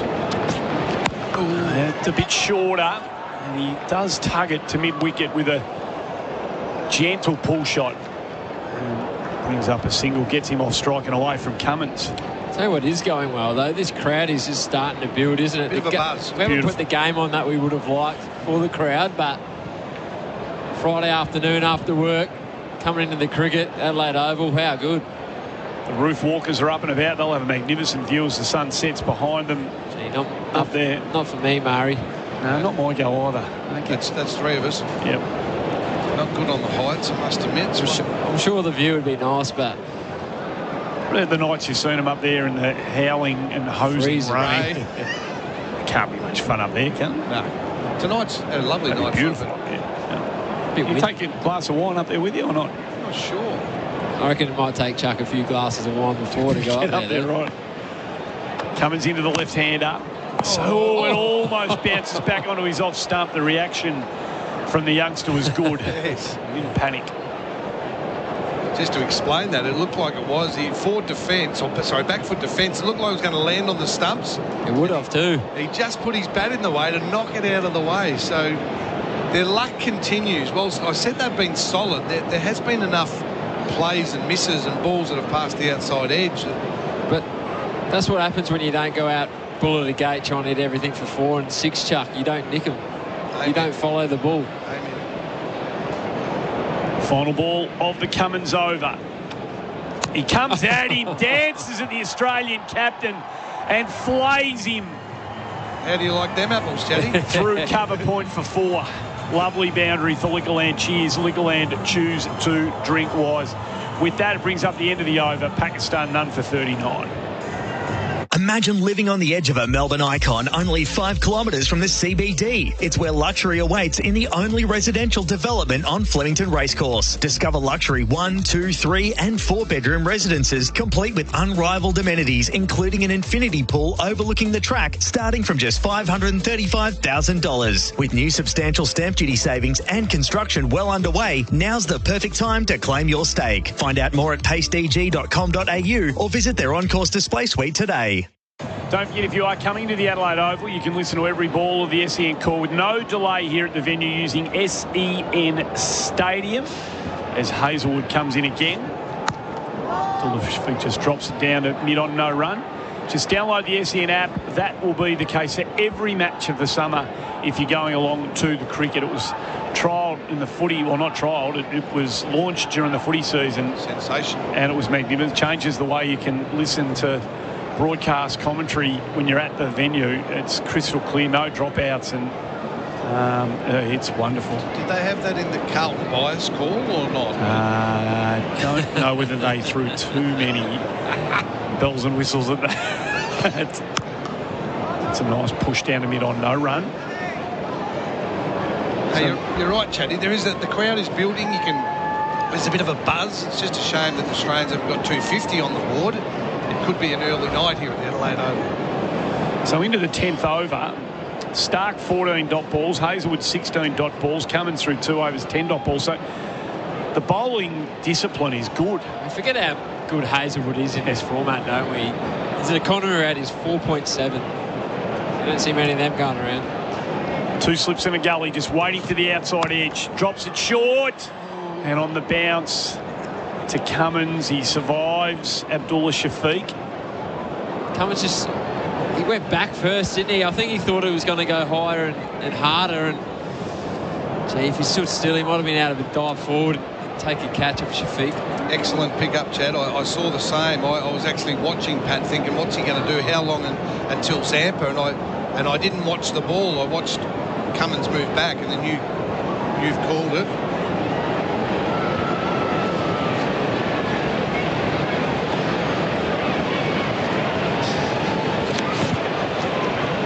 Plays and misses again, outside edge. Flirts with Abdullah's bat, but again, no contact through to the keeper. He survives. They consider themselves unlucky, the Australians, because they have been, as you suggested, Mari, disciplined and put enough balls in the right area, but Pakistan just playing and missing. In between some really nice stroke play. Young Ayeb's played a couple of beautiful square drives in the last couple of overs. Gee, doesn't Hazelwood look fit, Chuck, going into the Test summer? He's had a bit of time off, played the Shield game last week. Comes in again, pitches up, lovely off drive from Abdullah Shafiq. It's a classic looking cricket shot and finds its way to the rope. They're into the 40s, the Pakistanis. Beautiful shot, timed the pants off it. He didn't try and overhit it again, exemplifying Chad's point before, where the Aussies tend to be, you know, it's all or nothing. That was just a beautifully executed off drive, and Josh Hazelwood's even clapped the batter and said, look, that wasn't the worst ball, and you just made me look. He gave him a clap. I don't think it was facetious, was it? I'm not sure that's what he was thinking, Jack. Comes in again. Again, invites the drive, and he puts him backward a point for back-to-back boundaries. No clapping this time, Murray. Geez, what a batter. End of the over. And a couple of fours at the end for Liquorland. The score's 47 for no loss. Good evening. There's a multi-car crash on the Calder Freeway outbound after Keilor Road, taking out the left-hand emergency lane. There's also a crash in Malvern East on Warrigal Road near Waverley Road. And on the Deer Park bypass, it's looking so outbound from Christie's Road to Hopkins Road onto the Western Freeway. You can't control what a bushfire will do, but you can start preparing for it. Create your fire plan now at fireplanner.vic.gov.au. And don't miss all tomorrow's Champions Stakes Day racing action live from Flemington, all day on SEN and SEN Track. Good signs here for Pakistan, 24 and 22-year-olds at the crease. The left-handers, the younger of the two, and they're taking on this mighty Australian bowling lineup, and they have put together an outstanding foundation as they try and chase down the 163. None for 47 on the Glencore scoreboard, advancing everyday life. Pat Cummins to start his third over. And another one gets past the outside edge of Saeem Ayub's bat. Well, they're waiting, aren't they, Chad? There's a slip, a fourth slip, a gully. As I said, they're covering a fair bit of real estate in the cordon. I don't like it a lot when the slips are all spread, but they're trying desperately for that outside edge, and it's gone past the outside edge. They can't get a nick on it. We know how good the pace battery is for Australia, and they're showing that here just without luck. They can just get one or two nicks, you never know. Oh, he faces up again, waits for Cummins. That's a beautiful pull shot. He dropped it short. He swiveled on the back foot, tucked it off his hip about 5 rows back. There's a bloke over the fence. There's a bloke in the crowd, Murray, who's really gone the full stretch, got horizontal. He's landed on the concrete, didn't even touch it. Oh, it was a glorious shot. Oh, yes, too. Down he goes. In your words, Andy, he gone. Oh, no. That is inglorious in the extreme. That replay will be seen around the place. He gets up smiling, the big fella, so well done. Usually we say he didn't drop a spill of his beer, but he did drop his phone on that occasion. Whilst we're focusing on the crowd, what a shot. Touch of David Gower about that shot. Just picked that up nonchalantly and just whipped it over and 5 rows back over the fence. So Cummins has been borderline unhittable until then. Comes in again, tucks it backward, a square leg for a straightforward single. On this occasion moves to 22. Pakistan none for 54.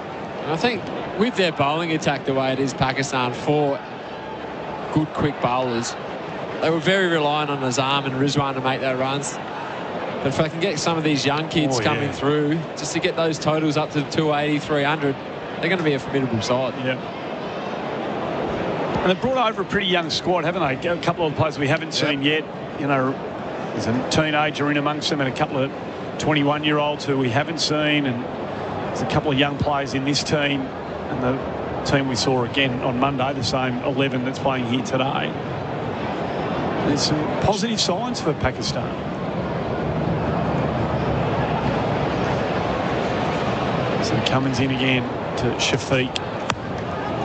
Just keeps him out.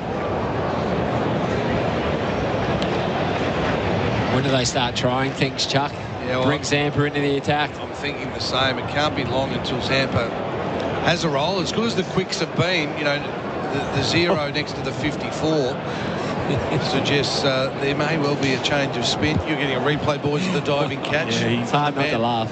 In the outer. He completely disappears between the seats. That'll be shown a few times this summer, I reckon. Oh, yeah. Cummins again. Shot. Shafiq just punches it through that vacant mid-on region. He'll pick up at least a couple. They'll come back for 3. And it almost gets to the rope. The timing was excellent. Just his balance at the crease, Chuck, when he plays those drives. It's a sign of a great player. Hardest shot in the book, Chad, to play is the on drive, and you know Sachin Tendulkar was the best I've seen. He just stood there, full face of the bat, punched it down the ground and raced away. Now this guy's got a long way to go to catch Sachin, but full face of the bat against world class, punched it, and I must admit I thought, gee, that might race away for 4. So there is some good signs. I mean, Rizwan and Bubba for a long time opened in this format for Pakistan, and they're down the order now. These two boys can really make a name for themselves. So him back on strike. He tugs another one nicely down to fine leg. That's a good response from the Pakistani pair. 10 runs coming from the Cummins over. It's none for 58 after 11. As a financially savvy individual, you'd know that it's a wise choice to get your next car through a novated lease from Paywise. Paywise will bundle your car's finance and running costs into a single payment each payday. And you can use your pre-tax salary, meaning you'll pay less tax. Plus, mention SEN and get the choice of free tint or a home EV charger if you sign up for a novated lease with Paywise before December 31. Visit paywise.com.au to get started today. Terms, conditions and eligibility criteria apply. SEN One Day Cricket for 4 and 20 pies, Australia's original fan food. The Glencore scoreboard is making very tasty reading if you're a Pakistani fan. None for 58. These young openers are doing a wonderful job. Bowling change, Mari, as well. We were calling for Zampa. Pat Cummins has gone back to his trump in Mitchell Starc. Got 4 overs, none for 14. I get it in a way. They need to strike, but maybe a change of pace. Let's hope for Australia's sake that Starc can produce a couple here in this little spell of probably 3 overs, I'd imagine. Coming in for his 4th over. Pitches up on drive, no run. Zampa's always been that man to get a breakthrough for Australia, and just a different type of bowler, isn't he? Attacks the stumps, or even a Maxwell to the left-hander. Something different. If they keep going the way they're going, it's going to be over in 15 overs. So they need wickets, Australia. Desperately need wickets now, Chad. None for 58. Platform laid, as you said.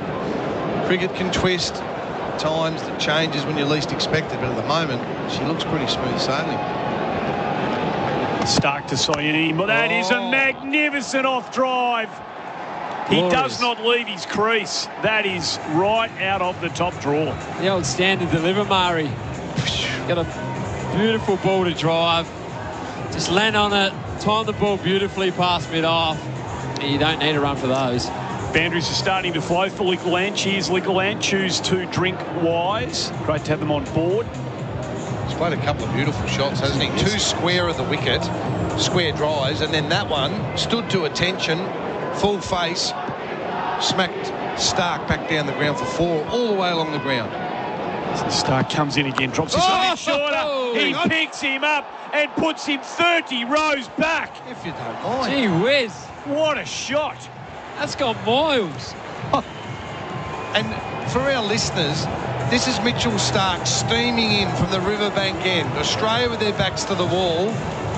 And this young man has picked him up off middle and leg and lifted him over fine leg And not even, from the moment it left the bat, all three of us just knew where it was going. It's gone over the first level and into the second level of the Sir Edwin Smith stand. This is impressive batting by both Pakistan openers, in particular this young man. He bats deep in his crease, doesn't he? He just swiveled, used the pace of Stark. So what does Stark do here? He comes in again. He's just been stuck all over the joint. He gets hammered down the ground, and it took a good piece of work from Cummings to make sure that didn't get past the skipper at mid-on. Full face of the bat, isn't it? I mean, he gives it the maker's mark, and he looks a player. He does. Played 6 tests. This is his second ODI. 23 T20 internationals. He's got 3 first-class hundreds to his name. You feel like the best is clearly yet to come. Stark again into the left-hander. Ayub just lets the ball come to him. Can't beat. Backward point, no run. Question without notice, Chad, to you. The big three, you played alongside them, but they have been superstars. Stark, Hazelwood, Cummins. How much of this upcoming 5 test series do you expect them? Last summer they played all tests. You got Bowl in the wings, Nessa, who I think is world class, although got a hamstring injury now. Hamstring, yep. How many of the 5 will the 3 big boys play? Answer it after this ball. Stark in again. Gets hammered backward at square leg for 4 more. Quick hands, and just took the ball from the line that it was coming in him and helped it on its way. That is a very, very big over. 14 runs from it. It's done for 72. Harvey Norman, Melbourne's kitchen and laundry appliance specialist. Until Monday only. Hot deals on a huge range of Hisense home appliances. Hisense front-load washers from $4.29, including 3-year warranty. Hisense top-mount fridges from only $3.99, including 3-year warranty. And in time for Christmas, chest freezers from $2.99, including 3-year warranty. Be quick, these hot prices must end Monday. Harvey Norman, Melbourne's kitchen and laundry appliance specialist. Best brands, best range, best prices guaranteed. Conditions apply. So the pace attack continues. Cummins will continue to wheel away from the scoreboard end. Getting back to your question, Chuck. I mean, as a quick play for Australia, you want to play every test, don't you? But I think they do need a refresh sometimes. And I mean, Cummins will probably have to play the 5 considering he's captain. But they've just been so fit, those 3, that haven't been injured too much for him to be able to play those 5 test series. Abdullah Shafiq on strike. Just pushes it back down the pitch. Can't beat mid-on, no run. And as you say, the next man in, Nasser's just gone down as well. So really they've probably got Boland to play, the MCG. And then who else is there? Maybe Mick Andrew performing well for South Australia. Lance Morris is in the waiting. Jai Richardson still coming back. He's a bit underdone though, isn't he? Yep. Like, he's been injured for a few years now. So they might present an opportunity, and sad for Nessa because we both know what he's like, Chad, but if he's done his string, he might miss 3 or 4 weeks. At least. Cummins in. Shot. Nicely timed. Good work at mid-wicket. No run. So, yeah, I think for Australia's sakes, the 3 quicks are probably going to want to stay fit for majority of this series.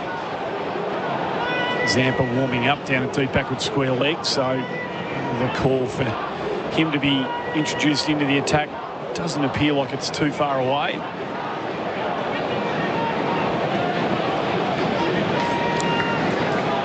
Abdullah 27 from 35, Saeem 37 from 40, partnership at 72. And they drop and go again. They've got mid-on covered. Good running. Yep. Really good running. And it hasn't been something that Pakistan have been known for over the years. You know, you think of all their great players, they were accumulators, and straight away we think of the great Imzi, who took 4 weeks to walk off the field when he got out. I never saw him run a quick single in his life. So they're not known for that. And Bharat was talking about it before, which is a good point with Shafiq. He's busy, and again, all the majority of the great players are great runner between the wickets, and Ricky Ponting was like that. Hussey had walked to the wicket, drop and run. You know, energy, enthusiasm, and I'm really impressed with what I'm seeing with these 2 young players tonight. Cummins into Saeem. just guides it through the vacant slips court and open the face of the bat. They'll come back for an easy 2. 75 without loss. That video of Vince's arm getting stumped still gets me every time. What a player he was, but yep, he was in second gear.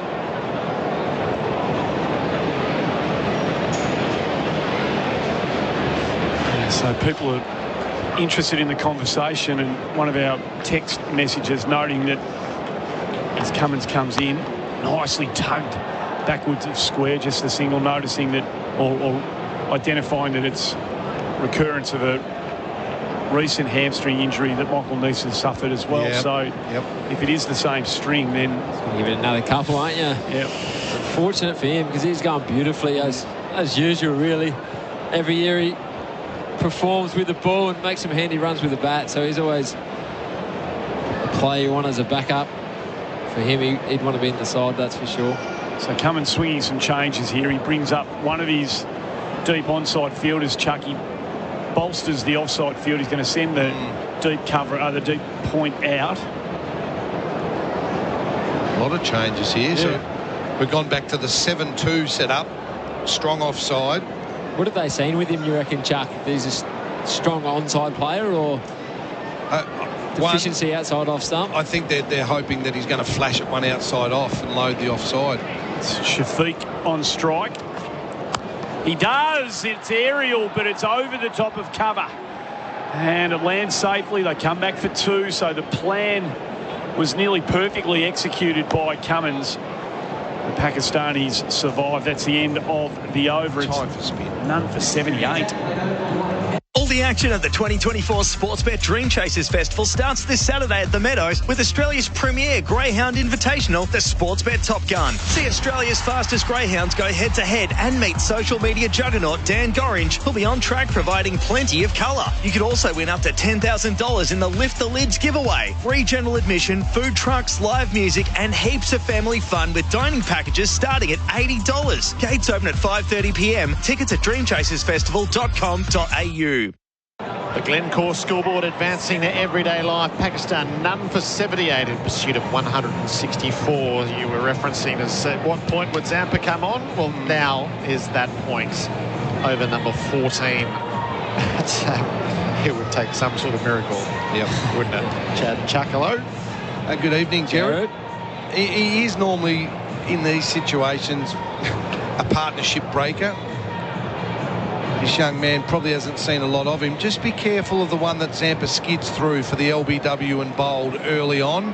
He often pushes a couple to keep the batsman at home before he throws it up. So LB and bowled the danger early. Short boundary to the leg side. That's where 3 of them are. Who clips the ball down to long on. As you see Zampa for the first time. Labuschagne in off the rope to do the fielding. None for 79. There's still a few runs, Gerard, to go here, but none for 79.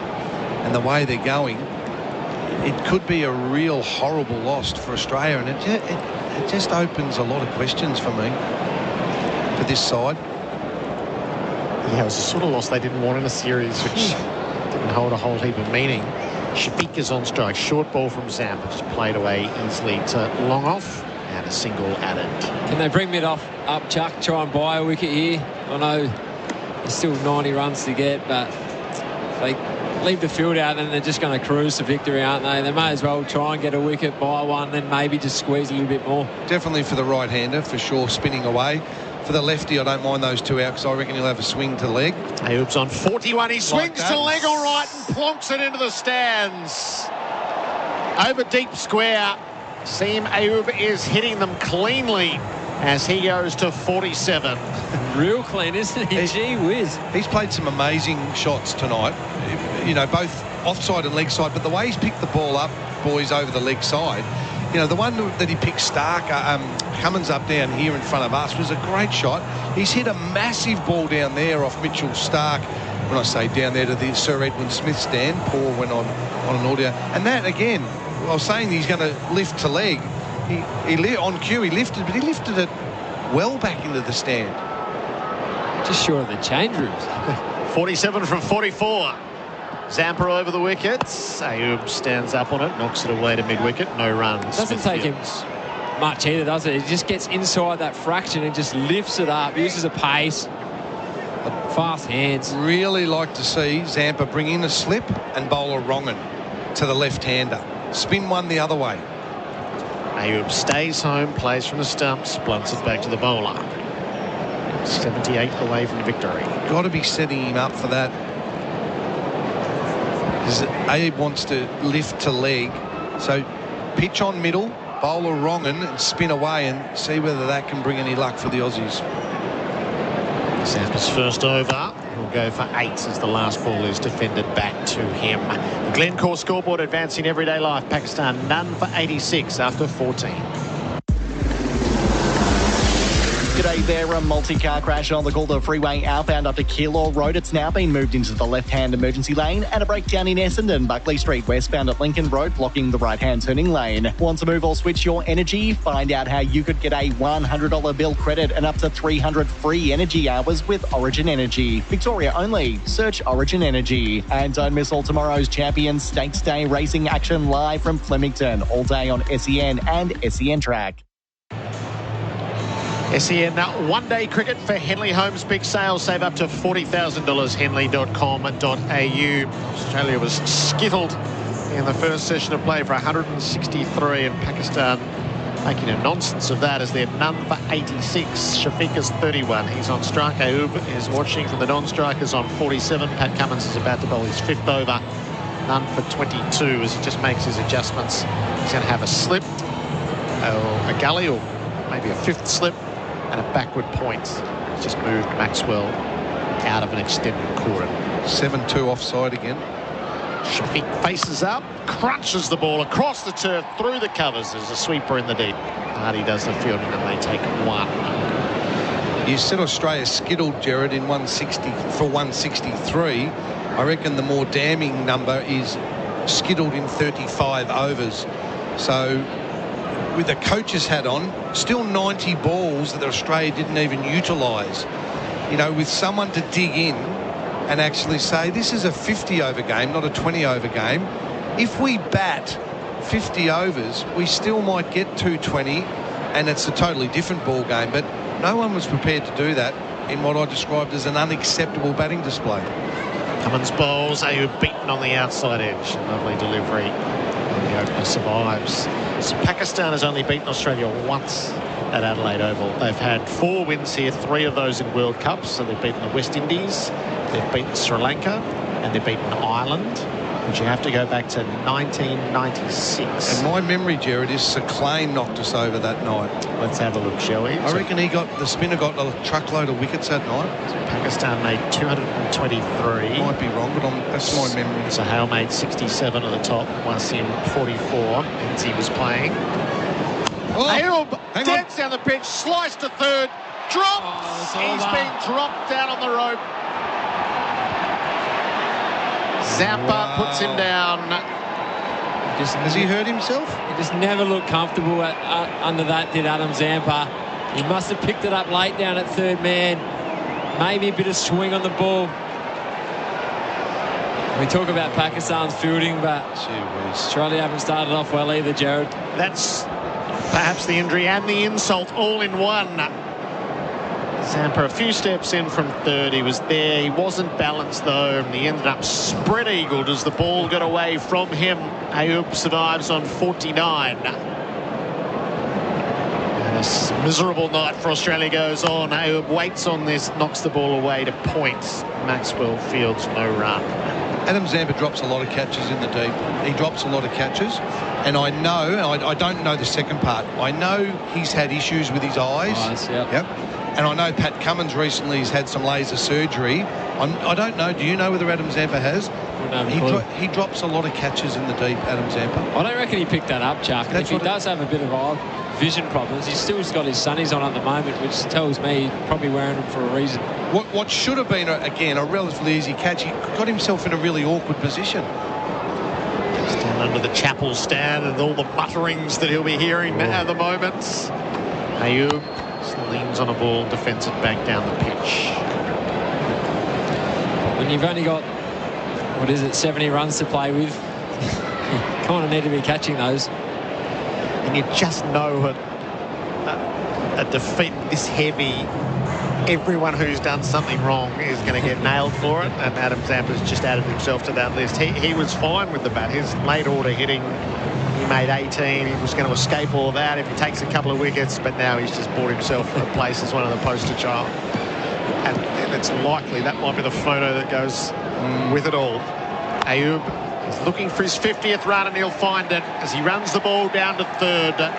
It's his first white ball half-century in Pakistan colours, Sayem Ayub, and he's done it with some splendid hitting. 50 from 52 balls, and he can bathe in the applause of it. And that is the end of the 15th over. Pakistan none for 90. The Hungry Jacks NBL is heating up. The NBL is what dreams are made of. We grind, we hustle, because every moment matters, and big dreams demand it. Catch Indigenous round as Melbourne United battle it out against the Perth Wildcats. It all tips off this Saturday from 8 p.m. at John Cain Arena. Watch live on ESPN. NBL, we dream big. SEN one-day cricket for 4 and 20 pies, Australia's original fan food. 74 for victory for Pakistan. They are none down, none for 90. And I suspect Zampa, Zampa did injure himself there. I think you're right. So he's not going to continue to bowl. He's not going off the field, though, is he? No. The only other suggestion, Chad, is he going to switch ends? Potentially. That's because I was with Gerard and I thought, well, if he is injured and not bowling, he's got to go off. But he's now gone down in front of the Sir Edwin Smith stand to what is going to be a fine leg, I'd suggest, with the left-hander on strike. And it looks like Hardy's coming on, Gerard, into the attack. And I think Zampa will come from the northern end. With the protection of the longer boundary on the leg side of the right-hander. It's the only answer for it, isn't it? If you're injured, you're off. So Aaron Hardy, good chance for him to get a few overs in, but I tell you what, I reckon the Pakistan openers here are going to try and get after him. So Sayem Ayub with his half-century. He kept the strike. Hardy bowls to him. He flicks down leg. Got a big piece of it. Fine to fine leg for 4. I tell you what, Gerard, we found his strength. Over the leg side. And the flick, the way that he plays it, it's a nonchalant flick, and he times it. Like, that went really fine for 4.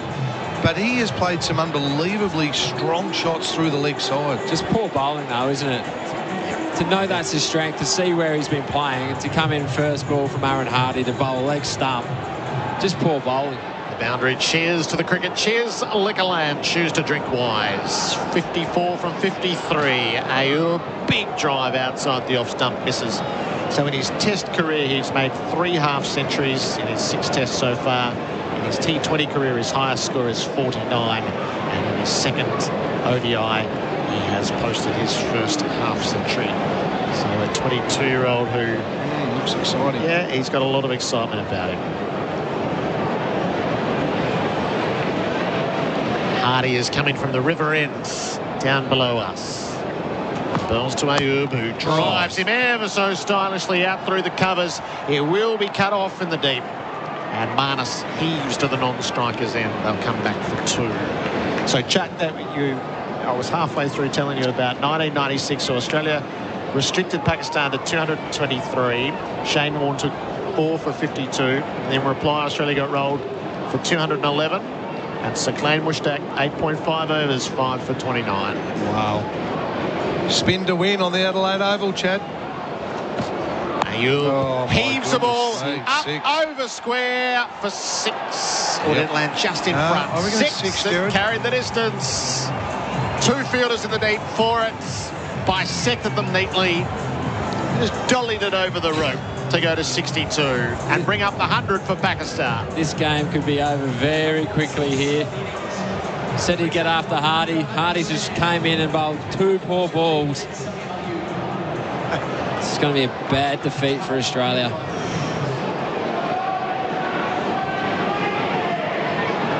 There's a air of concession around it, both outside the fence and inside as well. Hardy's gone for 12 in 4 balls and saved a little bit of indignity as Ayub was measuring off the off drive and ended up on the leg side.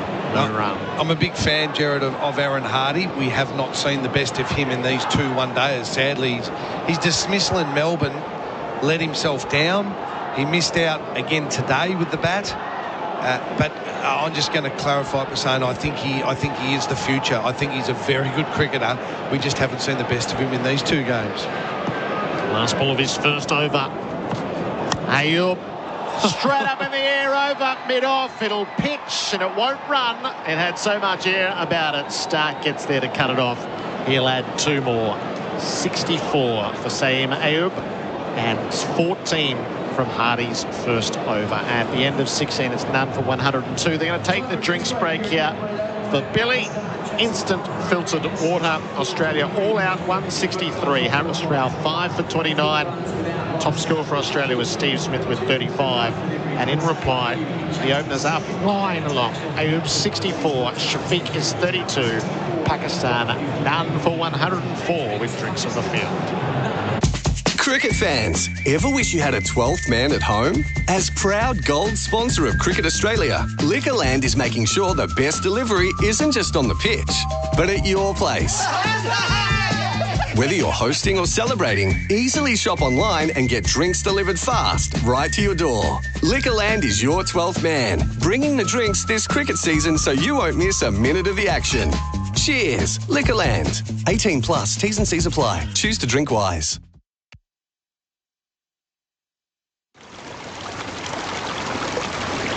This is how US investing feels on stake. It's just fluid. You can tap into the world's biggest market on a platform that makes everything easier. Wall Street is effortless on stake. Get started on hellostake.com. Onwards. This is not financial advice.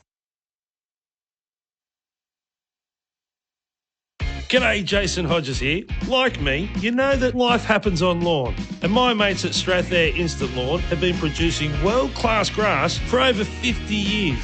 Whether you need a play space for the kids, a barbie area for your mates, or an outdoor spot for the pooch, Strathair offer a lawn for every yard or project. From the hardy Tiff Tough Hybrid Bermuda to the greener in winter fescue. Call Strathair for a free quote today or go online to strathair.com.au. He faces up again, waits for Cummings. That's a beautiful pull shot. He dropped it short. He swivelled on the back foot, tucked it off his hip about 5 rows back. Stark comes in again, drops it a bit shorter. He picks him up and puts him 30 rows back. Gee whiz. What a shot. Ayub dents down the pitch, sliced to third, drops. He's been dropped down on the rope. Zampa puts him down. Ayub looking for his 50th run, and he'll find it as he runs the ball down to third. It's his first white ball half century in Pakistan colours. Sayem Ayub. The drinks break for Billy. Superior instant filtered water systems. This has been highlighted by the batting of Sayem Ayub, who is 64 from 58 deliveries with 5 fours and 4 sixes, as he has hurtled Pakistan toward a rare victory over Australia at Adelaide Oval. And he has been something to behold. They've played some nice shots, haven't they, Gerard? They've been strong in defence as well. They've played and missed really well. Australia probably had no luck on their side. They've bowled well at times, but the Pakistan batting performance to date has been outstanding. Zampa has switched ends, as Chuck and Chad had alluded to, so a bit of protection for the right-hander at least. Shafiq leans forward in defence, and the longer boundary for the right-hander will be on the leg side. That's where Fraser McGurk has been deployed. It's Shafiq who's on strike at the moment. Gee, it reminds me of Bubba Azam in his stature, the way he stands at the crease and that forward defence. You'd swear it was Bubba from a distance. Shafiq faces up to Zampa, uses his feet, clubs it away on the leg side. Didn't quite get it cleanly enough. It's fielded outside the circle. And a single taken. It's a shame we're not going to get to see much of Bubba bat tonight, Chuck, because he was in good form in Melbourne, wasn't he, until Zampa got him out. Yeah, he's a classy player he's been off his best, but he looked very good in Melbourne. You're right, Chad. Averages 56 in ODIs. It's not too bad. None for 105, the Glencore scoreboard advancing everyday life. Does he take him on here to the leg side? 3 men out? I think he might. Zampa over the wicket. Ayub tries to open up the offside. Goes inside out to long off. A 6. Into the fence for 6. This is outstanding batting. And not just to one side. Cover drives, square drives, lifts over the leg side, pull shots. He's just advanced to a leg spinner. Picture this. Left-hander, leg spinner spinning in and hit him over mid-off for 6. That is world class. He's 70. He's got a century in his sights. At this pace, Ayub dances down, got there probably too full. Clubbed it across the turf just short. At mid-off, no run. He's on the charge now. Yep, he's gone right. So it's only 164, so you got to run the maths. The bloke at the other end's 33, so I've got to go in a hurry. He's got to get 30 of the 53 runs. He'll die. He'll either get there or die trying. I don't think he's backing down there. Ayub from the crease, stood up on it, knocked it away to Smith, and straight mid-wicket. A bit quicker there from Zampa. He knows he's coming at him. So that one out the front of the hand, just back of a length. Cramped seam up.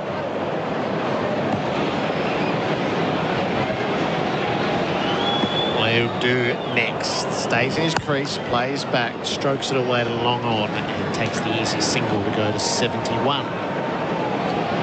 And that will complete the over. 8 from it. The Glencore scoreboard advancing everyday life. Pakistan none for 112.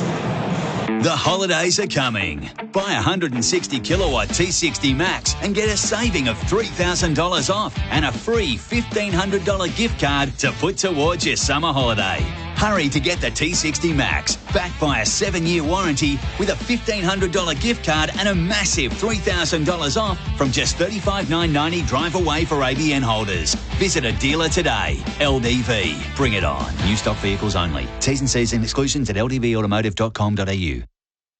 Crowd has swelled at 21,000 at Adelaide Oval, but it's going to be a short night and a little bit of make your own fun as it's only 6:45 local. I doubt this has got 45 minutes left in it. If you are here, the SEN Stadium call is available to you right throughout the summer of cricket. Live in venue without delay. Download the SEN app, bring your earbuds and tap on the SEN Stadium icon. Ayub slaps the ball out through points. He's got one and he'll come back for the second as Fraser McGurk had a bit of ground to cover as the sweeper. 73 for Ayub, 52 left to win. Amongst the spectacular stroke play we're witnessing, Gerard, I've been really impressed also with their running between the wickets. Not just that there was a 2 there, but they've dropped and run. They've taken the single. They've tried to turn 1s into 2s, 2s into 3s. They're really good signs, and it sounds basic, but it's not something that Pakistan have always been good at. So these two have been a real shining light in all facets. Hardy around the wicket bowls. Ayub went after the expansive drive. He plays and misses. There has been a lot of plays and misses, Chad. There has. I mean, as I mentioned before, though, if you're going harder, you're kind of following the ball, aren't you, and getting those nicks, whereas these two openers for Pakistan are really playing in tight, playing the line of the ball, and that's when you miss them and you get lucky some days. But I think coming around the wicket for Hardy here could be dangerous, to say him. If he gets inside the line here, Chuck, there might be another sad from Smith stand. Hardy lets fly. We went after it and slewed away backwards square all the way across the turf. And a single taken. None for 115. Ayub's up to 74. Might have rolled his fingers on that one, did Aaron Hardy, and probably haven't seen enough of that in the Australian bowling links, and that's probably because it's only 17 overs old. Now, I hope the young man doesn't. Really impressive tonight. I'd hate to see him throw his wicket away. Just get this done, none down, and make a real statement heading to Perth. Hardy over the wicket when he bowls to Shafiq, who turns him away to backward square. He has one, and that's what they'll settle for. And look at how impressive these two have been as well. They can start their own dynasty for their Pakistan side, can't they? Make it their own spots. And as you said, having Rizwan and Azam coming behind him, starting to get a strong batting lineup. If he throws it away chasing his first century for Pakistan, that's a price worth paying. Don't be 92 not out at the end. You've joined the modern day way, you have, Gerard. You've shocked me. Ayub swings straight down the ground. He is pure hitting. Six more. Oh, he's riding the momentum. Saeem Ayub. He's 80 and counting. And the boundaries are flowing. Wow. It's just showing us how good this Adelaide wicket actually is. We looked at it this afternoon, Gerard, and we thought it was runs galore. And Saeem is putting on a batting masterclass for us. Bharat said, oh, maybe we misread the wicket. And I said, don't judge a wicket until both teams have batted. And I thought the Aussies might nip a few early out. They have played and missed a lot, as I said, where Australia, in contrast, more nicks than a teenage shaver. But Pakistan have played and missed, Chatty, at all of them, and the result is, at the moment, brutal. There were runs in that wicket. Wicket. Australia got none of them. Pakistan none for 122. Hardy is going the journey here. Ayub defends the last ball of an over that cost 10. Hardy 2 overs, none for 24. Pakistan none for 122 on the Glencore scoreboard, advancing everyday life. Cricket fans, ever wish you had a 12th man at home? As proud gold sponsor of Cricket Australia, Liquorland is making sure the best delivery isn't just on the pitch, but at your place. Whether you're hosting or celebrating, easily shop online and get drinks delivered fast right to your door. Liquorland is your 12th man, bringing the drinks this cricket season so you won't miss a minute of the action. Cheers, Liquorland. 18 plus, T's and C's apply. Choose to drink wise. SEN one-day cricket for the Henley Homes big sale. Save up to $40,000. Henley.com.au. Ayub 80 from 67. Now 6 sixes and 5 fours. Shafiq's on 34. He has the strike. Pakistan requires 42 runs for victory. Zampa bowl. Shafiq uses his feet. His swing was a little false. Short does a good job in the outfield to keep it to 1 as it gets around from middle. Zampa actually went off the field at the end of his last over, so whether or not he did do some damage in that catch, he dropped down at third man. He was playing the dead bug. But he's back on and bowling, so not sure, but strange that he did go off. 3 in the deep on the leg side. Zampa bowling to Ayub, who waits on it, guides it away to deep cover point, helps himself to his 81st run.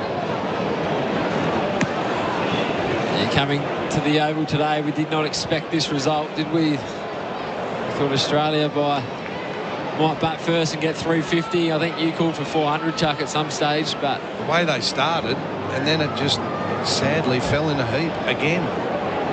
Zampa to Shafiq, swinging heavily across the line, but the under portion of the bat it rolls away to midwicket. Starting to slog a bit here, Shafiq. His last few shots, Shafiq have been the old country hackers. He's the one who just should knock it around. Yeah. I can leave the heavy hitting to the young fella at the other end. Fair call, that. It's our arm and strike. Shafiq, he's got a taste. Oh, he got it big.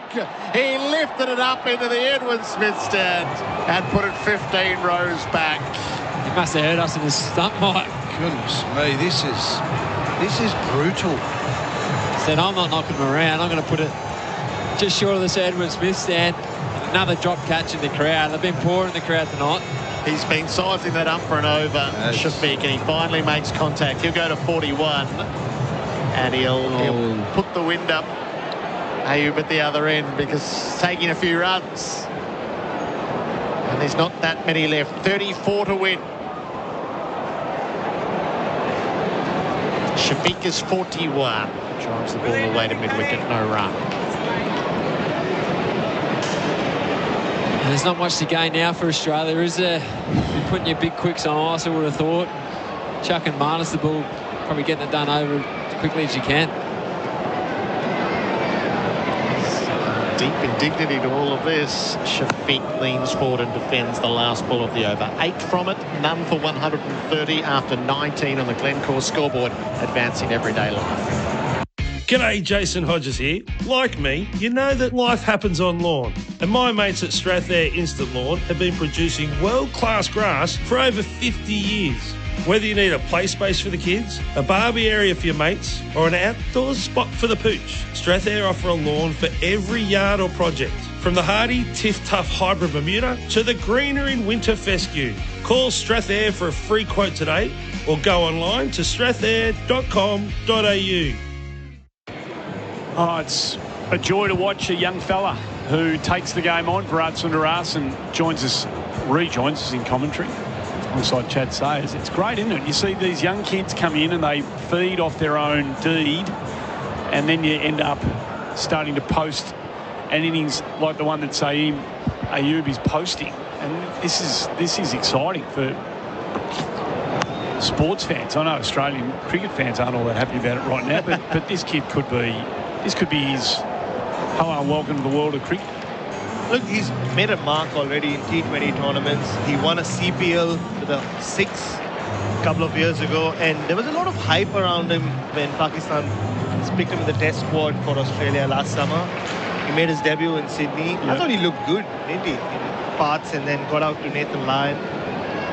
But yeah, he's shown us why he's so hyped in Pakistan and why he is looked at as the future across formats. Okay. I think it's just the way he's gone about it as well. He hasn't tried to hit the ball too hard. He's just timed the ball well. He's well balanced that position of striking the ball. And just lovely to watch.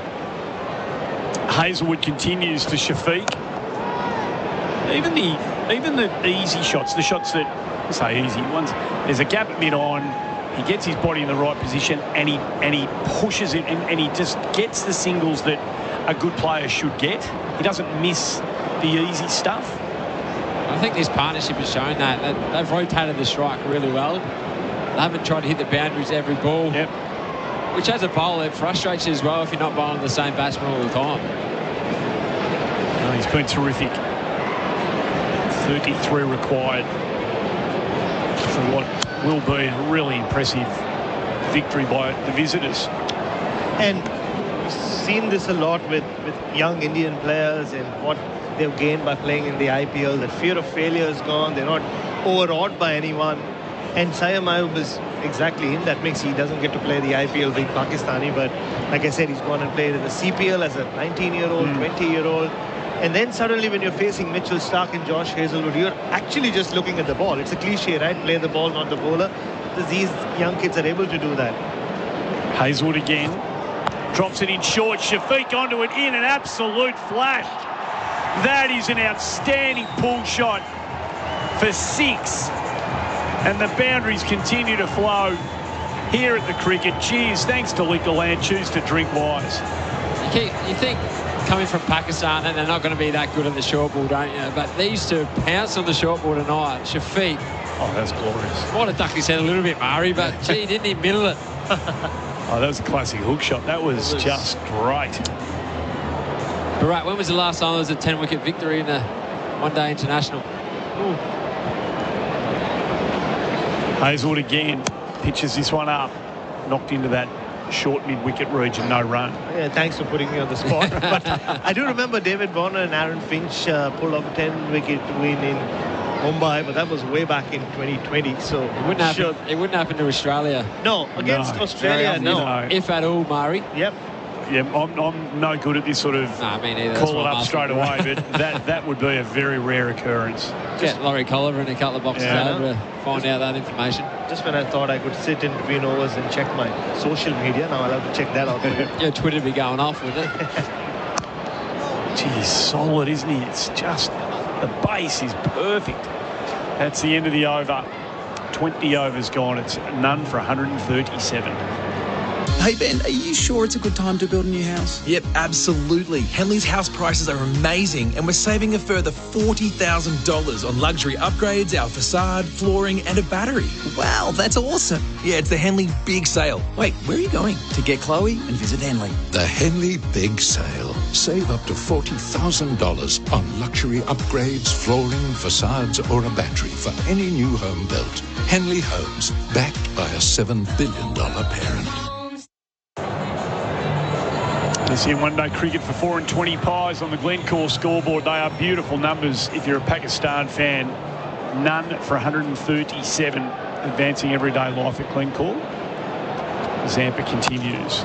No run off the opening ball of the over. Because I always deliver when you ask me anything, Chad Sayers. So the only one I could find is similar scores to here. New Zealand beat Australia in 2007 over in New Zealand. So they were chasing 149. Zampa comes in again. Saeed goes at him and he's out. Doesn't matter now. Came at him, threw the bat at it. Ball just drifted on him a little bit. And the catch is taken by Hazelwood, and that brings to an end a thoroughly entertaining innings. Oh, a career-defining innings for the young man. He's, he's threatened to do this against the big attacks around the world. Looked good in that Test debut, like I said earlier this year, but this has been a statement from the young lefty, taking down Mitchell Starc. He'll never forget the shot that he pulled off against Starc, took 2 boundaries and a 6. And he's taken to everyone. He's gone after the Aussies and put Pakistan well on track for their first win here in nearly 30 years. And the SACA members stand and applaud what has been a wonderful contribution from that young man. Star has been born, hasn't it? It feels like it, yeah. Bharat speaking of stars, I mean, he's in the uber elite in this format of the game. He is under a lot of pressure, as Babar Azam always seems to be in. And speaking of class, how about Chad Sayers? Like, sold me down the river, send me looking for that 10-wicket win, because he reads the game better than most. He knew a wicket was coming. We just needed it 3 minutes earlier. But there you go. You had to be quicker, Bharat. Oh, right, yeah. At least I got in the mention of the game before the wicket fell, so that's good. So Babar was terrific the other night in Melbourne. He'd love to be there when this one is called. So Zampa picks up the first wicket for the night for the Australians. No run. And the fact that this innings has come against the creme de la creme of Australia's bowling. I mean, you're talking about 3 Hall of Famers in Starc, Hazelwood and Cummins, and a white ball Hall of Famer in Adam Zampa. This is the best attack Australia produced in white ball cricket in a long time. Zampa again. Babar on the bounce to short cover. No run. And getting in against that Culliver, that's so much confidence he's going to gain from that one innings. He'll go to Perth now. Wickets, pacey, bouncy. He's going to love it. Zampa again. Full pitch. Just pushes it out to mid-on, no run. And it's a pity that he couldn't continue on and make 100. I know this innings will be topped off for a while to come, but it always just adds an extra layer, doesn't it? Yeah. 100 not out to get you home. Yeah. Your side home is pretty special. Bharat comes at Zampa, beaten in flight. That's the end of a wicket taking over for the leggy. It's 1 for 137. This is how US investing feels on stake. It's just fluid. You can tap into the world's biggest market on a platform that makes everything easier. Wall Street is effortless on stake. Get started on hellostake.com.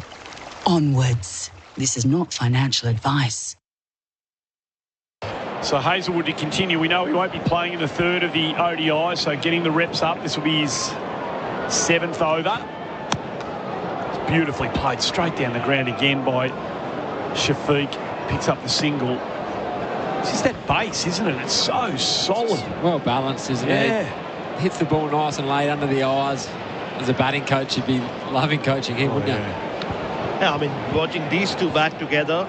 Same player. Oh, exactly, yeah. It's so classy. They can hit both sides. I still feel Abdullah Shafiq has the better pull shot. That's quite something to say, considering where Babar Azam sits in the whole aesthetic sense.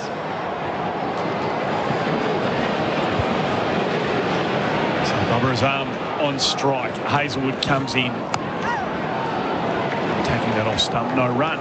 pushes it into the covers. Average of 56, Bharat. Unheard of, isn't it? Elite, yeah. How many better ODI averages are there? There wouldn't be more than 5, would there? Yeah, I don't think so. I mean, Shubman Gill is up there, you know, in the 50s. Virat's been in the 50s for a long time. But I guess Virat has more longevity in terms of having maintained that average for as long as he has as Virat Kohli. Michael Bevan was 54, obviously, famously. So in comes Hazelwood, beats the outside edge through to the keeper. I think the guy who, the former South African who played for the Netherlands, played a lot of franchise cricket, retired about 10 years ago. He had some... I mean, you mean Ryan Tendush? That's the one. Yeah. His average was in the... Yeah, he was the Bradman of one-day cricket. Yeah. But he did play a lot of associate cricket as Correct. well. Yeah.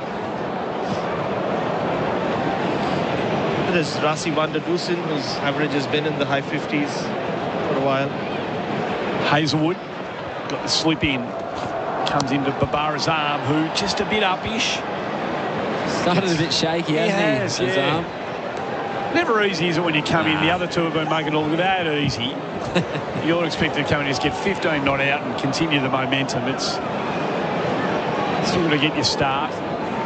And before our Indian listeners jump on us and completely destroy us on social media, Babar Azam, average of 56.52, which is elite in 119 games. Virat Kohli, 58.18 in 295 games. There you go. We shouldn't have forgotten. Different calibre. Shafiq on strike.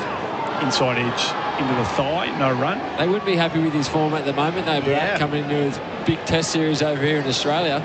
Missing full tosses. I mean, his test form in the last 5 years, just 200s. One of them on flat deck in Ahmedabad, where we were last year. Yeah, it's so many question marks around that Indian batting lineup. Rohit Sharma hasn't scored too many runs. We don't know how many test matches he might be missing. KL Rahul, we saw leave a straight ball and get bowled between his legs earlier today. Final ball of the Hazelwood over. Shafiq just pushes it into the vacant cover point region. Picks up the single, ends the over.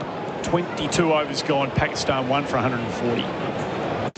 Cricket fans, ever wish you had a 12th man at home? As proud gold sponsor of Cricket Australia, Liquorland is making sure the best delivery isn't just on the pitch, but at your place.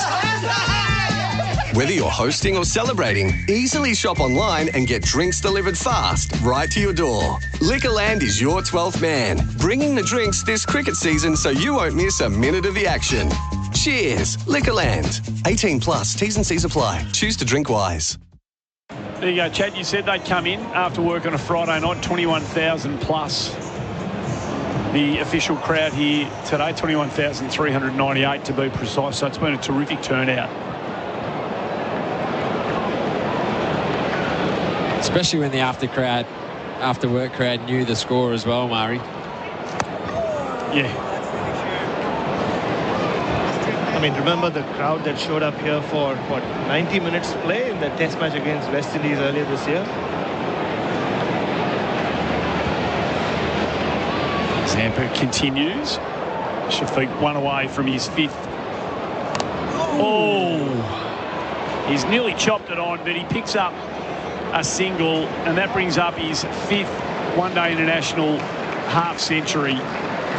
It's been a very, very good innings. Yeah, he's played and missed a few times and struck the luck here and there, but the good has by far and away outweighed the bad in this night. You need a little bit of luck in cricket sometimes, don't you, Murray? So I'm not sure luck is playing and missing either if you hold your line. He's been a class above today. Zampa comes into Babara's arm, goes up. Babar came down the track at him. Umpire not out. No going upstairs, despite Steve Smith keeping the arms in the air for a little bit longer than everyone else.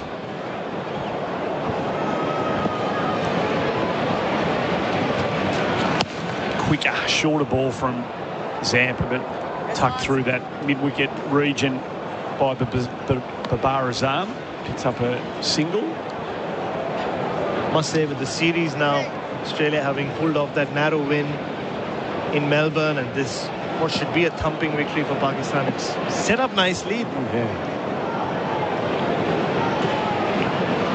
Abdullah Shafiq just beats Maxwell at short cover. Picks up another single. You may as well bring the field in now, bro. Well, the game's done and dusted. If it's going to leave them out, they're going to get 20 singles. The game's done. Bring them up. Try and get a couple of wickets. Den a few blokes' confidence and be done with it. Just as you said that, in comes long off. So Bharat Sundaresan has been struggling a little bit.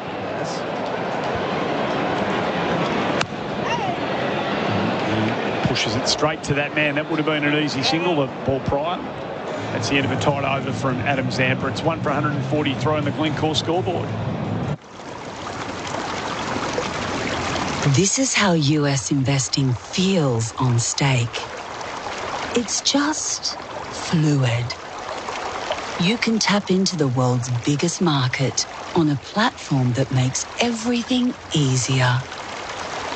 Wall Street is effortless on stake. Get started on hellostake.com. Onwards. This is not financial advice. SEN one-day cricket for 4 and 20 pies, Australia's original fan food. Pakistan coasting to a memorable victory here. Cummins continues. Shafiq Abdullah just punches in through the vacant square leg area. Picks up another easy single to move to 52. I know they want to play this game out to the end, Australia, but why are you bowling your #1 player in the team? I can only think it's a load issue. He won't be playing the third one. It's part of the preparation. I can only imagine that's what it is. Yeah, I guess that is what it is. Just giving himself the second spell. Match is dead and buried. Has to be the only logic. Comes in. Babar pushes at it, no run. And I mean, if you can get someone like Babar Azam out, it gives you that confidence. He is Pat Cummins. He's got Babar Azam out before. But just the next competitive game will be the first test, potentially. Yeah. I think we just read that Josh Hazel will be playing in the next Shield game, which starts in next week, I think. So that's his preparation. Good opportunity for some of the squad players in Perth. For Australia, comes in again. There's a thick inside edge from Bubba. It was up-ish. Didn't carry to mid-on. No run. Josh Inglis to lead that side, Bharat. That's your thoughts? No, I think he's a good pick. I mean, he's been around the white ball setup for a long enough time now. He's won 2 World Cups. Obviously, he didn't play any games in 2021 when they won the T20 World Cup, but played all except one in India last year. Played a good role as well. 2 from 12 for Babar Azam. Oh, that's beautifully played. Just let the ball come onto him.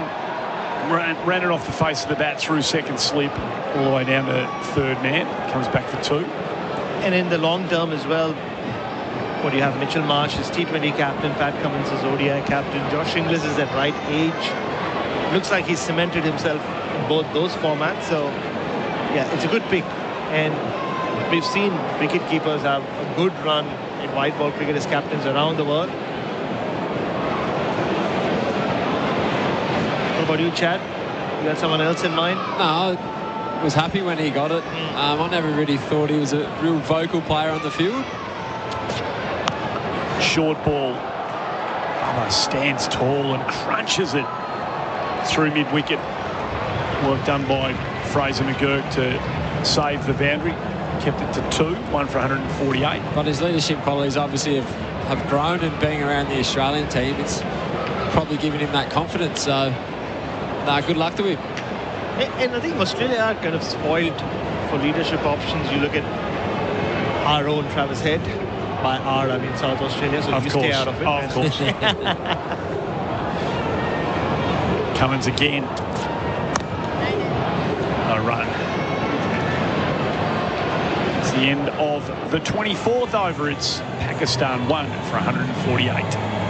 Hey Ben, are you sure it's a good time to build a new house? Yep, absolutely. Henley's house prices are amazing and we're saving a further $40,000 on luxury upgrades, our facade, flooring and a battery. Wow, that's awesome. Yeah, it's the Henley Big Sale. Wait, where are you going? To get Chloe and visit Henley. The Henley Big Sale. Save up to $40,000 on luxury upgrades, flooring, facades or a battery for any new home built. Henley Homes, backed by a $7 billion parent. So they won the toss a couple of hours ago, sent Australia in. A lot of us thought that was an interesting call. It's turned out to be the right call, and it planted the seeds for a fine performance by Pakistan as they coast towards a telling victory here. Abdullah with a single off the first ball of Zampa's over, moves to 53. It's not the way most of us thought this day would play out after Jake Fraser-McGurk hit those 3-4s in the same over. The crowd start to go home, Murray. Yeah, well, time to go and get some dinner. Maybe they've made a late restaurant booking somewhere, Chad.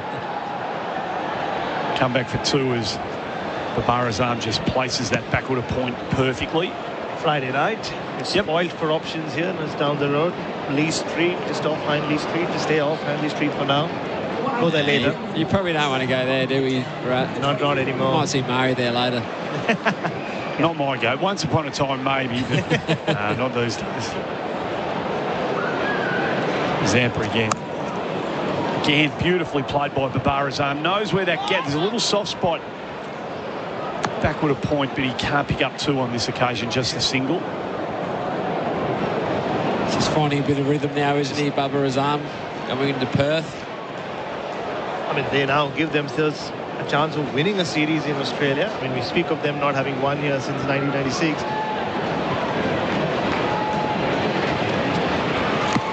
Goes for the big one, does Shafiq, but misses out on that occasion. And what would that do to, once again, one of our own, Jason Gillespie? I mean, he's just coming off the crazy series victory, test series victory against England at home after they were smashed in that first test. Interim coach gets to see his team, Pakistan, win on his home ground. Yep. Full of confidence too, aren't they? Zampa again to Abdullah Shafiq. He comes down the wicket at him, crunches him over, long on for another towering six.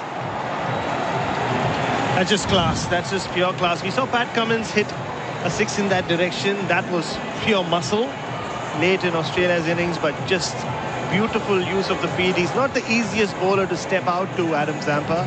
Has such control over his trajectory and his length. But yeah, just a sweet sound as it left the bat. Perfectly played. Another drop catch in the crowd, Murray. What are they doing here in Adelaide? They're 0 for 8 today. It's been poor stuff. Zampa tosses this one up outside off stump. That pushes it out to deep cover for another single. We are just about done and dusted here. 25 overs gone. Pakistan won for 159. The holidays are coming. Buy a 160 kilowatt T60 Max and get a saving of $3,000 off and a free $1,500 gift card to put towards your summer holiday. Hurry to get the T60 Max, backed by a 7-year warranty with a $1,500 gift card and a massive $3,000 off from just $35,990 drive away for ABN holders. Visit a dealer today. LDV. Bring it on. New stock vehicles only. T's and C's and exclusions at ldvautomotive.com.au. A beautiful set of numbers on the Glencore scoreboard, advancing everyday life as Cummins comes in. Might this be the final over of this one? Abdullah on strike, 60 off 63. Darren Berry returns for the final stages of this one. It's been a comprehensive performance, Chuck. Oh, one team and one group of fans will leave very happy, and the other camp should leave very, very disappointed with it's a hard to explain result, to be honest. It has just been a shellacking. Yeah, it has. It really has. So Abdullah on 60, not out, faces Cummins. Just jags back in at the Pakistani and hits him on the thigh pad, no run. It's not like they're facing bar cricketers either. They're facing the best of the world, aren't they? And the stats are, and we said it mid-break, bowled out in 35 overs, and Pakistan are going to win in 26 overs. Yeah. Like... It's just over one innings, Chuck. Damning. Yeah, it is. A few head scratches. The body language out there now is as you would expect. Not only amongst the players, amongst some of these fans who, as Chad's been noting throughout the day, have been in poor form. That is a glorious straight drive from Abdullah Shafiq. Off Pat Cummins, straight back past the Australian captain for another boundary. What an impressive stroke. Straight drive. We've talked about it all night. His balance has been unbelievable. Scores are level. Glenn Maxwell said pre-match, I think, to Gerard or to Chad, oh, this looks like runs. He was right. It's in the wrong colours. Because it is good. No doubt. Been a beautiful innings from Shafiq. Balance, good word, Chad. Cummins in. 1 run to win. He can't find it there.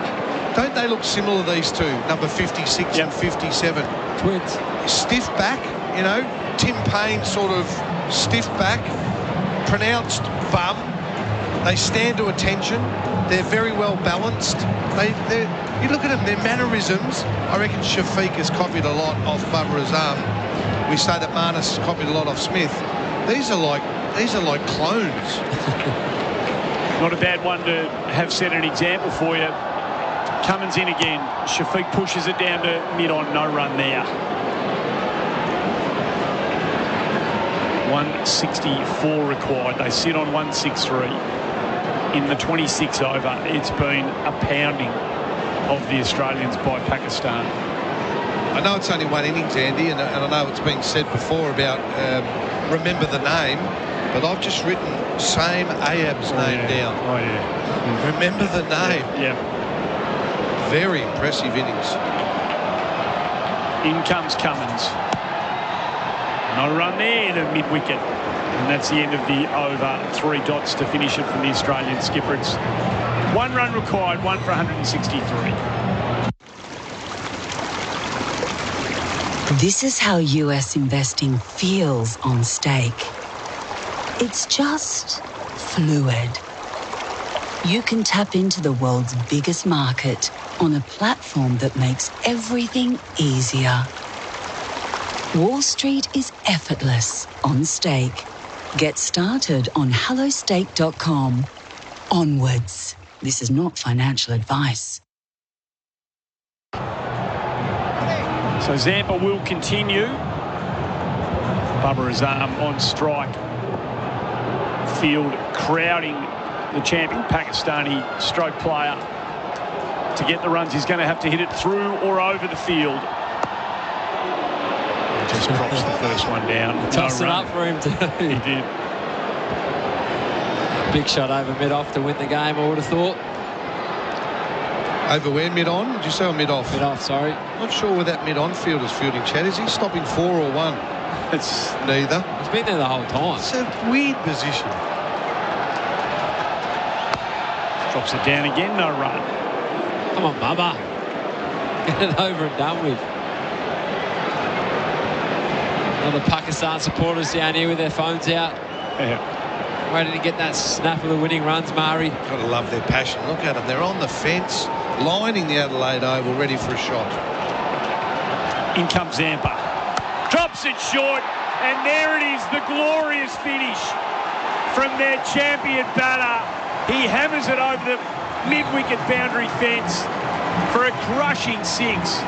And this sets up a series decider on Sunday in Perth that we can't wait for. Pakistan have annihilated Australia. They're going to go there with a lot of confidence, Mari. We know Australia's side's going to be depleted. This could be a series win for a long time in Pakistan. Gee. Unbelievable scenes here at the Adelaide Oval. I must admit, coming across from Melbourne this morning, I was very excited, enthusiastic about the contest. We anticipated a high-scoring game on the beautiful Adelaide Oval. Gerard went out pre-match. He reported the wicket looks good. Glenn Maxwell said there's a lot of runs here. Unfortunately, the Australians couldn't do that. They batted once again without any sense of accountability. And It's not being critical, it's being honest. That their batting to be bowled out in 35 overs was purely and utterly unacceptable. Credit to Pakistan, they bowled beautifully.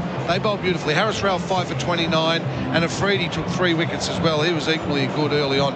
And then Pakistan's batting was so impressive, and 2 names that we're not all that familiar with. Saeed Mayeeb, remember that name, left-hander superb. Shafiq balanced. Bubba came in and waxed a 6 to win the game. Gerard Wheatley back in the chair. Gerard, you've seen a lot of cricket, you watched a lot of sport. Are you a little bit surprised? I'm shocked at that result. I am. Yes, it's one of Australia's heaviest ever home defeats in one-day internationals for Pakistan. It's such a great moment. 1996 was the last time that they beat Australia on this ground. And it's the sort of result I fancy that you really only get when a team is not fully dialed into the task in front of it and is planning for different assignments down the track. And if you play in autopilot, I suspect that's the sort of performance that you can get. To be so thoroughly thrashed on home soil typically would be chastening. How do they take the defeat, Chuck? They're obviously going to be disappointed, but do they just go with the fact, it's one-day cricket, we only play a handful of one-days, we brush it off to move on? Or they could lose this series now. That doesn't look great for Australia. So let's head downstairs as Bharat Sundaresan has Steve Smith with him. Bharat. Yes, we do have Steve Smith with us. Steve, just one of those days, nothing went wrong right for you guys? Yeah, you're right, yeah. We nicked them all and they didn't. We beat the edge quite a few times there with the new one. We've had a day here before. We're talking out there, actually, the day we bowled India out for, was it 36? They just nicked everything. Today they just couldn't nick it. So that happens, but we only had 160 on the board, which wasn't enough anyway. But not a great day, but the boys will move forward. A few of us are going home for resting up for the Test series, but the boys will move forward and hopefully win the series in Perth. And the way your innings started, with Jake Fraser-McGurk getting those 3 boundaries in the first over, it almost looked like, we might be in for a batting fest. So was it just one of those days, like you said, or did the pitch have anything to do with it? Oh, it was a little bit of an odd wicket as well. Probably wasn't your traditional flat one-day wicket that we've seen here over the last few years. We saw the ball nipping around a bit tonight, and when we batted, it felt like it was just a little bit too paced. Some were just sort of stopping a bit and others were sort of kissing through. So take that as you will, I suppose. But 160 wasn't good enough. We needed more than that. And just on your batting form, the summer moves on. Were you happy with the time you spent out there in the middle? Yeah, I would have liked to have spent a little bit longer, but I feel like today and in Melbourne, probably more in Melbourne than today, but I thought I was moving really nicely. I had really good rhythm, and I feel like my bat's coming down on a nice plane.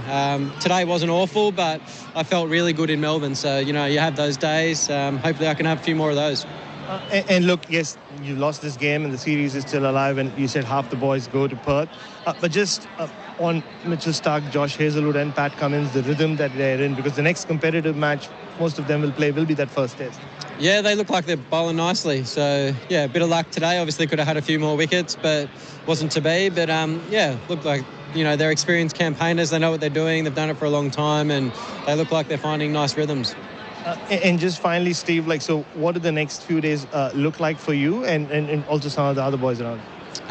Pretty relaxed for me for a couple of days and then get back into batting probably Monday or Tuesday. Have a week of just hitting and just getting red ball refined, a few different things, and going over to Perth and then getting stuck in. Beautiful. Thank you so much, Steve Smith. Easy, no worries. And back to you guys. Bharat Sundaresan down there with Steve Smith in the Australian camp. So Australia bowled out in 35 overs and Pakistan reached their target in 26.3 overs. So I think the Test players will clearly just brush that aside and go that they have more important assignments this summer. Yes, I agree. However, to answer your question, Chad, did you get the answer then out of Steve Smith? I don't know whether I got the answer. Steve, of course, very experienced, and he probably brushed it off a little bit. The wicket was a bit too paced, and we nicked and they didn't nick. I agree, but I don't think he addressed the issue that, You know, I would love to hear him say, our batting group needs to show more accountability. We can't get bowled out on the Adelaide Oval for 35 overs. I would love to have heard that. And I reckon the Australian public would love to have heard that, because there's going to be a lot of disappointed Australian fans tonight, and people even off the text are saying that's unacceptable, not a good performance. I think that the Aussies, answering your question, Chad, how they respond in 2 days' time in Perth with a different lineup, there'll be some opportunities for a few other players, but the ones that played here tonight, you know, then they're playing for their country. There needs to be a sting. They need to come out and show some real venom in Perth and actually win this series 2-1, not roll over. Yeah, and a few of them are playing for their spots, aren't they? With the likes of Matt Short and Fraser McGurk. Travis Head and Mitch Marsh come back into this side eventually. Yep. One of them are gone out, so they've really got to show something in that game in Perth. But, yeah, I agree with you. The accountability of their batters tonight wasn't on show. And it's going to give some good chance to Bartlett and Johnson, who I think have been added to the Perth squad as well, to show some ticker and hopefully win the series for Australia. We will chat about the potential makeup of the Australian team for that third and deciding one day before we're done the presentation in a moment's time. But what about for Pakistan? They hadn't played 50-over cricket virtually for 12 months. From a position of weakness, they created a thriller at the MCG and got close, and then have completely dominated. Here is Jason Gillespie. Should be well pleased with his troops. Yeah, he's gone from moved out of head coach to strategy advisor to media performer. I think tonight he might be actually the Prime Minister of Pakistan or President, whatever they have over there. But that doesn't end well, Chuck. No. You want to avoid that post as best you can. I was going to say, I'll let that go through to the keeper. But you're right. To be honest, I thought Pakistan should have won in Melbourne. And if it wasn't for Pat Cummins' resolute sort of rearguard action, this would actually be 2-0 and the series is done. So it's exciting from a cricket fan's point of view that, OK, the series is alive in essence as we go to Perth, but Australia were, underwhelming in the MCG with the bat, and then they followed it up again tonight. Pakistan batting display was the one that really jumped out at me. I thought they would win at the halfway stage, but I thought, gee, the Aussies might get them 4 or 5 down. Those two openers, Shafiq was really well balanced, and the other boy opening, same, Shea, how good was he, the left-hander? Impressive, very impressive innings. Star definitely has been born there, but I was really impressed with their bowling battery, Chuck. We saw it in Melbourne. Quicks. I was excited coming to the ground today to watch them in action live, and they put on a show, didn't they? They didn't let the Aussie batters settle. I think we're going to join the presentation here. ODI series between Australia and Pakistan. Well, our player of the match, he certainly set up the victory for Pakistan. He took 5 for 29, his second 5-wicket haul in one-day international cricket. It is Haris Rauf. Haris, congratulations. How proud are you of your own performance and the team performance? Yeah, first of all, thanks to Almighty Allah. We are so happy to win this game. Alhamdulillah. How happy were you walking off the ground with ball in hand and the Pakistan cheer from the crowd? Yeah, the Pakistan, the crowd fans too much in everywhere in the world, so they are coming for us. So why not? We are trying to just give happiness. We certainly notice you from the Big Bash in your time with the Melbourne Stars. How much has that helped you in playing in these Australian conditions? Yeah, we are. I'm playing a lot of games for the Melbourne Star, so I know these conditions where we ball. So that's it. Well, we look forward to seeing what you can do in Perth. Well done today. Thank you so much. I'd now like to invite the captain of Australia, Pat Cummins, to the microphone. Pat, how do you digest that team performance? It wasn't one of our best days. Been pretty good of late, but today was right up there with one of our worst, unfortunately. What went so wrong? Look, you'd hope, you get more than 160 odd. I thought they bowled well, but, I think we could have been better at finding a way to get to a better total. What were conversations like then between you and the bowlers at the innings break, knowing you only had 163 on the board? Oh, you're up against it, but, still felt like there was a little bit of seam out there. So plan was just, leave some catches in, try and attack. You never know, but, yeah, it wasn't to be. So now you head home for a rest and Josh Inglis takes over for a series decider in his home state of Perth. What will your words of wisdom and advice be to Josh? I'll leave it to him. We've had a couple of chats, but he'll be fine. He's had a bit of experience. He's great thinker of the game, so let him be him. So the next time we see you will be the first test against India. What do the next 2 weeks look like for you ahead of such a huge series? Yeah, we've got a week at home, so get the red ball in the hand, do a few good centre wickets, and then get over to Perth about a week before. So, some good training sessions. Mine now switches to the Red Bull. I look forward to seeing you in Perth for that first test. Thanks, Pat. Thank you. Ta. And finally, the winning captain, a very proud Pakistan captain tonight, that is Mohammad Rizwan. Mohammad, congratulations. What a massive team win, and now you've levelled the series heading to Perth. How are you feeling? Yeah, Bismillah ar-Rahman ar-Rahim. Obviously, win is win for us, and it gives us a confidence. And inshallah, hopefully we can keep this confidence go with the Perth, inshallah. You won the toss, elected to bowl. How much credit do you give to your bowlers? They were superb in restricting Australia to 163. Basically, as a captain, I didn't believe on the toss, but the way we toss it and we decide all the whole team that we're going to bowl first. And after that, the guys, they give the benefit of the toss. They did it very well. They all bowlers gave a plan for attack on these guys. And alhamdulillah, we success with the help of Allah Pak in this plan. How much do you enjoy watching that raw pace from Haris Raup? He was superb with 5 wickets, wasn't he? Yeah, it's very good because from last couple of years, they perform well for Pakistan. And not only I'm enjoying that his bowling, but everyone is from out of the countries, they enjoy his bowling. And hopefully they're going to keep this statement with him. So. Bring on the series decider in Perth. We'll see you on Sunday. Thank you, thank you. What a terrific win for Pakistan. They have levelled the series 1 apiece, and we head to Perth for that decider on Sunday. Kath Loughnan down at the presentation. So the Glencore scoreboard advancing everyday life Pakistan by 9 wickets. Just all around the stunning turn of events. Pakistan bowling Australia out for 163 and then posting 1 for 169 and finished in appropriate style by Babar Azam, clearing the fence with the final winning stroke. So over to Josh Inglis now. Over to Josh Inglis to try to salvage things for Australia, and he'll do it with a lot of the understudies and hopefuls. He might have a hungrier lineup, perhaps for a group of players who weren't terribly focused on this as a priority. Well, let's hope so, Gerard. A one-day game for Australia, then leading into the T20s, where Josh Inglis also gets a chance to captain. Good on him for that. It really looks like he's in form with the bat, keeping nicely. Thought Matthew Short might have been a nomination for the T20 captaincy given his experience and record with the strikers, but Inglis gets the shot, and we'll see him in action on Sunday in a series decider, which I don't think many Australians thought would be the case, but Pakistan have been impressive in their first 2. At least it puts something on the line now, doesn't it, Jack? And hopefully in Perth we can get a blockbuster decider and can show some young potential players coming through for Australia, and Johnson and Bartlett. Josh Philippe might get the nod again. So it gives potential for them to come in and do well and put their name up in the lights to be picked for the future of Australia.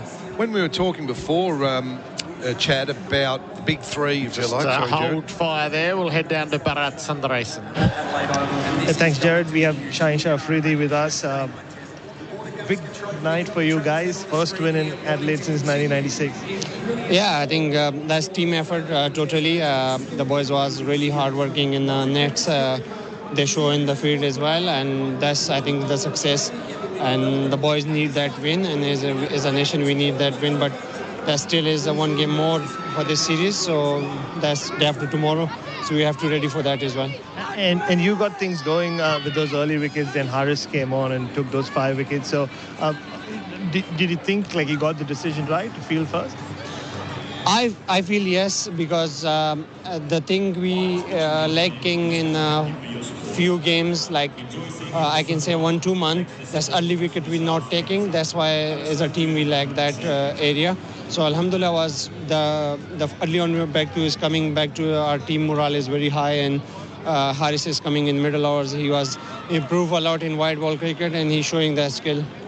And you played a lot of cricket with Haris. For him to take 5 wickets, he has a lot of supporters in Australia, so good to see. Yeah, he's of course the MCG player, Melbourne player, but Haris and me played together since 2018 as a Lahore Qalandar team, and he bowled really well, and he know how to bowl that middle overs, and he improved all the day by day, so that's his success. And just finally, one word on your coach, Jason Gillespie, his home ground, and a big win for your Pakistan team. Yeah, of course. Jason is a hard-working coach, and he always likes supporting the players, and he motivates the players. So as a player, you need that, and I think so far so good, and we're ready for the next game. Beautiful. Go well, Shaheen. Thanks. Back to you guys. Afridi down there with Bharat Sundaresan after a tremendous win by Pakistan. Rare at this ground for them, and it sets up a decider on Sunday. We'll take a moment or two to contemplate all of this and then set up. We might even pick a team for Sunday in the extended squad as who plays. So we'll do that with Darren Berry and with Chad Sayers coming up. SEN one-day cricket for 4 and 20 pies, Australia's original. A shockingly one-sided ODI at Adelaide Oval. Australia on the wrong end of it. You could barely believe that in prospect. Australia bowled out for 163. Harris Ralph, man of the match. 5 for 29. Steve Smith top scored for Australia with 35. And then in reply, Seam Ayub caught Hazlewood bowled Zampa for 82. It was 1 for 137.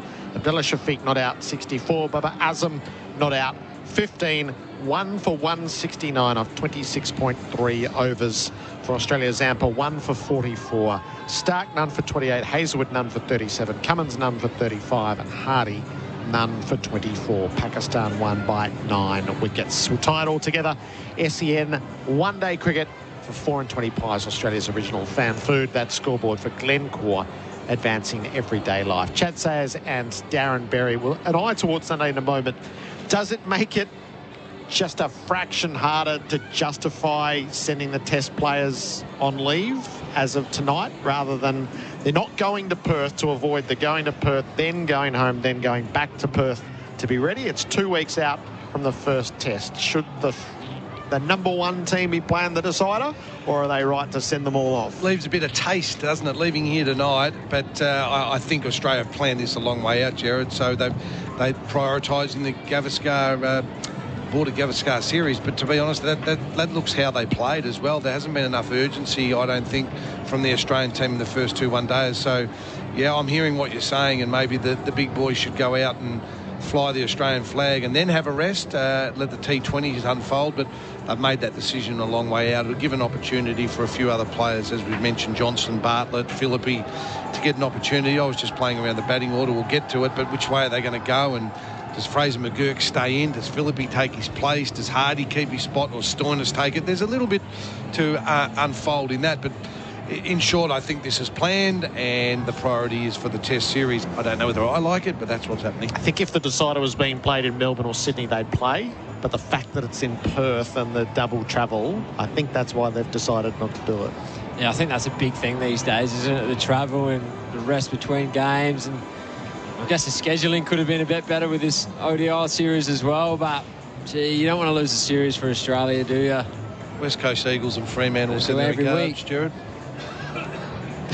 Well, I don't think the public would want Australia to jeopardise the Test series for a one-day decider. So I think they're on safe ground there. It's just a little bit jarring in the aftermath of this game to go, okay, so now we're heading home for a week off while the teams go to play a decider. So yeah, we go over there in the decider and give a few, I don't know, times have changed, that's all I'll say. Times have changed. I'm old school, pick your best team, series decider, whatever they think the best team is. But it appears it's managed, shuffled, whiteboards, names, opportunities, planning for Champions Trophy, planning for board. You know, there's far more science to it than when I was growing up. If you were the best player, you played for Australia, and that was how it was. But times have changed, Gerard. And we heard Josh Hazlewood say that there'll be no resting in Test matches. You only don't play Test matches if you're injured. Why isn't that the same in any other format? It's a privilege to play for Australia, isn't it? Yes, the problem is on Sunday, they're not playing for anything. It's notionally a decider, but there's no tangible prize, is there? The bowlers are going to bowl somewhere. Bharat was talking about loads out here tonight. Why is Pat Cummins bowling again? No, because he's got to get his loads up. He's going to have a bowl in the nets, isn't he? So why not bowl at the Wacker where he's going to play, up the stadium where he's going to play in 2 weeks' time? Gerard, you hurt me then. I've got a lot of admiration for you, but as someone that was not good enough to play for Australia, you just said there's nothing to play for on Sunday. They're playing a trophy. Yes, there's nothing of consequence that they're playing for. And then there's no trophy. Yeah. There's no... if there was, I think it would be a much easier case to make. But you're defaulting to the, hey, this is Australia. This is a best of 3. This is representing your country, the best of 3. And I think there's always something to play for. I really do. And it's not as if we're turning it around in 3 or 4 days. And that's why I threw the West Coast Eagles. I understand it, but I don't agree with it. Okay, so who plays on Sunday? Yes. So Cummins, Stark, Hazelwood, Labuschagne, Smith go out of the squad. Bartlett, Johnson, Philippi come in. Will they default to the... So the original squad has Abbott, Connolly and Morris and Stoinis before you get to the reinforcements.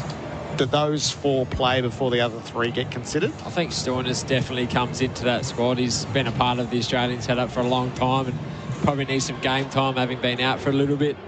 I reckon Morris plays if he's fit, which he probably is, being in the squad. I think they'll have a look at Connolly in Perth too. I think they will. They'll have a look at the young man over there in Perth. So Fraser McGurk intrigues me. Do they just go again, mate? Just go again and go and play the way you play? Or do they say, just have a little rest and we'll give Philippi a shot at the top? Or got to get games into him, I reckon. Yeah, so if that is the case, Fraser McGurk can short stay there again. Philippi coming in at 3, does he? Or does Hardy go up to 3 where he bats for WA? But he's not in great form either. Do we have a look at Inglis higher up the order with... Has that decision been made in Melbourne whilst we're in Adelaide today? I could definitely see Inglis at 3. You know, I wouldn't mind Inglis opening the batting, to be fair. Yeah. So there's a lot of questions. We're not very categoric there. I think Connolly will play. Inglis could go up. Stoinis probably needs to get a game into him. It's in Perth. Does Abbott come back in? I think they'll play Bartlett with a bit of swing and bounce. Johnson misses, I reckon. Okay, and Morris, you're saying, comes in yeah. over there. So Morris, Abbott and Bartlett ahead of Johnson? Yeah. So Fraser McGurk short, and then Inglis, Connolly, Stoinis, Hardy, Maxwell in whatever mashup. Yeah, you could throw that up in the end where they land, yep. Abbott, Morris, Bartlett ahead of Johnson and Zampa. And Zampa, well, I mean, Zampa left the field. He dropped that catch, and we thought he might have got injured, but he did come back and bowl. So I don't think it's anything significant. You'd suggest he still plays with a bit of experience in that inexperienced side. Inglis takes the captaincy. It's a different-looking Australian side. It's a very different-looking Australian side. Yeah, look at that. Wow. Half the side out, isn't it? 5 players out, 5 players in. I just feel like it's one of those moments is for the whole setup, that Australian team will want to win. Like they'll need to win to avoid all of these. And all these players. The questions might go to management and they might go directly to CA. Hey, what are you doing here? Yeah, and a lot of these players are going to be excited to be putting on the yellow cup again and really eager to do well, to push their case for further down the track. So you're probably right, Gerard. They'll come out and put a good performance in. Yeah, but if they get beaten, I know what Monday morning's conversation is. Yes. It goes like this. Turn it up, Gerard. You're playing for your country. You've got everything to play for. Thank you, Mark. Is that my brother? So that'll be Monday's snap judgment. Snap judgment. If Australia loses the decider on Sunday with the reinforcements, with the understudies. I'll be tuning in, Gerard. I'll be driving to work Monday as you come onto the air. I gather at 9 o'clock, and the snap judgments, I'll see how Sunday unfolds first. But it's interesting. It is interesting for all the aspects that we've just discussed. And we shouldn't take away from Pakistan's really outstanding performance today. But we're left with a bit of taste here in Adelaide, almost like the balloon's been pricked for me. I was so up and about for today, and we're going home at 8 o'clock. I know, 21,398 turned up. They're all on the town now, so we'll go and join them, shall we? Chad, terrific, thank you. Thank you, Chad. Always a pleasure. Chuck, thanks for coming across. Cheers, Gerard, thank you. Sunday's team will be Andy Marr is going to be joined by Tom Morris, Brad Hogg and Adam Voges. So you'll be in great hands for the call from Perth Stadium for the third and deciding one-day international between Australia and Pakistan. Tonight it has been a rout. Pakistan won by 9 wickets. Here's how it unfolded on SEN one-day cricket for 4 and 20 pies, Australia's original fan food. Just the one slip in place. Fraser McGurk hit on the pads, trying to drive out. LBW. Ouch. Afridi's got him. 2 in the deep on the leg side. A short faces up and he carves the ball to cover where he's caught. Baba takes a sharp catch to his right. Smith goes for this, and this will clear the ropes and clear the fence. Touch something on the way through. Ralph's gone up. Rizwan's gone up. And most importantly, the umpire's finger has gone up, and Josh Inglis departs, swinging at one that was down the leg side. Labuschagne beaten on the outside edge. She's nicked it. Rizwan takes the catch, and Labuschagne fails. Smith survives. He's been dropped on 14. He gets the next on now. So he didn't last beyond the next ball. Slip's gone out for Hardy. Oh, he's got the nick. And Ralph picks up another one. Rizwan, the diving catch. Off balls. Maxwell drags it on. Short ball, went the pull shot, under edge, stump out of the ground. Stark drives, edges, caught. Stark's the next to go. Cummins on strike, got the nick. He's got another one, the keeper. Ralph picks up his fifth. Seems sharp. Replaces Ralph. Drops it short. It's gone miles in the air. Seven for the captain. Take. Oh, no! He has dropped an absolute punt. Last ball of the over. Zampa's gone. He just crashes through. Zampa gave himself some room. Afridi attacked the stumps. Wow. And that is it. Done and dusted. Neck and crop. Australia all out for 163. He faces up again, waits for Cummings. That's a beautiful pull shot. He dropped it short. He swiveled on the back foot, tucked it off his hip about 5 rows back. Stark comes in again, drops his shot shorter. He picks him up and puts him 30 rows back. If you don't mind. Gee whiz. What a shot. Ayub dents down the pitch, sliced to third, drops. He's been dropped down on the rope. Zampa puts him down. Ayub is looking for his 50th run, and he'll find it as he runs the ball down to third.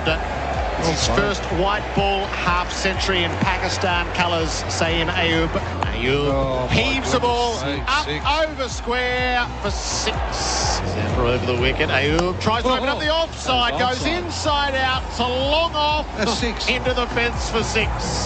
Ayub swings straight down the ground. He is pure hitting. 6 more. He's got a taste of it, but he got it big. He lifted it up into the Edward Smith stand and put it 15 rows back. Zampa comes in again. Saeed goes at him and he's out. Doesn't matter now. Came at him, threw the bat at it. Ball just drifted on him a little bit. And the catch is taken by Hazelwood, and that brings to an end a thoroughly entertaining innings. Zampa again to Abdullah Shafiq. He comes down the wicket at him, crunches him over, long on for another towering 6. In comes Zampa. Drops it short, and there it is, the glorious finish from their champion batter. He hammers it over the mid-wicket boundary fence for a crushing 6. And this sets up a series decider on Sunday in Perth that we can't wait for. Pakistan have annihilated Australia.